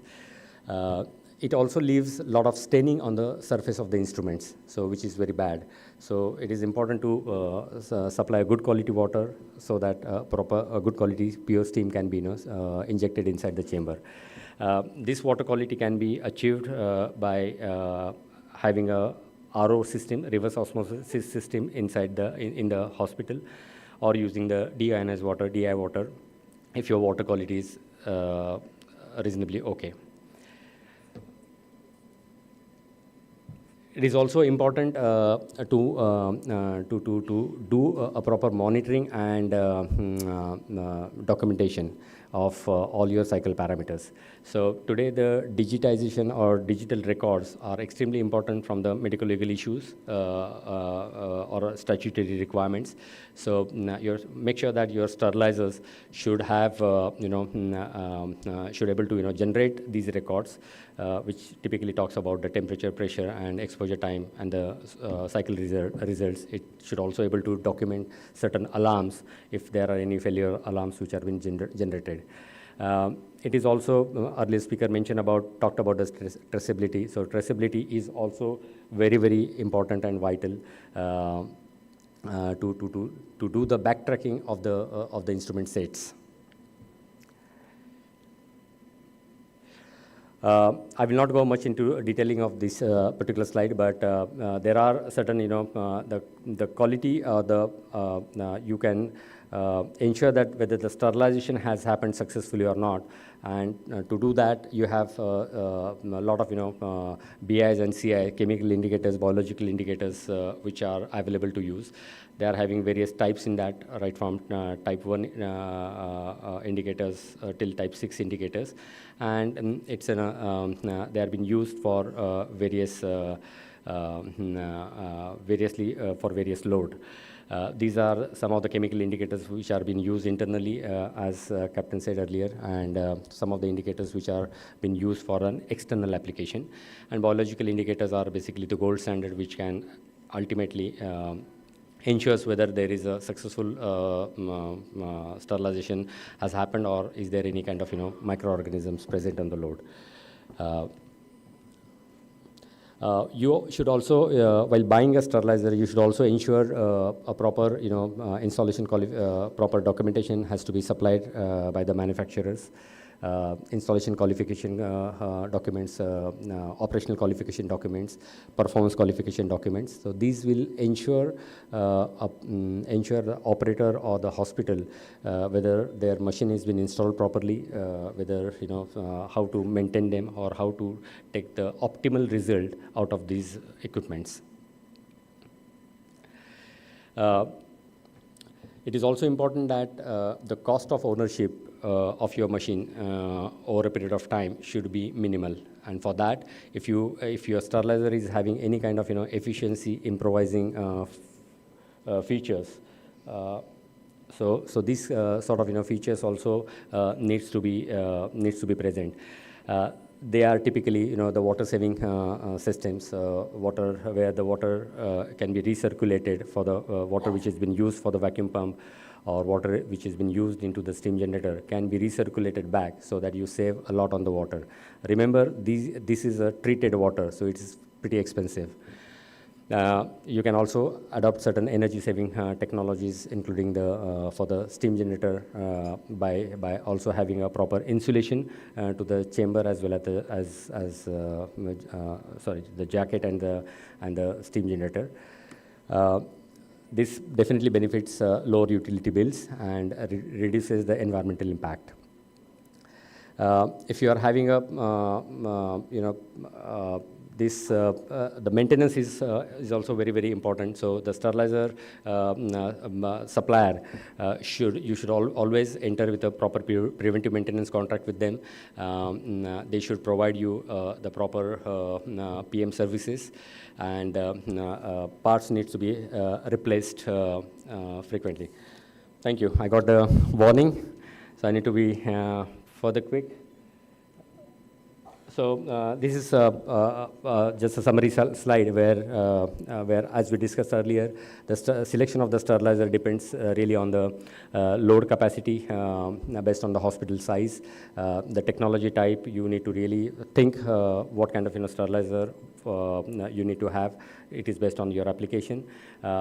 Certain additional systems you should buy, like RO systems, to provide a proper water quality. This is to ensure the proper reliable performance out of the equipment and the operational efficiency. There are all these units should strictly adhere to the standards, AMI standards, which are normally being followed, the pressure vessel directives which needs to be followed. So that's it. These are some of the products what we manufacture. We have a booth here outside, so if anybody is interested to discuss things in few.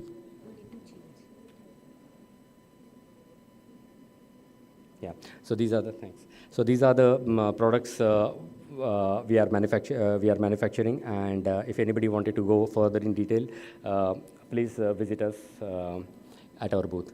Thank you for your patience listening. Thank you.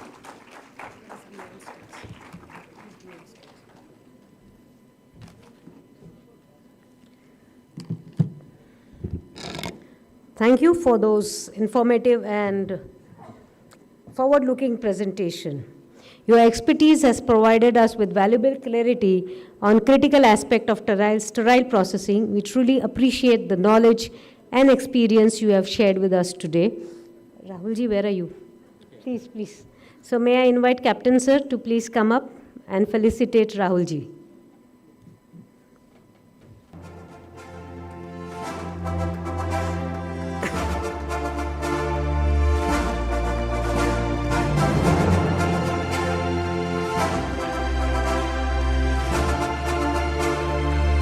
Can we have a big round of applause? I think you must have had your lunch. Come on. Thank you. We now move on to our second last scientific session on collaboration between CSSD, OT and HICC. So we need to hear it from your CSSD perspective, OT as well as HICC. Effective coordination between CSSD, OT and HICC is essential for ensuring seamless workflows, maintaining sterility standards and strengthening patient safety. This session will highlight how communication, teamwork and shared accountability can drive quality outcomes across department. Let us explore how collaboration between the cornerstone of excellence in healthcare delivery. And for taking us through this subject, we have none other than mother of our CSSD, Madam Nandini Krishnamurthy. Can we have you on stage, ma'am? So, Madam has been associated with healthcare industry, particularly the CSSD in various capacities. She has distinguished herself as a pioneer in the field. She has passion for teaching, training and education on this subject. 40 years of experience. She has written a textbook from her experience and keeping with international guidelines. She has a YouTube channel named Knowledge with Nandini, where you can download videos on various aspects of CSSD free of cost. She conducts weekly webinars on various topics of CSSD. Over to you, mother of CSSD and our mother too. Can we have a laptop? नहीं तो मैं देख सकती हूँ मेरे ख्याल इसको change. Laptop? Can we have one laptop? Yeah. Ma'am, you can start. We are getting it. इसको change कैसे करना है? हाँ. So this इधर यहाँ पे दिखेगा. Right, हाँ. This then it changes. पढ़ नहीं सकते. I'll get it. Good afternoon, everybody. I'm sure you've gone through so many scientific sessions, so you must be a bit tired. Anyway, this is a little different. It is collaboration, because I'm sure there are people from CSSD here, there are people from OT, I know for sure, and some from the infection prevention team.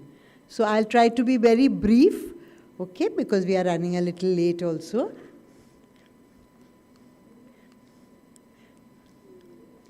So, same thing. Collaboration for patient safety, 3 departments which need to collaborate, CSSD, OT and Hospital Infection Control Committee or the Infection Prevention Team. What is common in these 3 departments? You all know we have a common enemy. So this is we have the staff of the hospital and we also have the staff, as you saw in the little skit, following the instruments around. So that is our common enemy, the microorganisms. Second, we have common customers, who the 3 departments, CSSD, OT, and the infection prevention team have common customers. So who are our internal customers? They are nothing but our surgeons and other doctors who use our sterile material. And the second, of course, waving happily, is the patient. He is our external customer.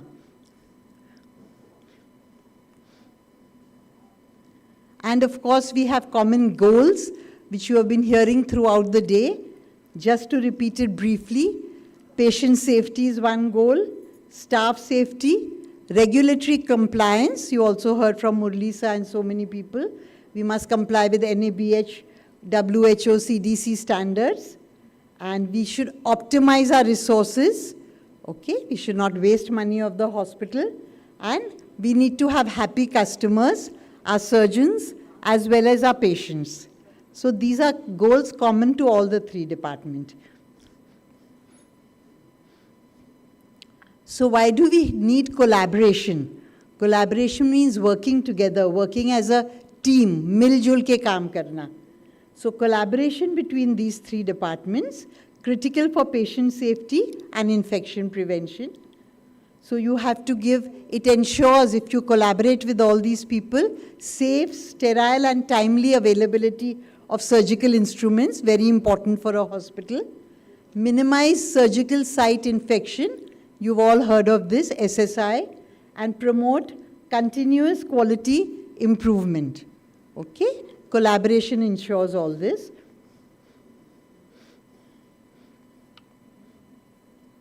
So, in very brief, you know about the role of the CSSD, cleaning, disinfection, and sterilization, or reprocessing of instruments in short. Monitoring the sterilization parameters or quality control, you know about it. Tracing of instruments and sterilization loads, how you trace your loads traceability. Murli sir mentioned searching, so not searching.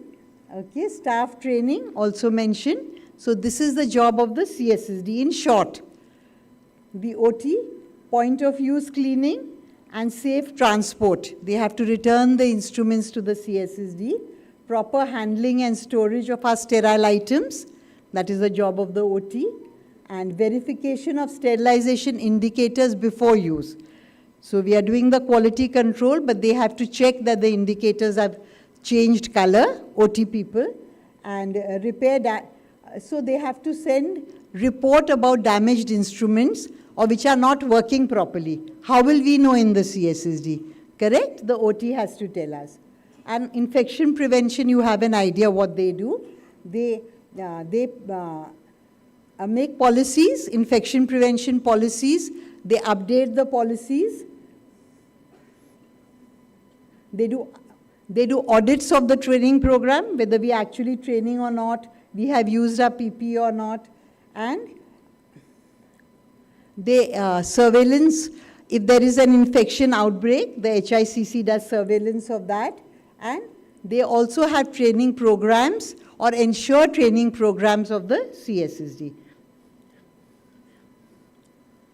So this was their role.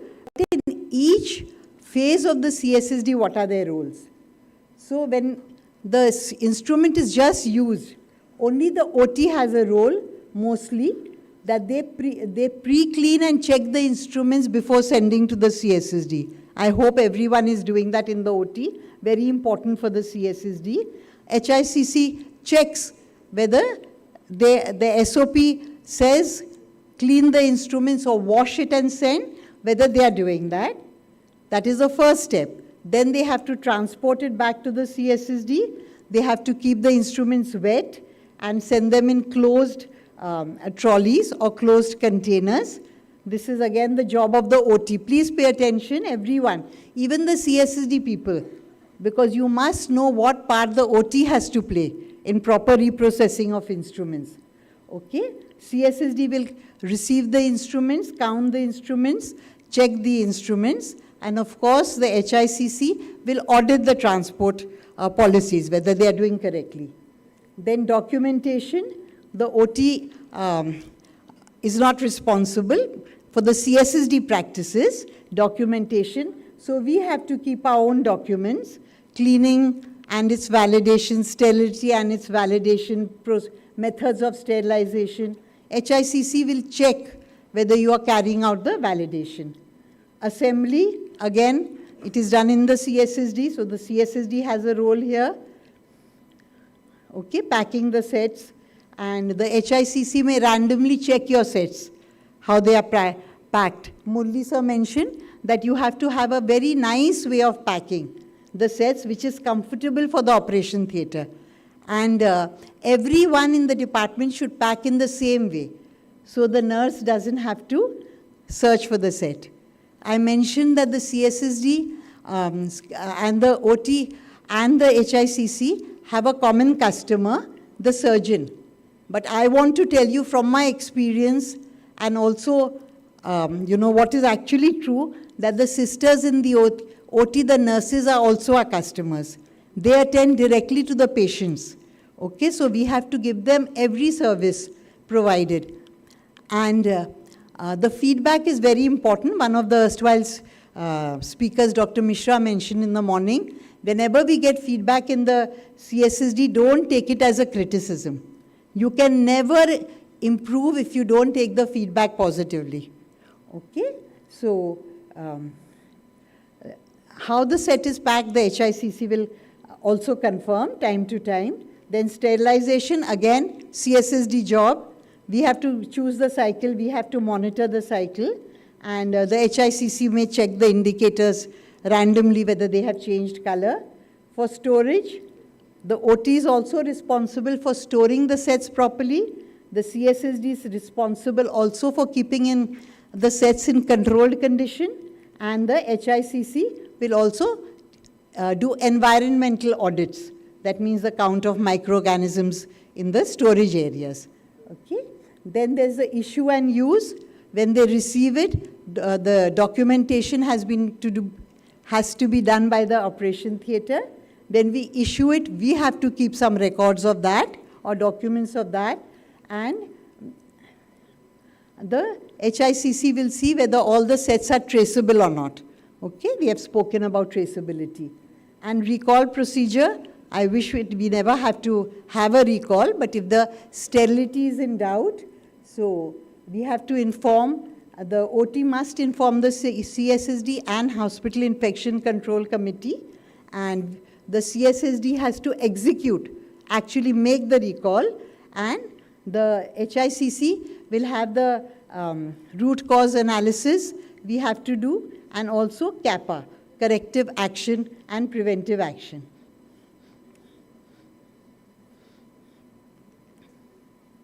So what is the, mostly what the HICC helps us in is the hand hygiene, infection control practices, not directly related maybe to reprocessing, infection control practices like hand hygiene, how to properly use PPE, maybe they check our sterilization, then they tell us how to clean the environment and keep a low count.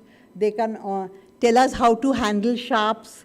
They tell us needle stick injuries, how to prevent, and also waste management are some of the things which HICC can teach us. Okay, so this is already done, some extra points. They also check our SOPs which are made in the CSSD, because they must be in keeping with the rest of the hospital policy. Okay, if we write, we issue twice a day. But the hospital policy says CSSD issues the 24 hours. So they have to check that the SOPs are matching with the hospital SOPs. They check our biological, chemical, and autoclave sterilization reports time to time. We already said they do the surveillance if there's an infection, and they initiate CAPA and RCA. So you will be surprised to see that the CSSD also needs to apprise the HICC. That is why it is called collaboration. They may not be experts in the science of sterilization. Okay, so we also need to train, if not a formal training, to tell the HICC that these are the policies followed in the CSSD. What is the science of sterilization? Okay. So we can tell them about the decontamination cycle, whole cycle. We tell them about the advanced technologies, if they are not familiar, like ethylene oxide, hydrogen peroxide, gas plasma. Then tracking, what Radhika spoke about, and Rahul ji also. Okay, instrument tracking, how it is done if we are doing it in our hospital. What is zoning means? What is unidirectional flow in CSSD? And what kind of documentation we maintain, and how we are prepared for an audit. Several speakers said, be prepared for an audit at any time. So I was very amused with Murli's statement that searching. I hope that's a thing of the past. Now there is a proper traceability and document in CSSD. Then we also need to train the OT. I'm first emphasizing what the CSSD needs to be trained. Everyone wants to train CSSD, but we also need to train, I should not use the word train, inform them about our procedures, how instruments should be handled properly, what is point of use care, what they have to do, that means after the surgery, how they should return the instruments to CSSD by separating them, segregating them, not keeping in any sets mixed up. Okay, put it back in the correct set. Then that is tray accuracy. And communication, very, very important. Everyone spoke about if you had any problem during the surgery, if the surgeon said something, they need a new instrument, please communicate that. So that is what we will train the OT. Please tell us. And what OT can train CSSD on? Lots and lots of things. How is the surgical workflow? What is actually happening in the OT? Schedules. They have emergency cases. We don't know. Okay, when I say we, I'm always speaking for the CSSD. So the CSSD doesn't know. There are add-on cases. So we should not complain in times of emergency. Use of surgical instruments, how they function in each kind of surgery. That is OT informs us, even I didn't know when I joined possibly. Then the specialty-wise tray composition, in which set they need what instruments, OT workflow and turnaround needs. Okay, that, we must get this set back in 2 hours, or we need the set thrice a day. So this is what the OT has to tell the CSSD. We don't know about it. Intraoperative issues. During the surgery, there are some complaints, So then the OT needs to inform us that this happened. And this is my favorite slide. So this is mutual collaboration, which is very, very important between the OT and CSSD now mostly. Standardize instrument sets. Rationalize your sets. OT people should not feel that there are 10 extra instruments, let it lie in the set. Because we have to reprocess each of these 10 instruments. So only as much as they need. At the same time, we should not keep any instrument short in the set. The set should be absolutely complete and ready for surgery. Communication about missing and damaged instruments from both sides. If we send a setup and there's a damaged instrument, they should inform immediately OT. And if they receive something, damaged instrument, they should tell the CSSD. Otherwise, we can never rectify or place a new instrument there. Okay? Post-case feedback, instruments requiring repair, we have mentioned this. Surgery schedules, very, very important. They have kept 4, supposing OT people have 4 surgeries back to back. It is impossible if we maintain all the safety protocols that we can give the sets back. So if they make the schedule in coordination and collaboration with the CSSD, so we'll tell them 2 hours per set or 2.5 hours, not per set, per case sets. So there will be no confusion in CSSD and no confusion in the OT. Okay? Then checking sets for indicator color. I told you this before. We have to check before we issue, CSSD people. OT should equally check the set before they use it on the patient. What do you check for? Color change, the packing is not wet, and the packing is not wet, the packing is not torn. Okay? And in recall management from both sides.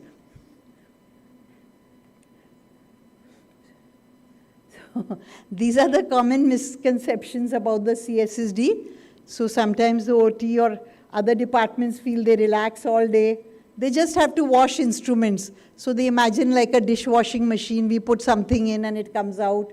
And we don't care about quality much, if it's broken or dirty or something. And funniest thing, and it's true, they can send the set back in a minute. Because I've been a manager of 35, 40 years, I've experienced all this. Madam, give the set back, Baba, how to give it, it's still getting washed. Okay, but now I know you are all rational people, more educated, don't make these mistakes. So very, very short, I'll repeat it. On some new points will be there. CSSD just washes and packs instruments. That's what others think. Sterilization is only running the machine, just pressing the machine. Rahulji just told us how complicated the machines can be, and Radhika also. If the instruments are delayed means CSSD is lazy. Yeah, no other reason the instruments are delayed. All CSSD mistake. Once sterile, instrument remains sterile till expiry date. This is what we all believe, but there could be certain events which compromise the sterility of the set. What is that? Some water has fallen on it, the packing has come loose. Then I was in my earlier, days of my career, the sisters, of course, because of lack of knowledge, opened the set, took out 1 or 2 instruments, and packed the set and kept it for the next surgery. Is that correct? Once open, gone, finished. Khalas, we say in Bombay. Okay? And if they also feel, our staff, that is urgent, no emergency. So why CSSD has to do so much one day? They can just put in the autoclave without washing. Okay? So we are no better. Other departments and CSSD, we also have some misconceptions. We feel they just relax. They're always drinking coffee. If you go in that staff room, they're always drinking coffee. We feel they don't follow the protocols. They don't treat our instruments nicely. We feel life is easy for them because they are in the operation theatre. This is all is also not true. And they waste instruments. Why they need so many? Why so many sets? So both these misconceptions are wrong. OT delay sending instruments unnecessarily is what we believe, not true. They may be prolonged surgeries or other reasons. They neglect instrument care, again not true. They work under intense time pressure. They don't want to spoil instruments, OT people, my good friends. The set damage is due to misuse. If any instrument is damaged, they must have thrown it in the OT here and there, or use the wire cutter, to cut some other wire in the department, like that. So OT ignores CSSD guidelines. They don't want to ignore, but they may have, workflow constraints that they are in a hurry to, complete the case. They cannot follow all the guidelines, which we want them to follow. OT doesn't understand sterilization complexity. This can easily be fixed by our training or common meetings. How much time, Mukta? Otherwise you'll bring the parchi. Bata do. Only 2 minutes. So I'm well into the middle of my lecture. Skip a few slides. I'll skip a few slides. So, no, I'll give you the key messages, don't worry. So this is from the OT side, and I'm telling my CSSD colleagues that the वापस नहीं जाता back Mukta. So I must, from my years of experience, guide my young CSSD friends. First was that take feedback from the operation theatre staff very positively. These are mistakes we do make, though we work sincerely the whole day. Second thing is the OT faces the surgeon. नहीं आ गया 2-3 बार करना पड़ता है. I think battery is gone. उसके लिए 2 minutes और हाँ.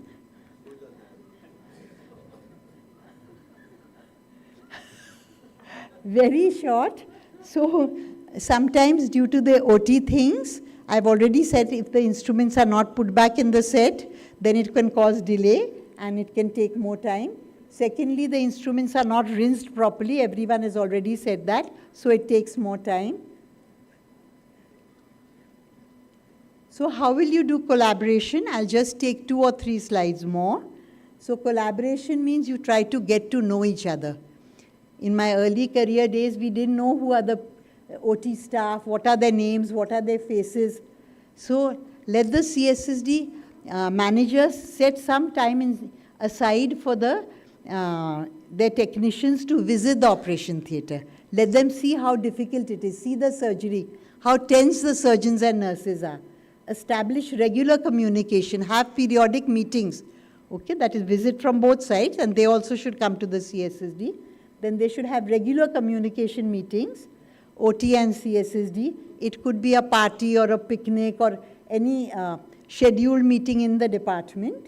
And whenever there is something new has come, like robotic instrument, then also you should, at least the OT head and CSSD head should meet how to wash this, how to sterilize, how long you will give it back.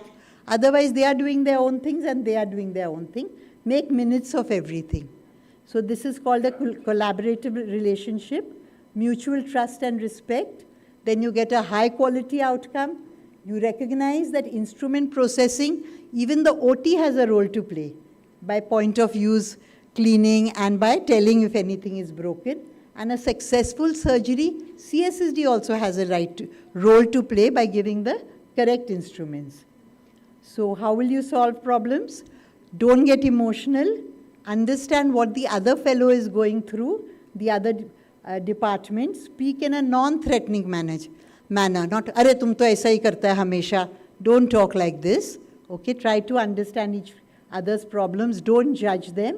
And say things like, "I understand what you're saying, and I'm going to help you." This someone already said. The most famous thing is, "You did it. You didn't tell me the set is required." Okay, so avoid that. So this is just about teamwork. So in conclusion, teamwork yield sweet results. So देखो कुत्ते के ऊपर बिल्ली और बिल्ली के ऊपर I think there's another billi. So if you have proper teamwork between OT, CSSD and the infection prevention team, you can do much, much better for the hospital and get sweet results. Thank you. Yeah.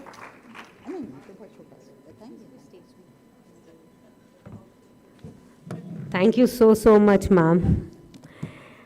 So thank you for the insightful and practical presentation. Your emphasis on teamwork and coordinated efforts across departments has truly highlighted the path towards safer patient care. We sincerely appreciate the knowledge and experience you have shared with us today. Can we have Professor Bijon, please come up on stage, sir, to felicitate Madam.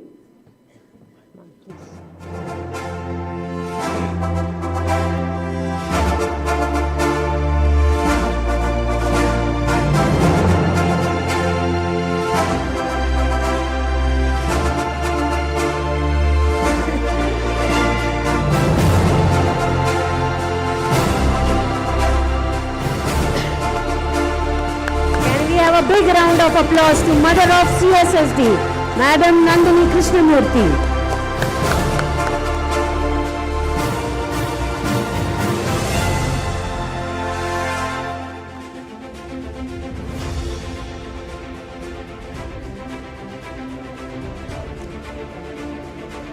Thank you.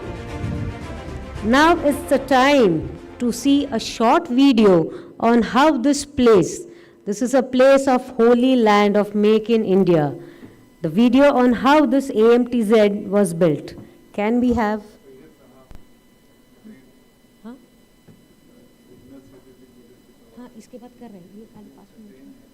Okay, so we will have one award.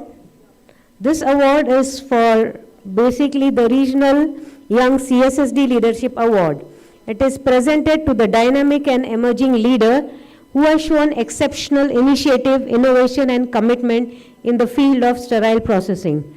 This award recognizes young professionals who are not only excelling in technical expertise but also inspiring teams, strengthening quality practices and contributing to patient safety at regional level. We proudly honor a rising leader shaping the future of CSSD. Can we have on stage Mr. Syed Sahabuddin, and we request Madam Inge to please come up on stage and felicitate Syed Sahabuddin.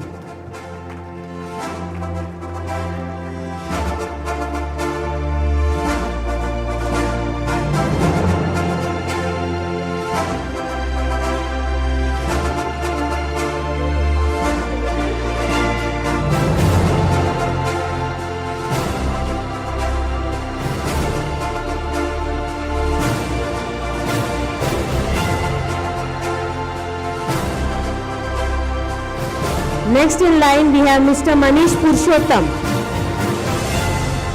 Mr. Manish Purushottam.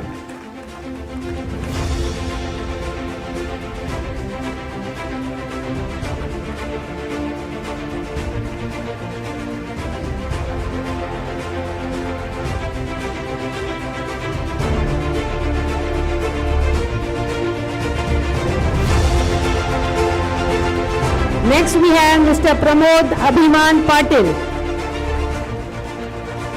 Mr. Pramod Abhiman Patil.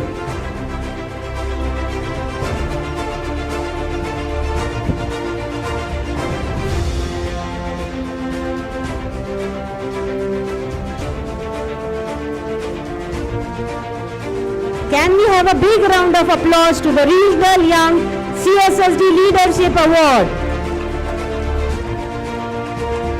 Next we have Mr. Ravindra Kumar Singh. Mr. Ravindra Kumar Singh on stage, please.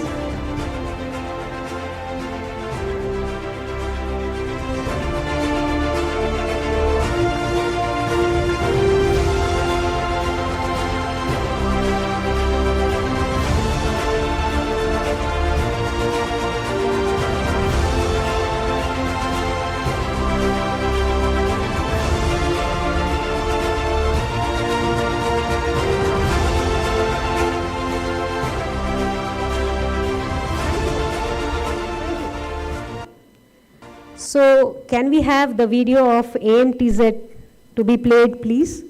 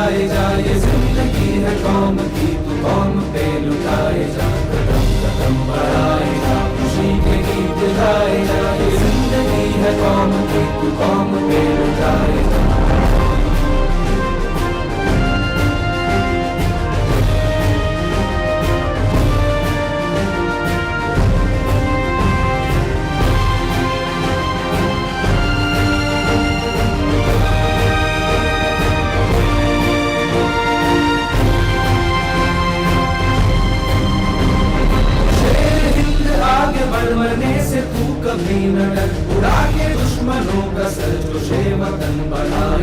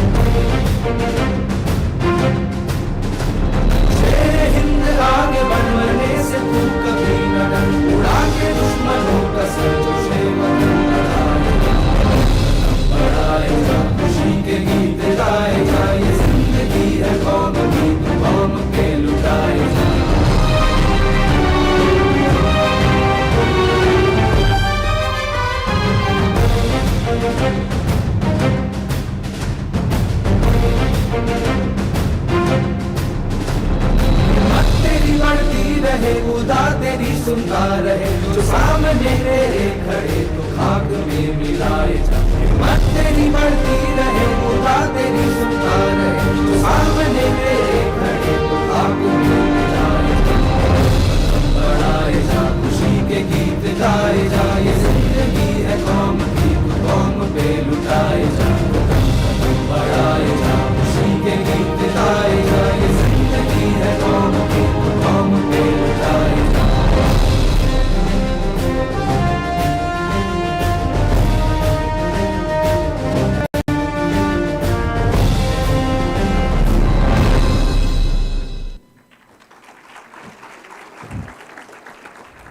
Thank you. Also, you can reach for all the activities at AMTZ via YouTube, AMTZ Info, Twitter, AMTZ.in, on LinkedIn platform, Andhra Pradesh MedTech Zone Limited, Instagram, AP MedTech Zone, and also on WhatsApp, MedTech India, AMTZ. You can all have a snap of this. You can now use your mobile for taking a quick snap. We'll give you 2 minutes. Not even 2 minutes. I think 1 minute is okay. There is one thing we left out for the Regional Young Leadership Award. Can we have Mr. Ramesh Chandra Pradhan to come up on the stage to receive this award? May I request Professor Vijay Mishra sir to come up on the stage for giving award to Mr. Ramesh Chandra Pradhan.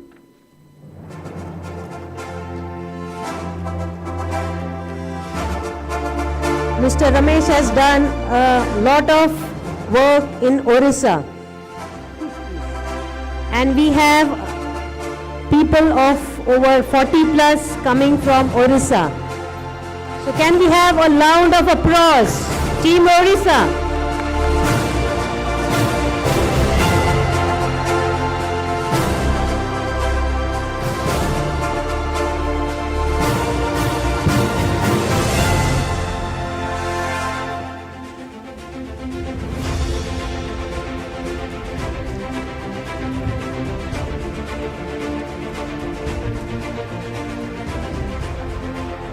So we now move on to the final scientific session of the day on comparison of sterilization guidelines. Standardization and adherence to guidelines are vital for ensuring sterility assurance and patient safety. In this session, we will examine key differences and similarities across various standards, helping us a better best practice and compliance requirement. May I call Mr. Rangarajan ji to speak on this subject. Rangarajan ji has 42 plus years of healthcare leadership across India and abroad experience, former faculty affiliated to Rajiv Gandhi University of Health Science, PG trained in CSSD TSU UK, Six Sigma in Healthcare Qualified National Accreditation Board for Hospitals and Healthcare Provider and Niti Aayog Assessor, Executive Board Member HISI, and CAHO mentor and auditor. Over to you, sir.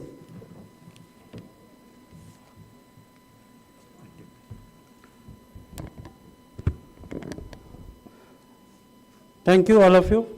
Thank you, Mukta ma'am, for the wonderful introduction. I think we are all thrilled today, right? Yes or no? Yes. Why? There are many happenings today that has happened. Right from early hours, we had our GST commissioner here speaking. We had the dignitaries over here, India and overseas. We had wonderful talks, including a kavita by our own ISHA president, Baban Rai. Thank you for that. Launch of our website. We had our GB meeting, successfully done. And above all, we have 400 plus participants today. Thank you, thank you, thank you students, Thank you, Visakhapatnam. Thank you.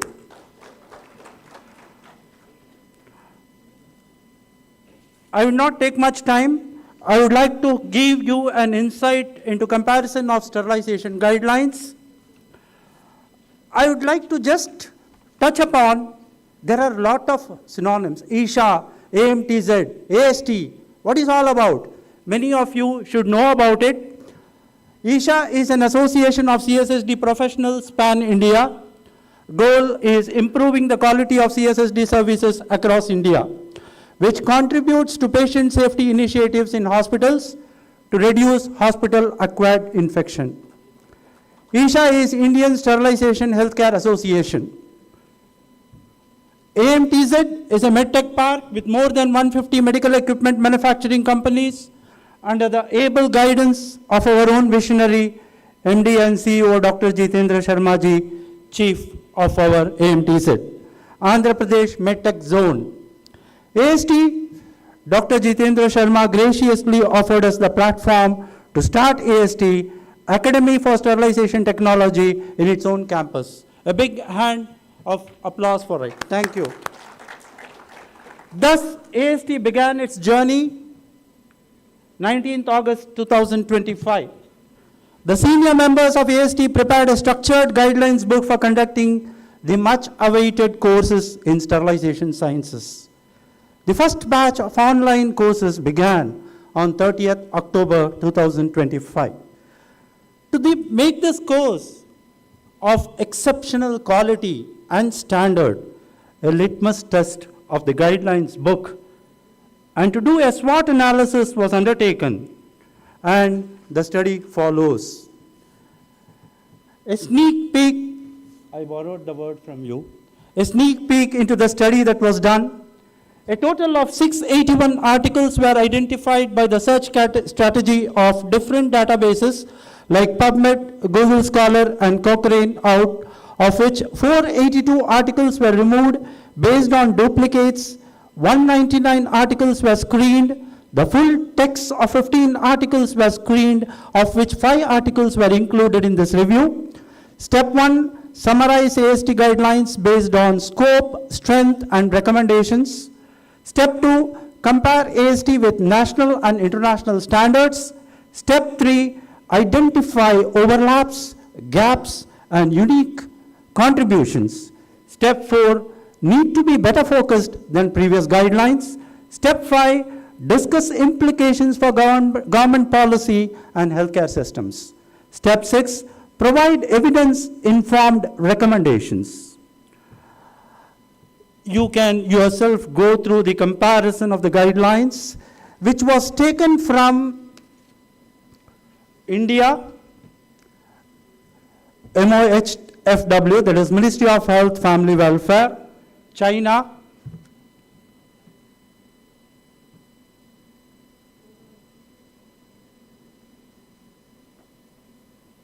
one second,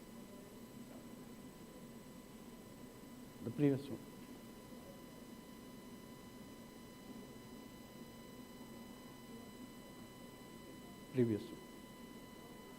Previous one. India, China, USA, Europe, and AST. You can see the comparison of sterilization guidelines which were done, and I will not go into the details of that. You can see the tick mark and the cross marks. That's more relevant and important. The next page. The next page. Yes. If you see the overall goal and importance, I would give you a gist of it. The strengths of AST guidelines, next, demonstrates excellence in depth and modernity. For instance, full traceability, emphasis on SAL, and continuous education, frequently achieving the highest scores or trying for the highest in qualitative descriptions. Gaps addressed by AST was industrial sterilization, sterilization assurance levels, water quality, instrument care, emerging pathogens, and quantitative rigor. The summary table of gaps found were industrial sterilization, AST enhancement gamma and EB methods were introduced. The bridging strategy was policy addendum and public-private partnerships for equipment in hubs. SAL details, quantitative metrics was done, bridging strategy, training modules and NABH integration. Water quality, AST enhancement again, specific thresholds were included. Bridging strategy was subsidized testing kits and phased audits. Instrument care, AST enhancement was compatibility protocols. Bridging strategy was workshops and maintenance checklists. Emerging pathogens, quarterly validation was done in AST enhancement. Bridging strategy, national drills and indicator supplies were included. Quantitative depth, tables and graphs were introduced in AST enhancement. Bridging strategy was digital tools for data visualization. Conclusion, the AST guidelines emerge as a global pace setter, integrating hospital, diagnostic, and industrial sterilization with cutting-edge technologies like 3D printing, gamma radiation, and digital traceability, effectively addressing post-COVID challenges and reducing hospital-acquired infections. A big round of applause for those guidelines which has been made by our own CSSD stalwarts. The robust sterility assurance levels, quantitative precision, and focus on industrial resilience position them as a benchmark for advanced healthcare systems, particularly tertiary centers, despite the resource-intensive nature and technical complexity that require strategic implementation. Thank you once again, and AST is conducted based on these guidelines book. So a big round of applause for our AST and the guidelines book which we are using it for educating our AST students. There are some few announcements. Quickly, I will run through the announcements.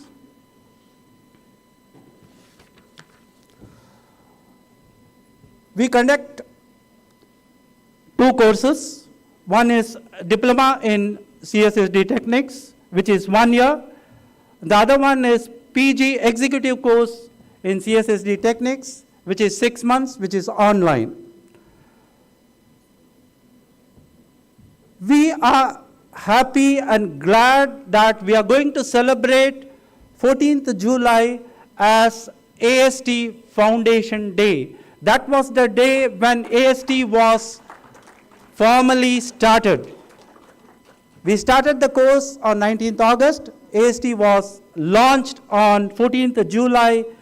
So we celebrate it as an AST Foundation Day, and we invite all of you to be a participant of it, whoever is possible to come, and whoever is not possible to come, request to celebrate this day on their own hospitals as a landmark for AST Foundation.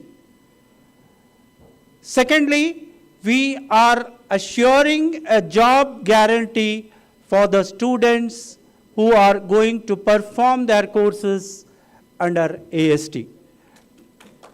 Thank you so much. We would like to have these announcements about the courses for the local Vizag people in the local language, one by my own student and one by an AST staff. Thank you. Thank you all of you. Good evening all. Myself Uday Kumar. Now I am going to explain about our courses in Telugu. The first course is PG Executive course. ఇది 6 months ఉంటుంది కంప్లీట్గా. దీనికి ఎవరైతే eligible అంటే ఇప్పుడు మనకి BSc science background ఉన్న వాళ్ళు, అందులో కూడా ఎవరికైతే 2 to 3 years of experience in medical department ఉంటుందో వాళ్ళకి మాత్రం ఎలిజిబుల్. ఇది కంప్లీట్ ఆన్లైన్ కోర్స్. దీనికి ఎటువంటి జాబ్ ప్లేస్మెంట్ కానీ గ్రాంట్ కానీ ఉండవు. Next coming with our second course diploma in sterilization science. ఇది కంప్లీట్గా 12th పాస్ అయిన స్టూడెంట్స్కి మాత్రమే. ఇది 1 year ఉంటుంది. ఇది కంప్లీట్గా ఆఫ్లైన్ కోర్స్. దీనికి స్టూడెంట్స్ కంపల్సరీగా ఆఫ్లైన్కి అటెండ్ అవ్వాల్సి ఉంటుంది. దీనికి మేము జాబ్ గ్యారంటీ ప్లేస్మెంట్ ప్రొవైడ్ చేస్తున్నాం. దట్ టు యాజ్ సిఎస్టీ టెక్నీషియన్గా మేము జాబ్ ప్లేస్మెంట్ ఇస్తున్నాం. దీనికి ఫీజు వచ్చేసి 40,000 మీరు ఇన్స్టాల్మెంట్లో పే చేయాల్సి వస్తుంది. That's it about our courses. Thank you.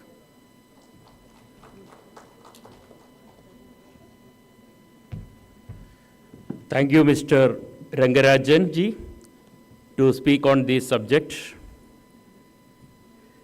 Thank you for your comprehensive and enlightened presentation. Your clarity in comparing the sterilization guidelines have provided us with valuable direction for practice and compliance. We sincerely appreciate the expertise and insights that you have shared with us.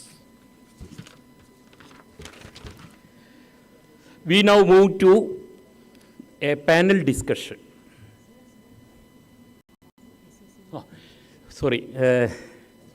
May I call Colonel S.S. Singh to felicitate Mr. Rangarajan.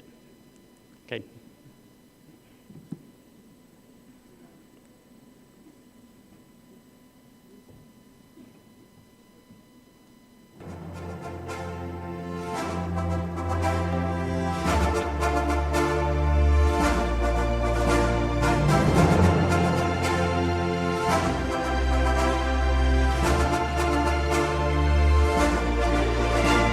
Can we have a big round of applause, please?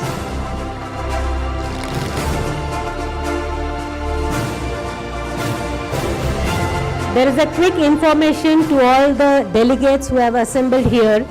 We have given our vendor partner, that is Machine Fabric, has given a wonderful gift. Plus there are other gifts by all the other vendor partners. So before going, if at all you have your train, you have your air flight, or you have any other modes of transport to reach your place, please, we are giving certificate of participation and gift. But we are shortly at the end of this session, so stay tuned. So we are almost going to conclude today's session with a panel discussion. This interactive session will bring together diverse perspectives, practical experiences, and expert insights on the subject at hand. We look forward to a meaningful exchange of ideas and an engaging discussion with our esteemed panelists.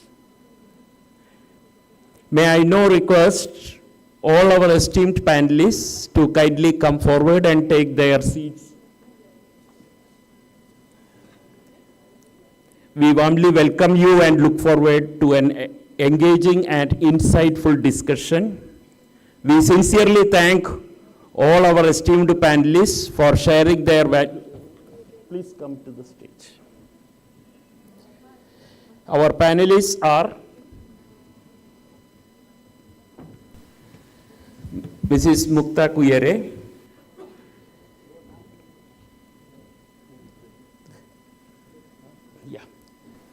Captain Baban Rai is going to moderate. I think he doesn't require an introduction because already introduced in the morning. Similarly, Naresh Kumar Yadav, I would like to give a brief introduction of him. Senior consultant in CSSD with expertise in CSSD infection prevention, operator and hospital safety and clinical audits. Over 32 years of experience in OT and CSSD. Holds leadership position, senior technical officer for CSSD in Sir Gangaram Hospital in Delhi. Certified internal auditor for integrated management system course done at Sir Gangaram Hospital under TUV SUD South Asia Private Limited.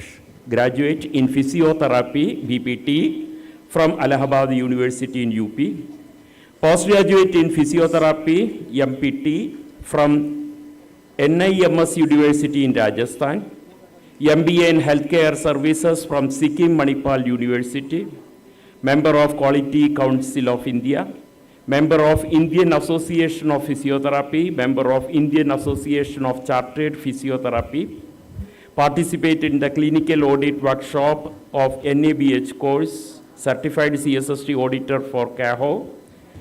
Hero Award in Asia Pacific Sterilization Leadership Summit in Bangkok in 2019. Spotlight Award by Healthcare Sector Skill Council HSSC in 2024. National CSSD Leadership Award in March 2025.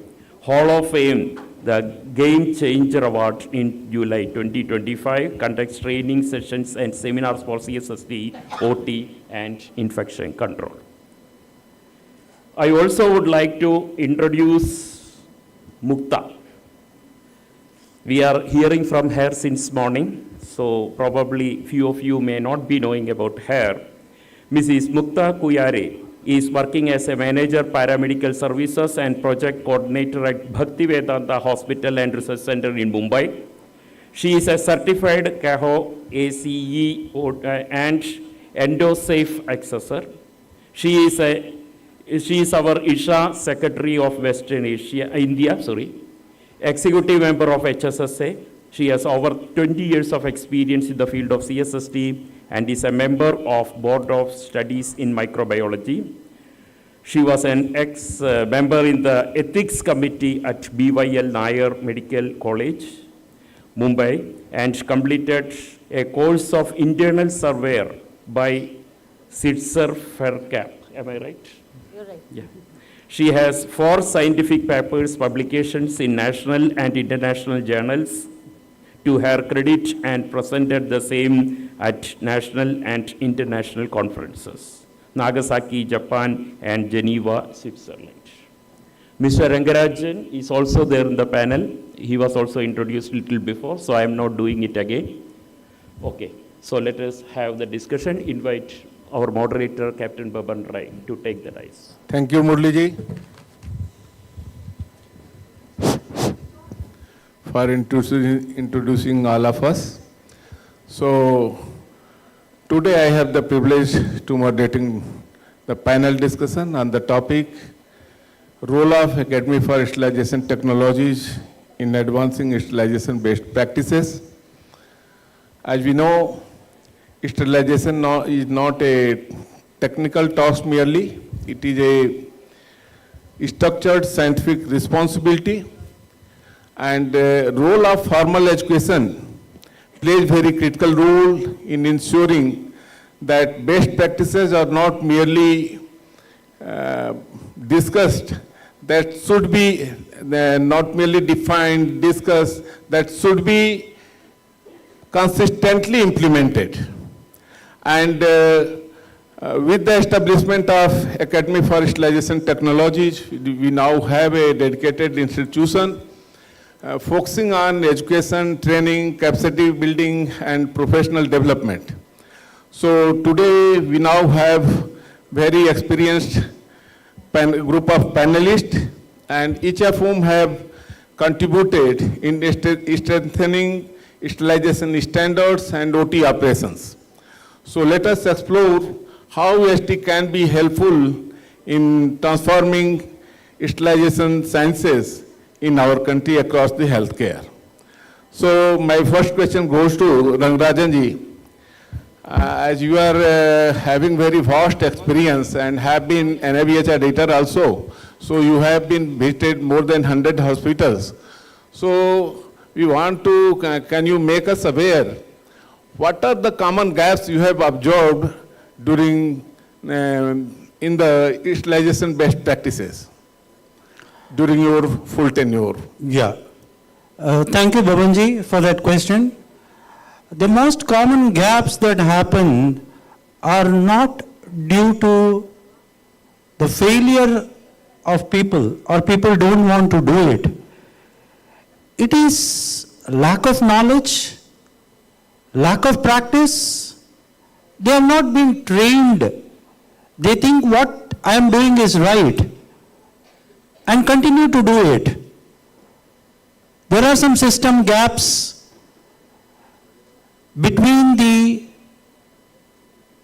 installation and the working of the equipment, system gaps between the guidelines and explaining them what that guidelines means. So these are some of the gaps, like basic gaps like loading properly in the machine, using proper indicator tapes for the proper sterilization loads. These are some of the gaps which I feel need to be made to understand. Not only the CSSD staff, but also the receiving staff are not aware of many of the things. This is where we pitch in to educate them, to make them understand what is right and what is the right way that has to be done. Thank you, Rangarajanji. Now my next question to Ms. Mukta Kuere. So, how that gaps highlighted by Mr. Rangarajan, how can AST be positioned to fulfill these gaps? Thank you, sir, for this question. Okay, since Rangarajan sir mentioned all varieties of gap, right from the loading technique to unloading technique to training and other aspects. So here at AST, in AMTZ, how are we going to support in filling this gap? So I hope all of you are awake. Can we have a yes from all, whoever are present here? I can see only Rimi madam. Are all you awake? All of you are awake, right? Good. How is the door? Hi, sir. How is the door? How is the door? Hi, sir. Sir is from Captain. Sir is from Army. So the voice tells. Sir doesn't need a mic. But anyway, how are we going to bridge the gap is, we are starting this course of AST. What we did, the skit was, right from having SOP, right from having good documentation, right from having calibration, quality control. Apart from that, the trainer plays a very important role. I think all of you present here must be interested in watching movies, either Hindi movies, English movies, South movies. But there was one movie based on the nation, that was Jai Ho, from Salman Khan. And there was a very good dialogue he said, आप एक की मदद करो और उसको बोलो आगे तीन की मदद करो, and that chain continues. So we have to have this factor in our field where we train one, tell the person to train 3 more, tell that person to train 3 more. Like this, we will have network of trainers. Here at AMTZ, we have come here to attend such a good conference. People who have come here from Orissa, they have come from Delhi, Mumbai, and various places, Pondicherry too. So why are you all here? You are here to bridge that gap. And how are we going to help you is to have this course where we will be having right from 12 plus people, also people who are already working professional, to give you a platform to have diploma courses. Also, we have postgraduate executive courses.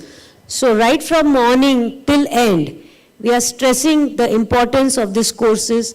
So we request all of you to please come forward and enroll yourself in this course so that you will bridge this gap of the sad part of the story where the Caesar was not happy, to incorporating all those practices, getting yourself trained, following all the norms, and have a better input, and finally getting accreditation to your hospital. Once you have accreditation, what you have is the name, fame, finance will follow through. Thank you, sir. Thank you, Mukta, for your insights. So now, Mr. Naresh, let us know how AST programs can be tailored to meet the specific needs of CSSD and how it can be benefited. Good question. How many of you are agree that practice makes you perfect? So I want to add one thing, that practice makes you perfect, but practice makes you perfect. Do you know Sachin Tendulkar and Vinod Kamli? The coach of both was one, Ramaranjan Achrekar. The coach was even, but the learning phase, how they learn, so the AST is the good platform for new beginning. Those will learn the right technique from receiving to dispatch. People know कि 20 साल से हम ऐसे करते आ रहे हैं, हम नई चीज क्या करेंगे हम. They don't want to adopt new things, documentations. Now time has changed. CSSD, now no surgeon, no single surgeon can blame to CSSD that we are getting infection because of you. Because if you have documented, the AST will help us to new beginner to learn the right way from receiving to packaging, washing, sterilization, and dispatching. How we maintain our sterile store perfectly, how we loading the machine perfectly, how we dispatching our instruments and sets. All of them, the AST will be very helpful to each of one for new beginners. Thank you. I am adding few points here. That specific needs of CSSD have that entry-level education, Yes. managerial level education, short-term courses. So these are the things that can be added in the AST curriculum to meet these types of, means we have to look after these aspects also. And thank you for your insights. And now, Rangarajanji, can you share your insights? How AST can contribute in developing standardized guidelines and structured CSSD practices, CSSD operations? Yeah, definitely. That's the main aim and motto of AST. And as I presented to you on my comparison of studies of various guidelines, we wanted to be a neutral scientific body wherein we want to pitch in to the guidelines that has been existing in various hospitals and make it a standardized guidelines that we have made ourselves with all our stalwarts putting in efforts day and night and brought out this wonderful guidelines book. Way forward, we would try to take it up to the government level to see to it that these guidelines get regularized so that, we can help to bridge the gap between a doubt that exists in the minds of the CSSD people that whether this is okay or not. So this is going to help being a structured guideline book. So this would definitely help the CSSDians by joining this AST course. Thank you. Thank you. Ms. Mukta, what new technology and practices should India adopt to meet the global standards? Okay, Please share. let me be very short. To have the global standards, initially we should incorporate all the modern techniques. People here are still struggling to have a good steam sterilizer, correct? We should, all the industry partners can help us in reaching out to those hospitals, help us promoting, like apart from having a small steam sterilizer, have a better version of your steam sterilizers. Apart from that, you can have ethylene oxide gas sterilizers, you have low temperature sterilizers, you have gamma sterilizers. So in AMTZ, we have a gamma sterilizer. Apart from that, you can have stew sterilization. So all this advanced method of sterilizations can be, taken into account. Apart from that, in terms of training, yes, training never stops. Go ahead for training. Take what is necessary for your organization and implement that. Apart from that, you have a lot of regulatory things to be followed, which are mandatory in accreditation also. To reach up to global standard, basically, apart from all these things, one more important step is publication, which I always stress upon. We have a lot of publications from the, across the globe, but from India, hardly we can have anything. So I think publication makes us a lot of importance along with the other systems. Thank you. Thank you, Mukta. Mr. Naresh, as per different guidelines like NABH, JCI, CSSD is an integral part of hospital. But we see that some hospitals don't have proper CSSD and sterilization, cleaning, etc. All activities are being done in operating theaters. So what could be the repercussion of this? I think government should take initiative. The government, there is no government guideline for CSSD run. Like in any hospital, suppose if you want to run blood bank, you need government permission. You cannot run blood bank in your hospital without government permission, government guideline. You cannot run even a lift in the hospital permission without government guideline, government permission. But in the same manner, I think CSSD should be run or checked by some government body if you have not fulfilled the basic, the infrastructure of CSSD. You cannot run CSSD. So the government body will come and check the how your layout, it is unidirectional or not, your receiving area, your packing area, and then dispatch.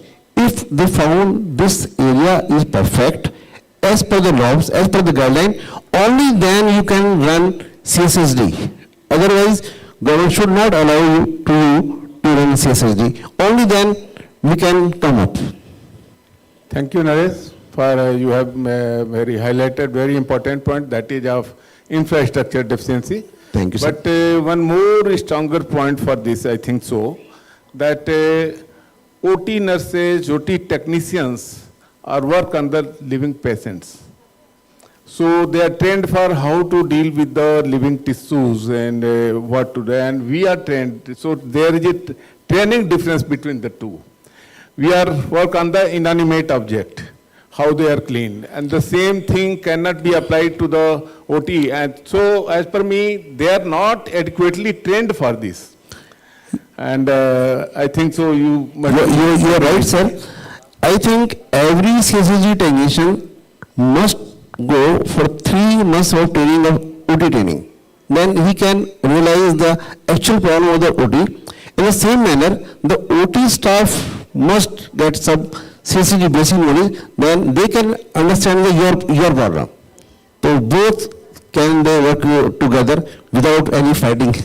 True. Thank you. That will be my last question to Mukta. Where do you see AST in our next 5 years or 10 years? So we just had a meeting, and AST in last 5, 10 years. Next 5 years, AST will rock. You will see 400 plus people trained under AST banner, and all of them getting jobs. Thank you. Thank you, Naresh. Thank you, Mukta. Thank you, Rangarajanji, for your insights. And I think so, we all have been benefited with this program. And thanks, everyone. So now, over to Murliji. We sincerely thank you all our esteemed panelists for sharing their valuable insights and diverse perspectives. Your thoughtful contributions have truly enriched this discussion and provided us with meaningful takeaways. Thank you. Thank you so much. Calling Mukta to continue forward.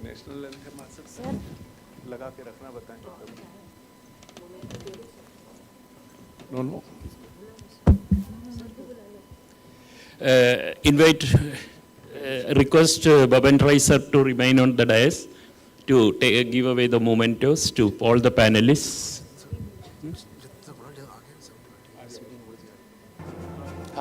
Sir, please. Jadendra sir also, please join. Sir, please join. I didn't see you.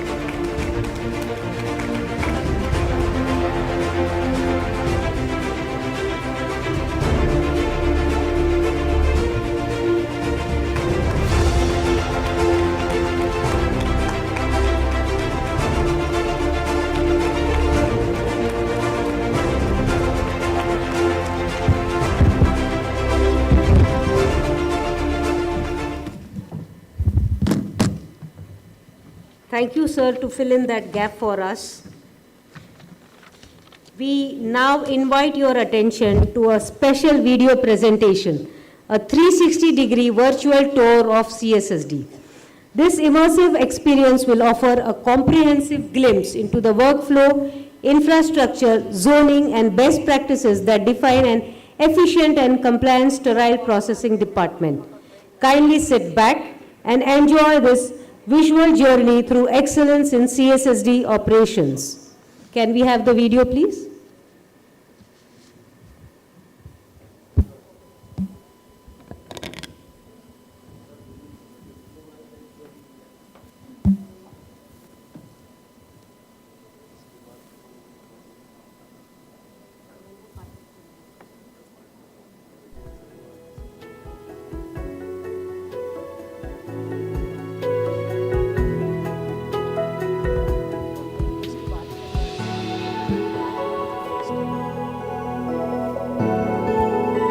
So as you see, this is a CSSD practice. So this is the commonest of practices you should do. As and when you enter the department, kindly do your hand hygiene practices.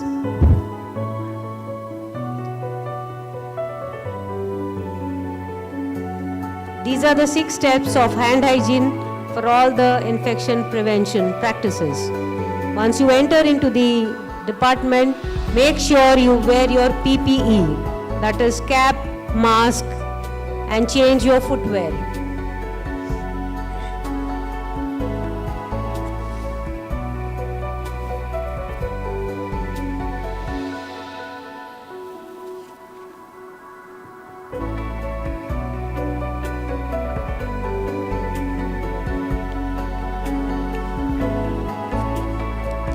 This is the linen area, where you have a light on a table to see your linen materials are properly checked.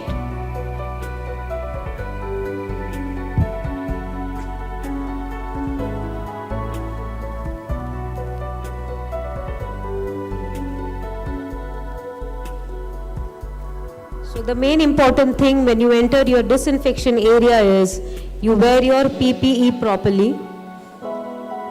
Make sure you don't have any needle stick injury.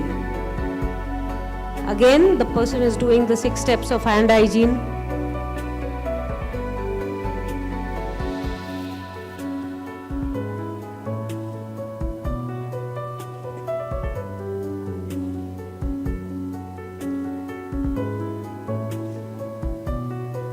The main thing what you have to do when you enter any CSSD and in your decon area is to follow the instruction for use. As we know that we are moving on to a modern technology, the instruments are very complex. So kindly follow all the instruction for use given by your manufacturers and see that your instruments are taken care of.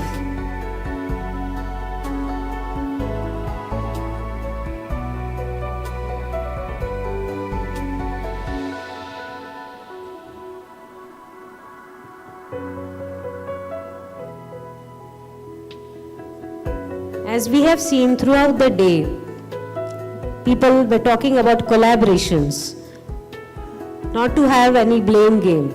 So the ideal method is to cross-check and then take the instruments. This is the latest technology which we have been talking of, having a barcode systems.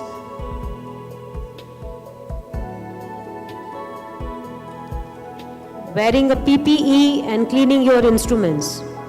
You are protecting yourself per se also.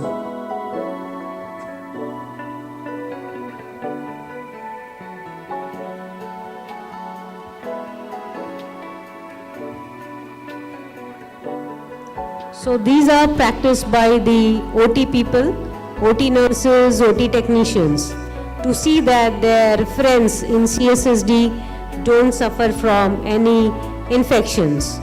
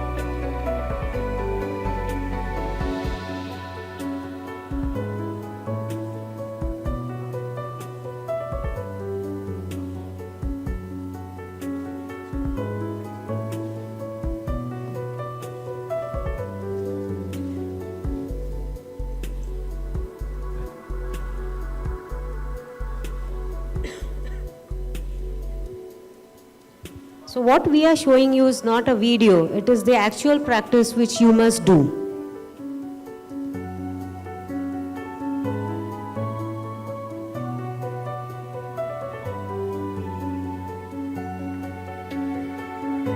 This is basically cleaning of your trolleys after it has been transported via OT and kept ready for the next use.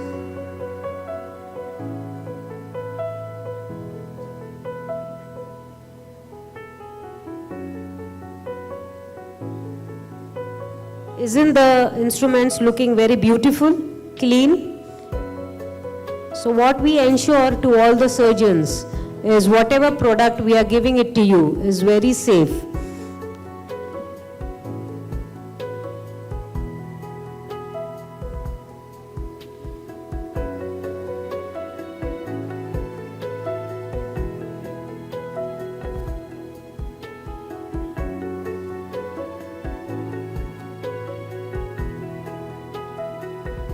Yeah, this is what we don't expect and we don't do is have a rigorous cleaning of your instruments. Be gentle on your instruments. Because instruments are the capital, profitable items in your hospital.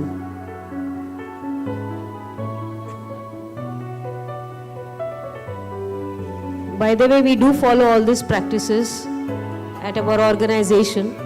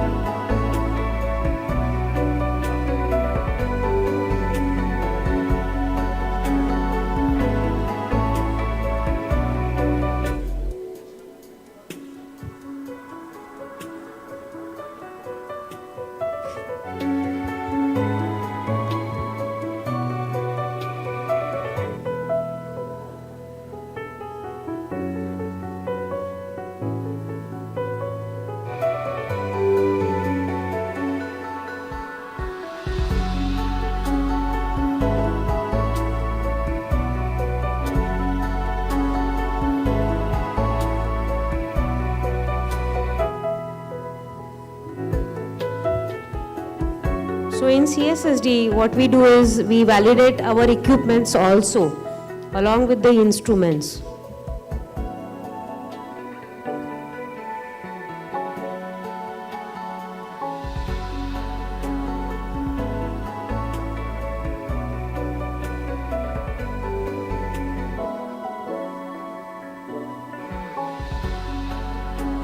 We move on to the final stage of the life cycle of your instrument. That is the final pack of your instruments.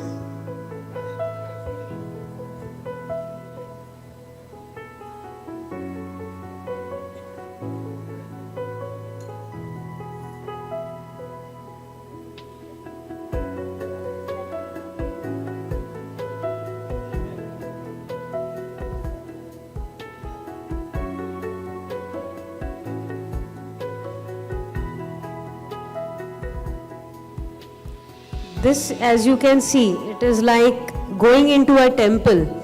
How do you know you have visited a temple is by the tika.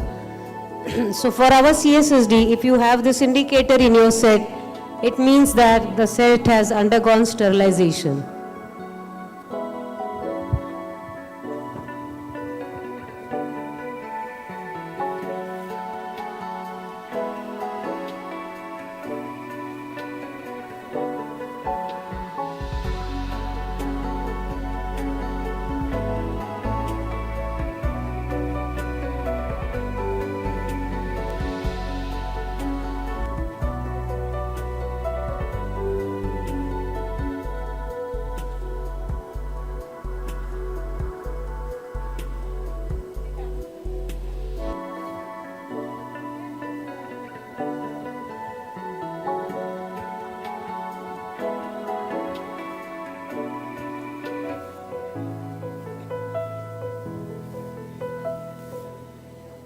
As in the panel discussion, we were talking all about the advanced technologies. So these are the advanced technologies and the advanced equipment you can have at your hospital. Mandatory hand hygiene is necessary.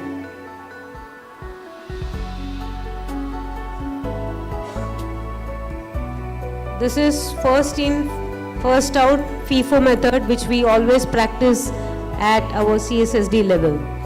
Whatever comes in first goes out first.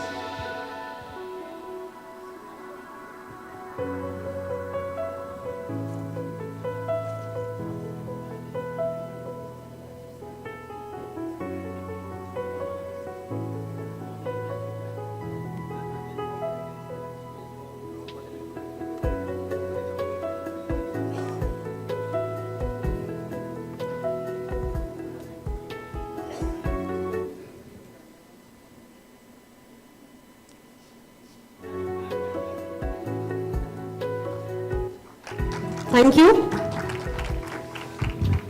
We now take a moment to acknowledge and appreciate our valued vendor partners. Your continuous support, innovative solutions, and commitment to quality have played a vital role in strengthening sterile processing practices and enhancing patient safety. May I request our vendor partners to kindly come forward as we express our sincere appreciation for your contribution and collaboration. Can we have on stage Captain Baban Rai, sir?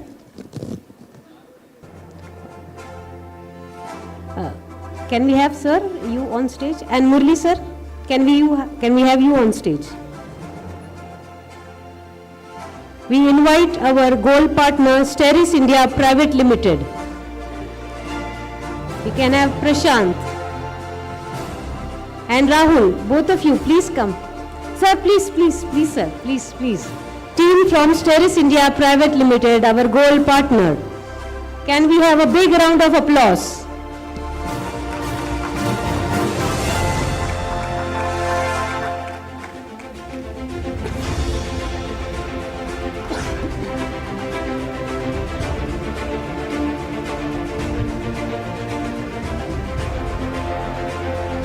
Next, we have Machine Fabric Industries Private Limited, Mr. Rahul Patil.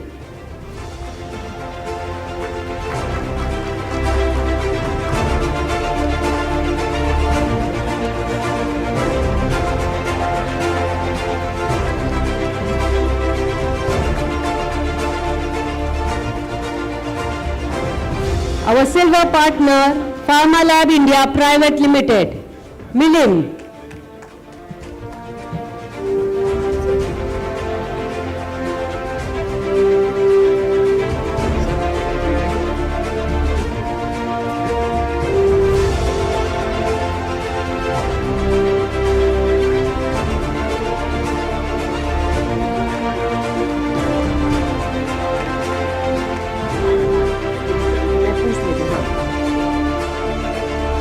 Our newly associated vendor partner, Sistron Systems Private Limited.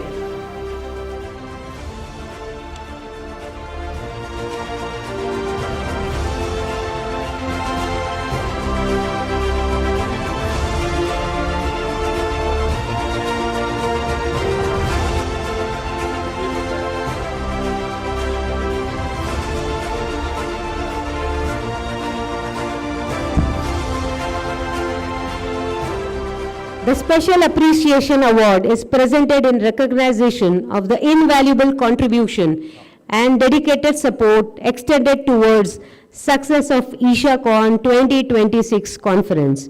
Your commitment, collaboration, and efforts have significantly strengthened this academic platform and ensured the seamless execution of the event. We sincerely acknowledge and appreciate your meaningful contribution to making this conference a grand success. Can we have Madam Rimi please come up on our stage? We would like to appreciate you. Madam Rimi.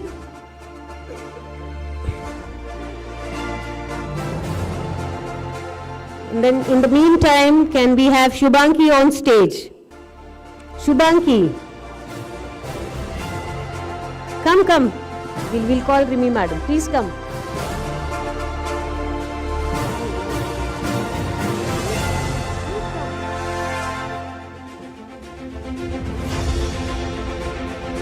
Can we have Baban sir, please, on stage to give away the Special Appreciation Award?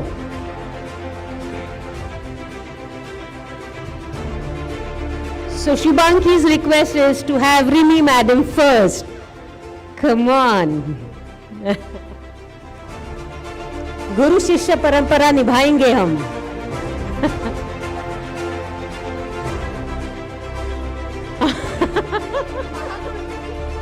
क्या बात है.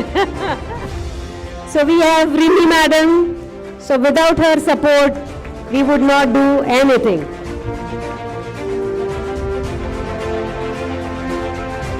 Next we have Shubhanki.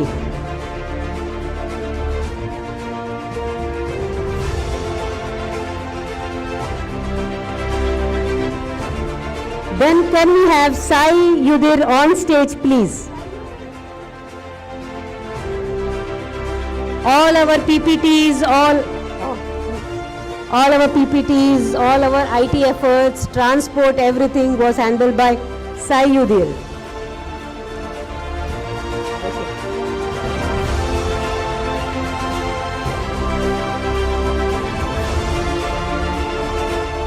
Can we have Vishwa Rao, where are you?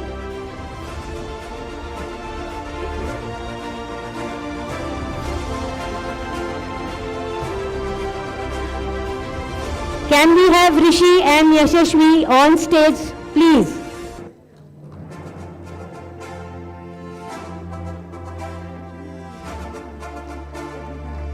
Can we have Madam Rimi's team on stage, please? EMC Square team.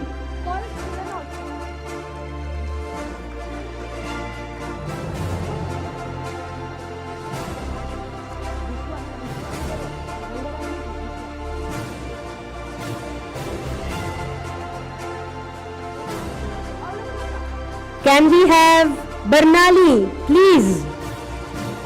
Without your support, it wouldn't have been possible.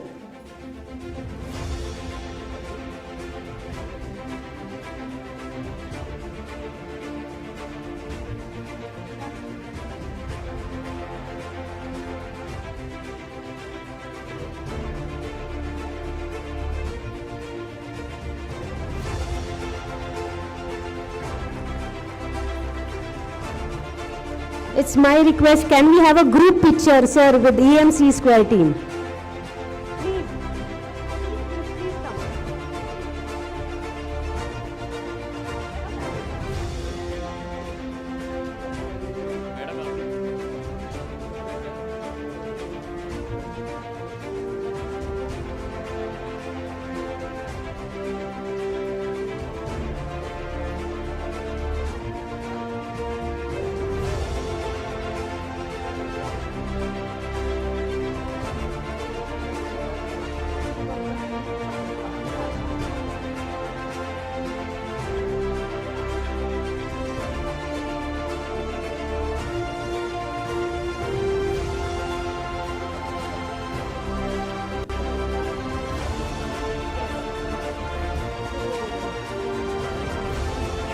You know, we can have one award for Vishwa. Vishwa was the torchbearer for this conference.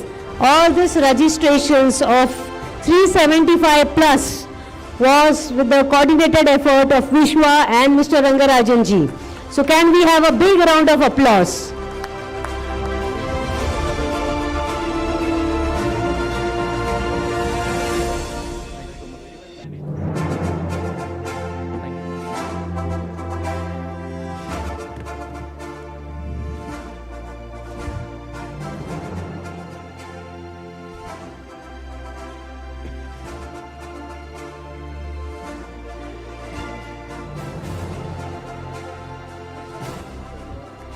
Okay, as we come to the end of this enriching conference, we reflect with gratitude on a day filled with knowledge, collaboration, and shared commitment to the excellence in sterile processing. We sincerely thank our chief guest of honor, distinguished speakers, panelists, industry partners, organizers, and every delegate whose presence and participation made this event truly meaningful. Your insights, enthusiasm, and support have strengthened our collective vision towards patient safety and CSSD excellence. We express our heartfelt gratitude to Dr. Jitendra Sharma ji for giving us this esteemed platform to host the conference. Your constant guidance, encouragement, and support at every step have been invaluable, sir. Thank you for your vision, leadership, and for inspiring us throughout this journey. And I take privilege since I'm hosting. Thank you for always remembering me as humble and strict. Thank you, sir. We would also like to acknowledge and thank the EMC Square team of AMTZ under the leadership of Rimi Thapaji. Your commitment, teamwork, and attention to the detail ensured that every aspect of this conference was executed flawlessly. Thank you. We sincerely thank the catering team for the delicious and well-arranged meals. Your thoughtful hospitality added warmth and comfort to our conference experience. We sincerely thank our valued vendor partners for their generous support and collaboration. Your contribution has been instrumental in the success of this conference. A heartfelt thank you to our FMS team for your tireless service and attention to detail. Your contribution played an important role in touching and conducting a smoothness of this event. And as we conclude, we sincerely thank you for your valuable participation. Kindly collect your gift and certificates from the registration counter who has not. And we wish you a safe journey and look forward to welcoming you again. Thank you. Jai Hind. Can we all stand up for our national anthem? Requesting everybody to kindly stand up.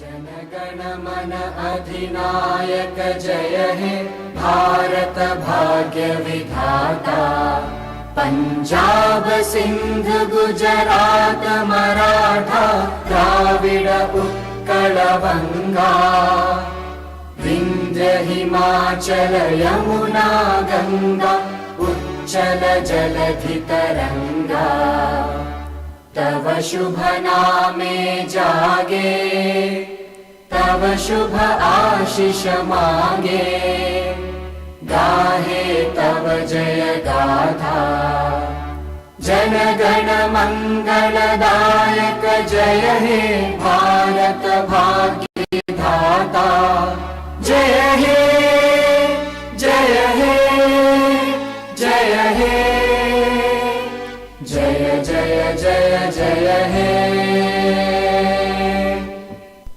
Bharat जय हिंद जय हिंद जय हिंद मातरम मातरम मातरम.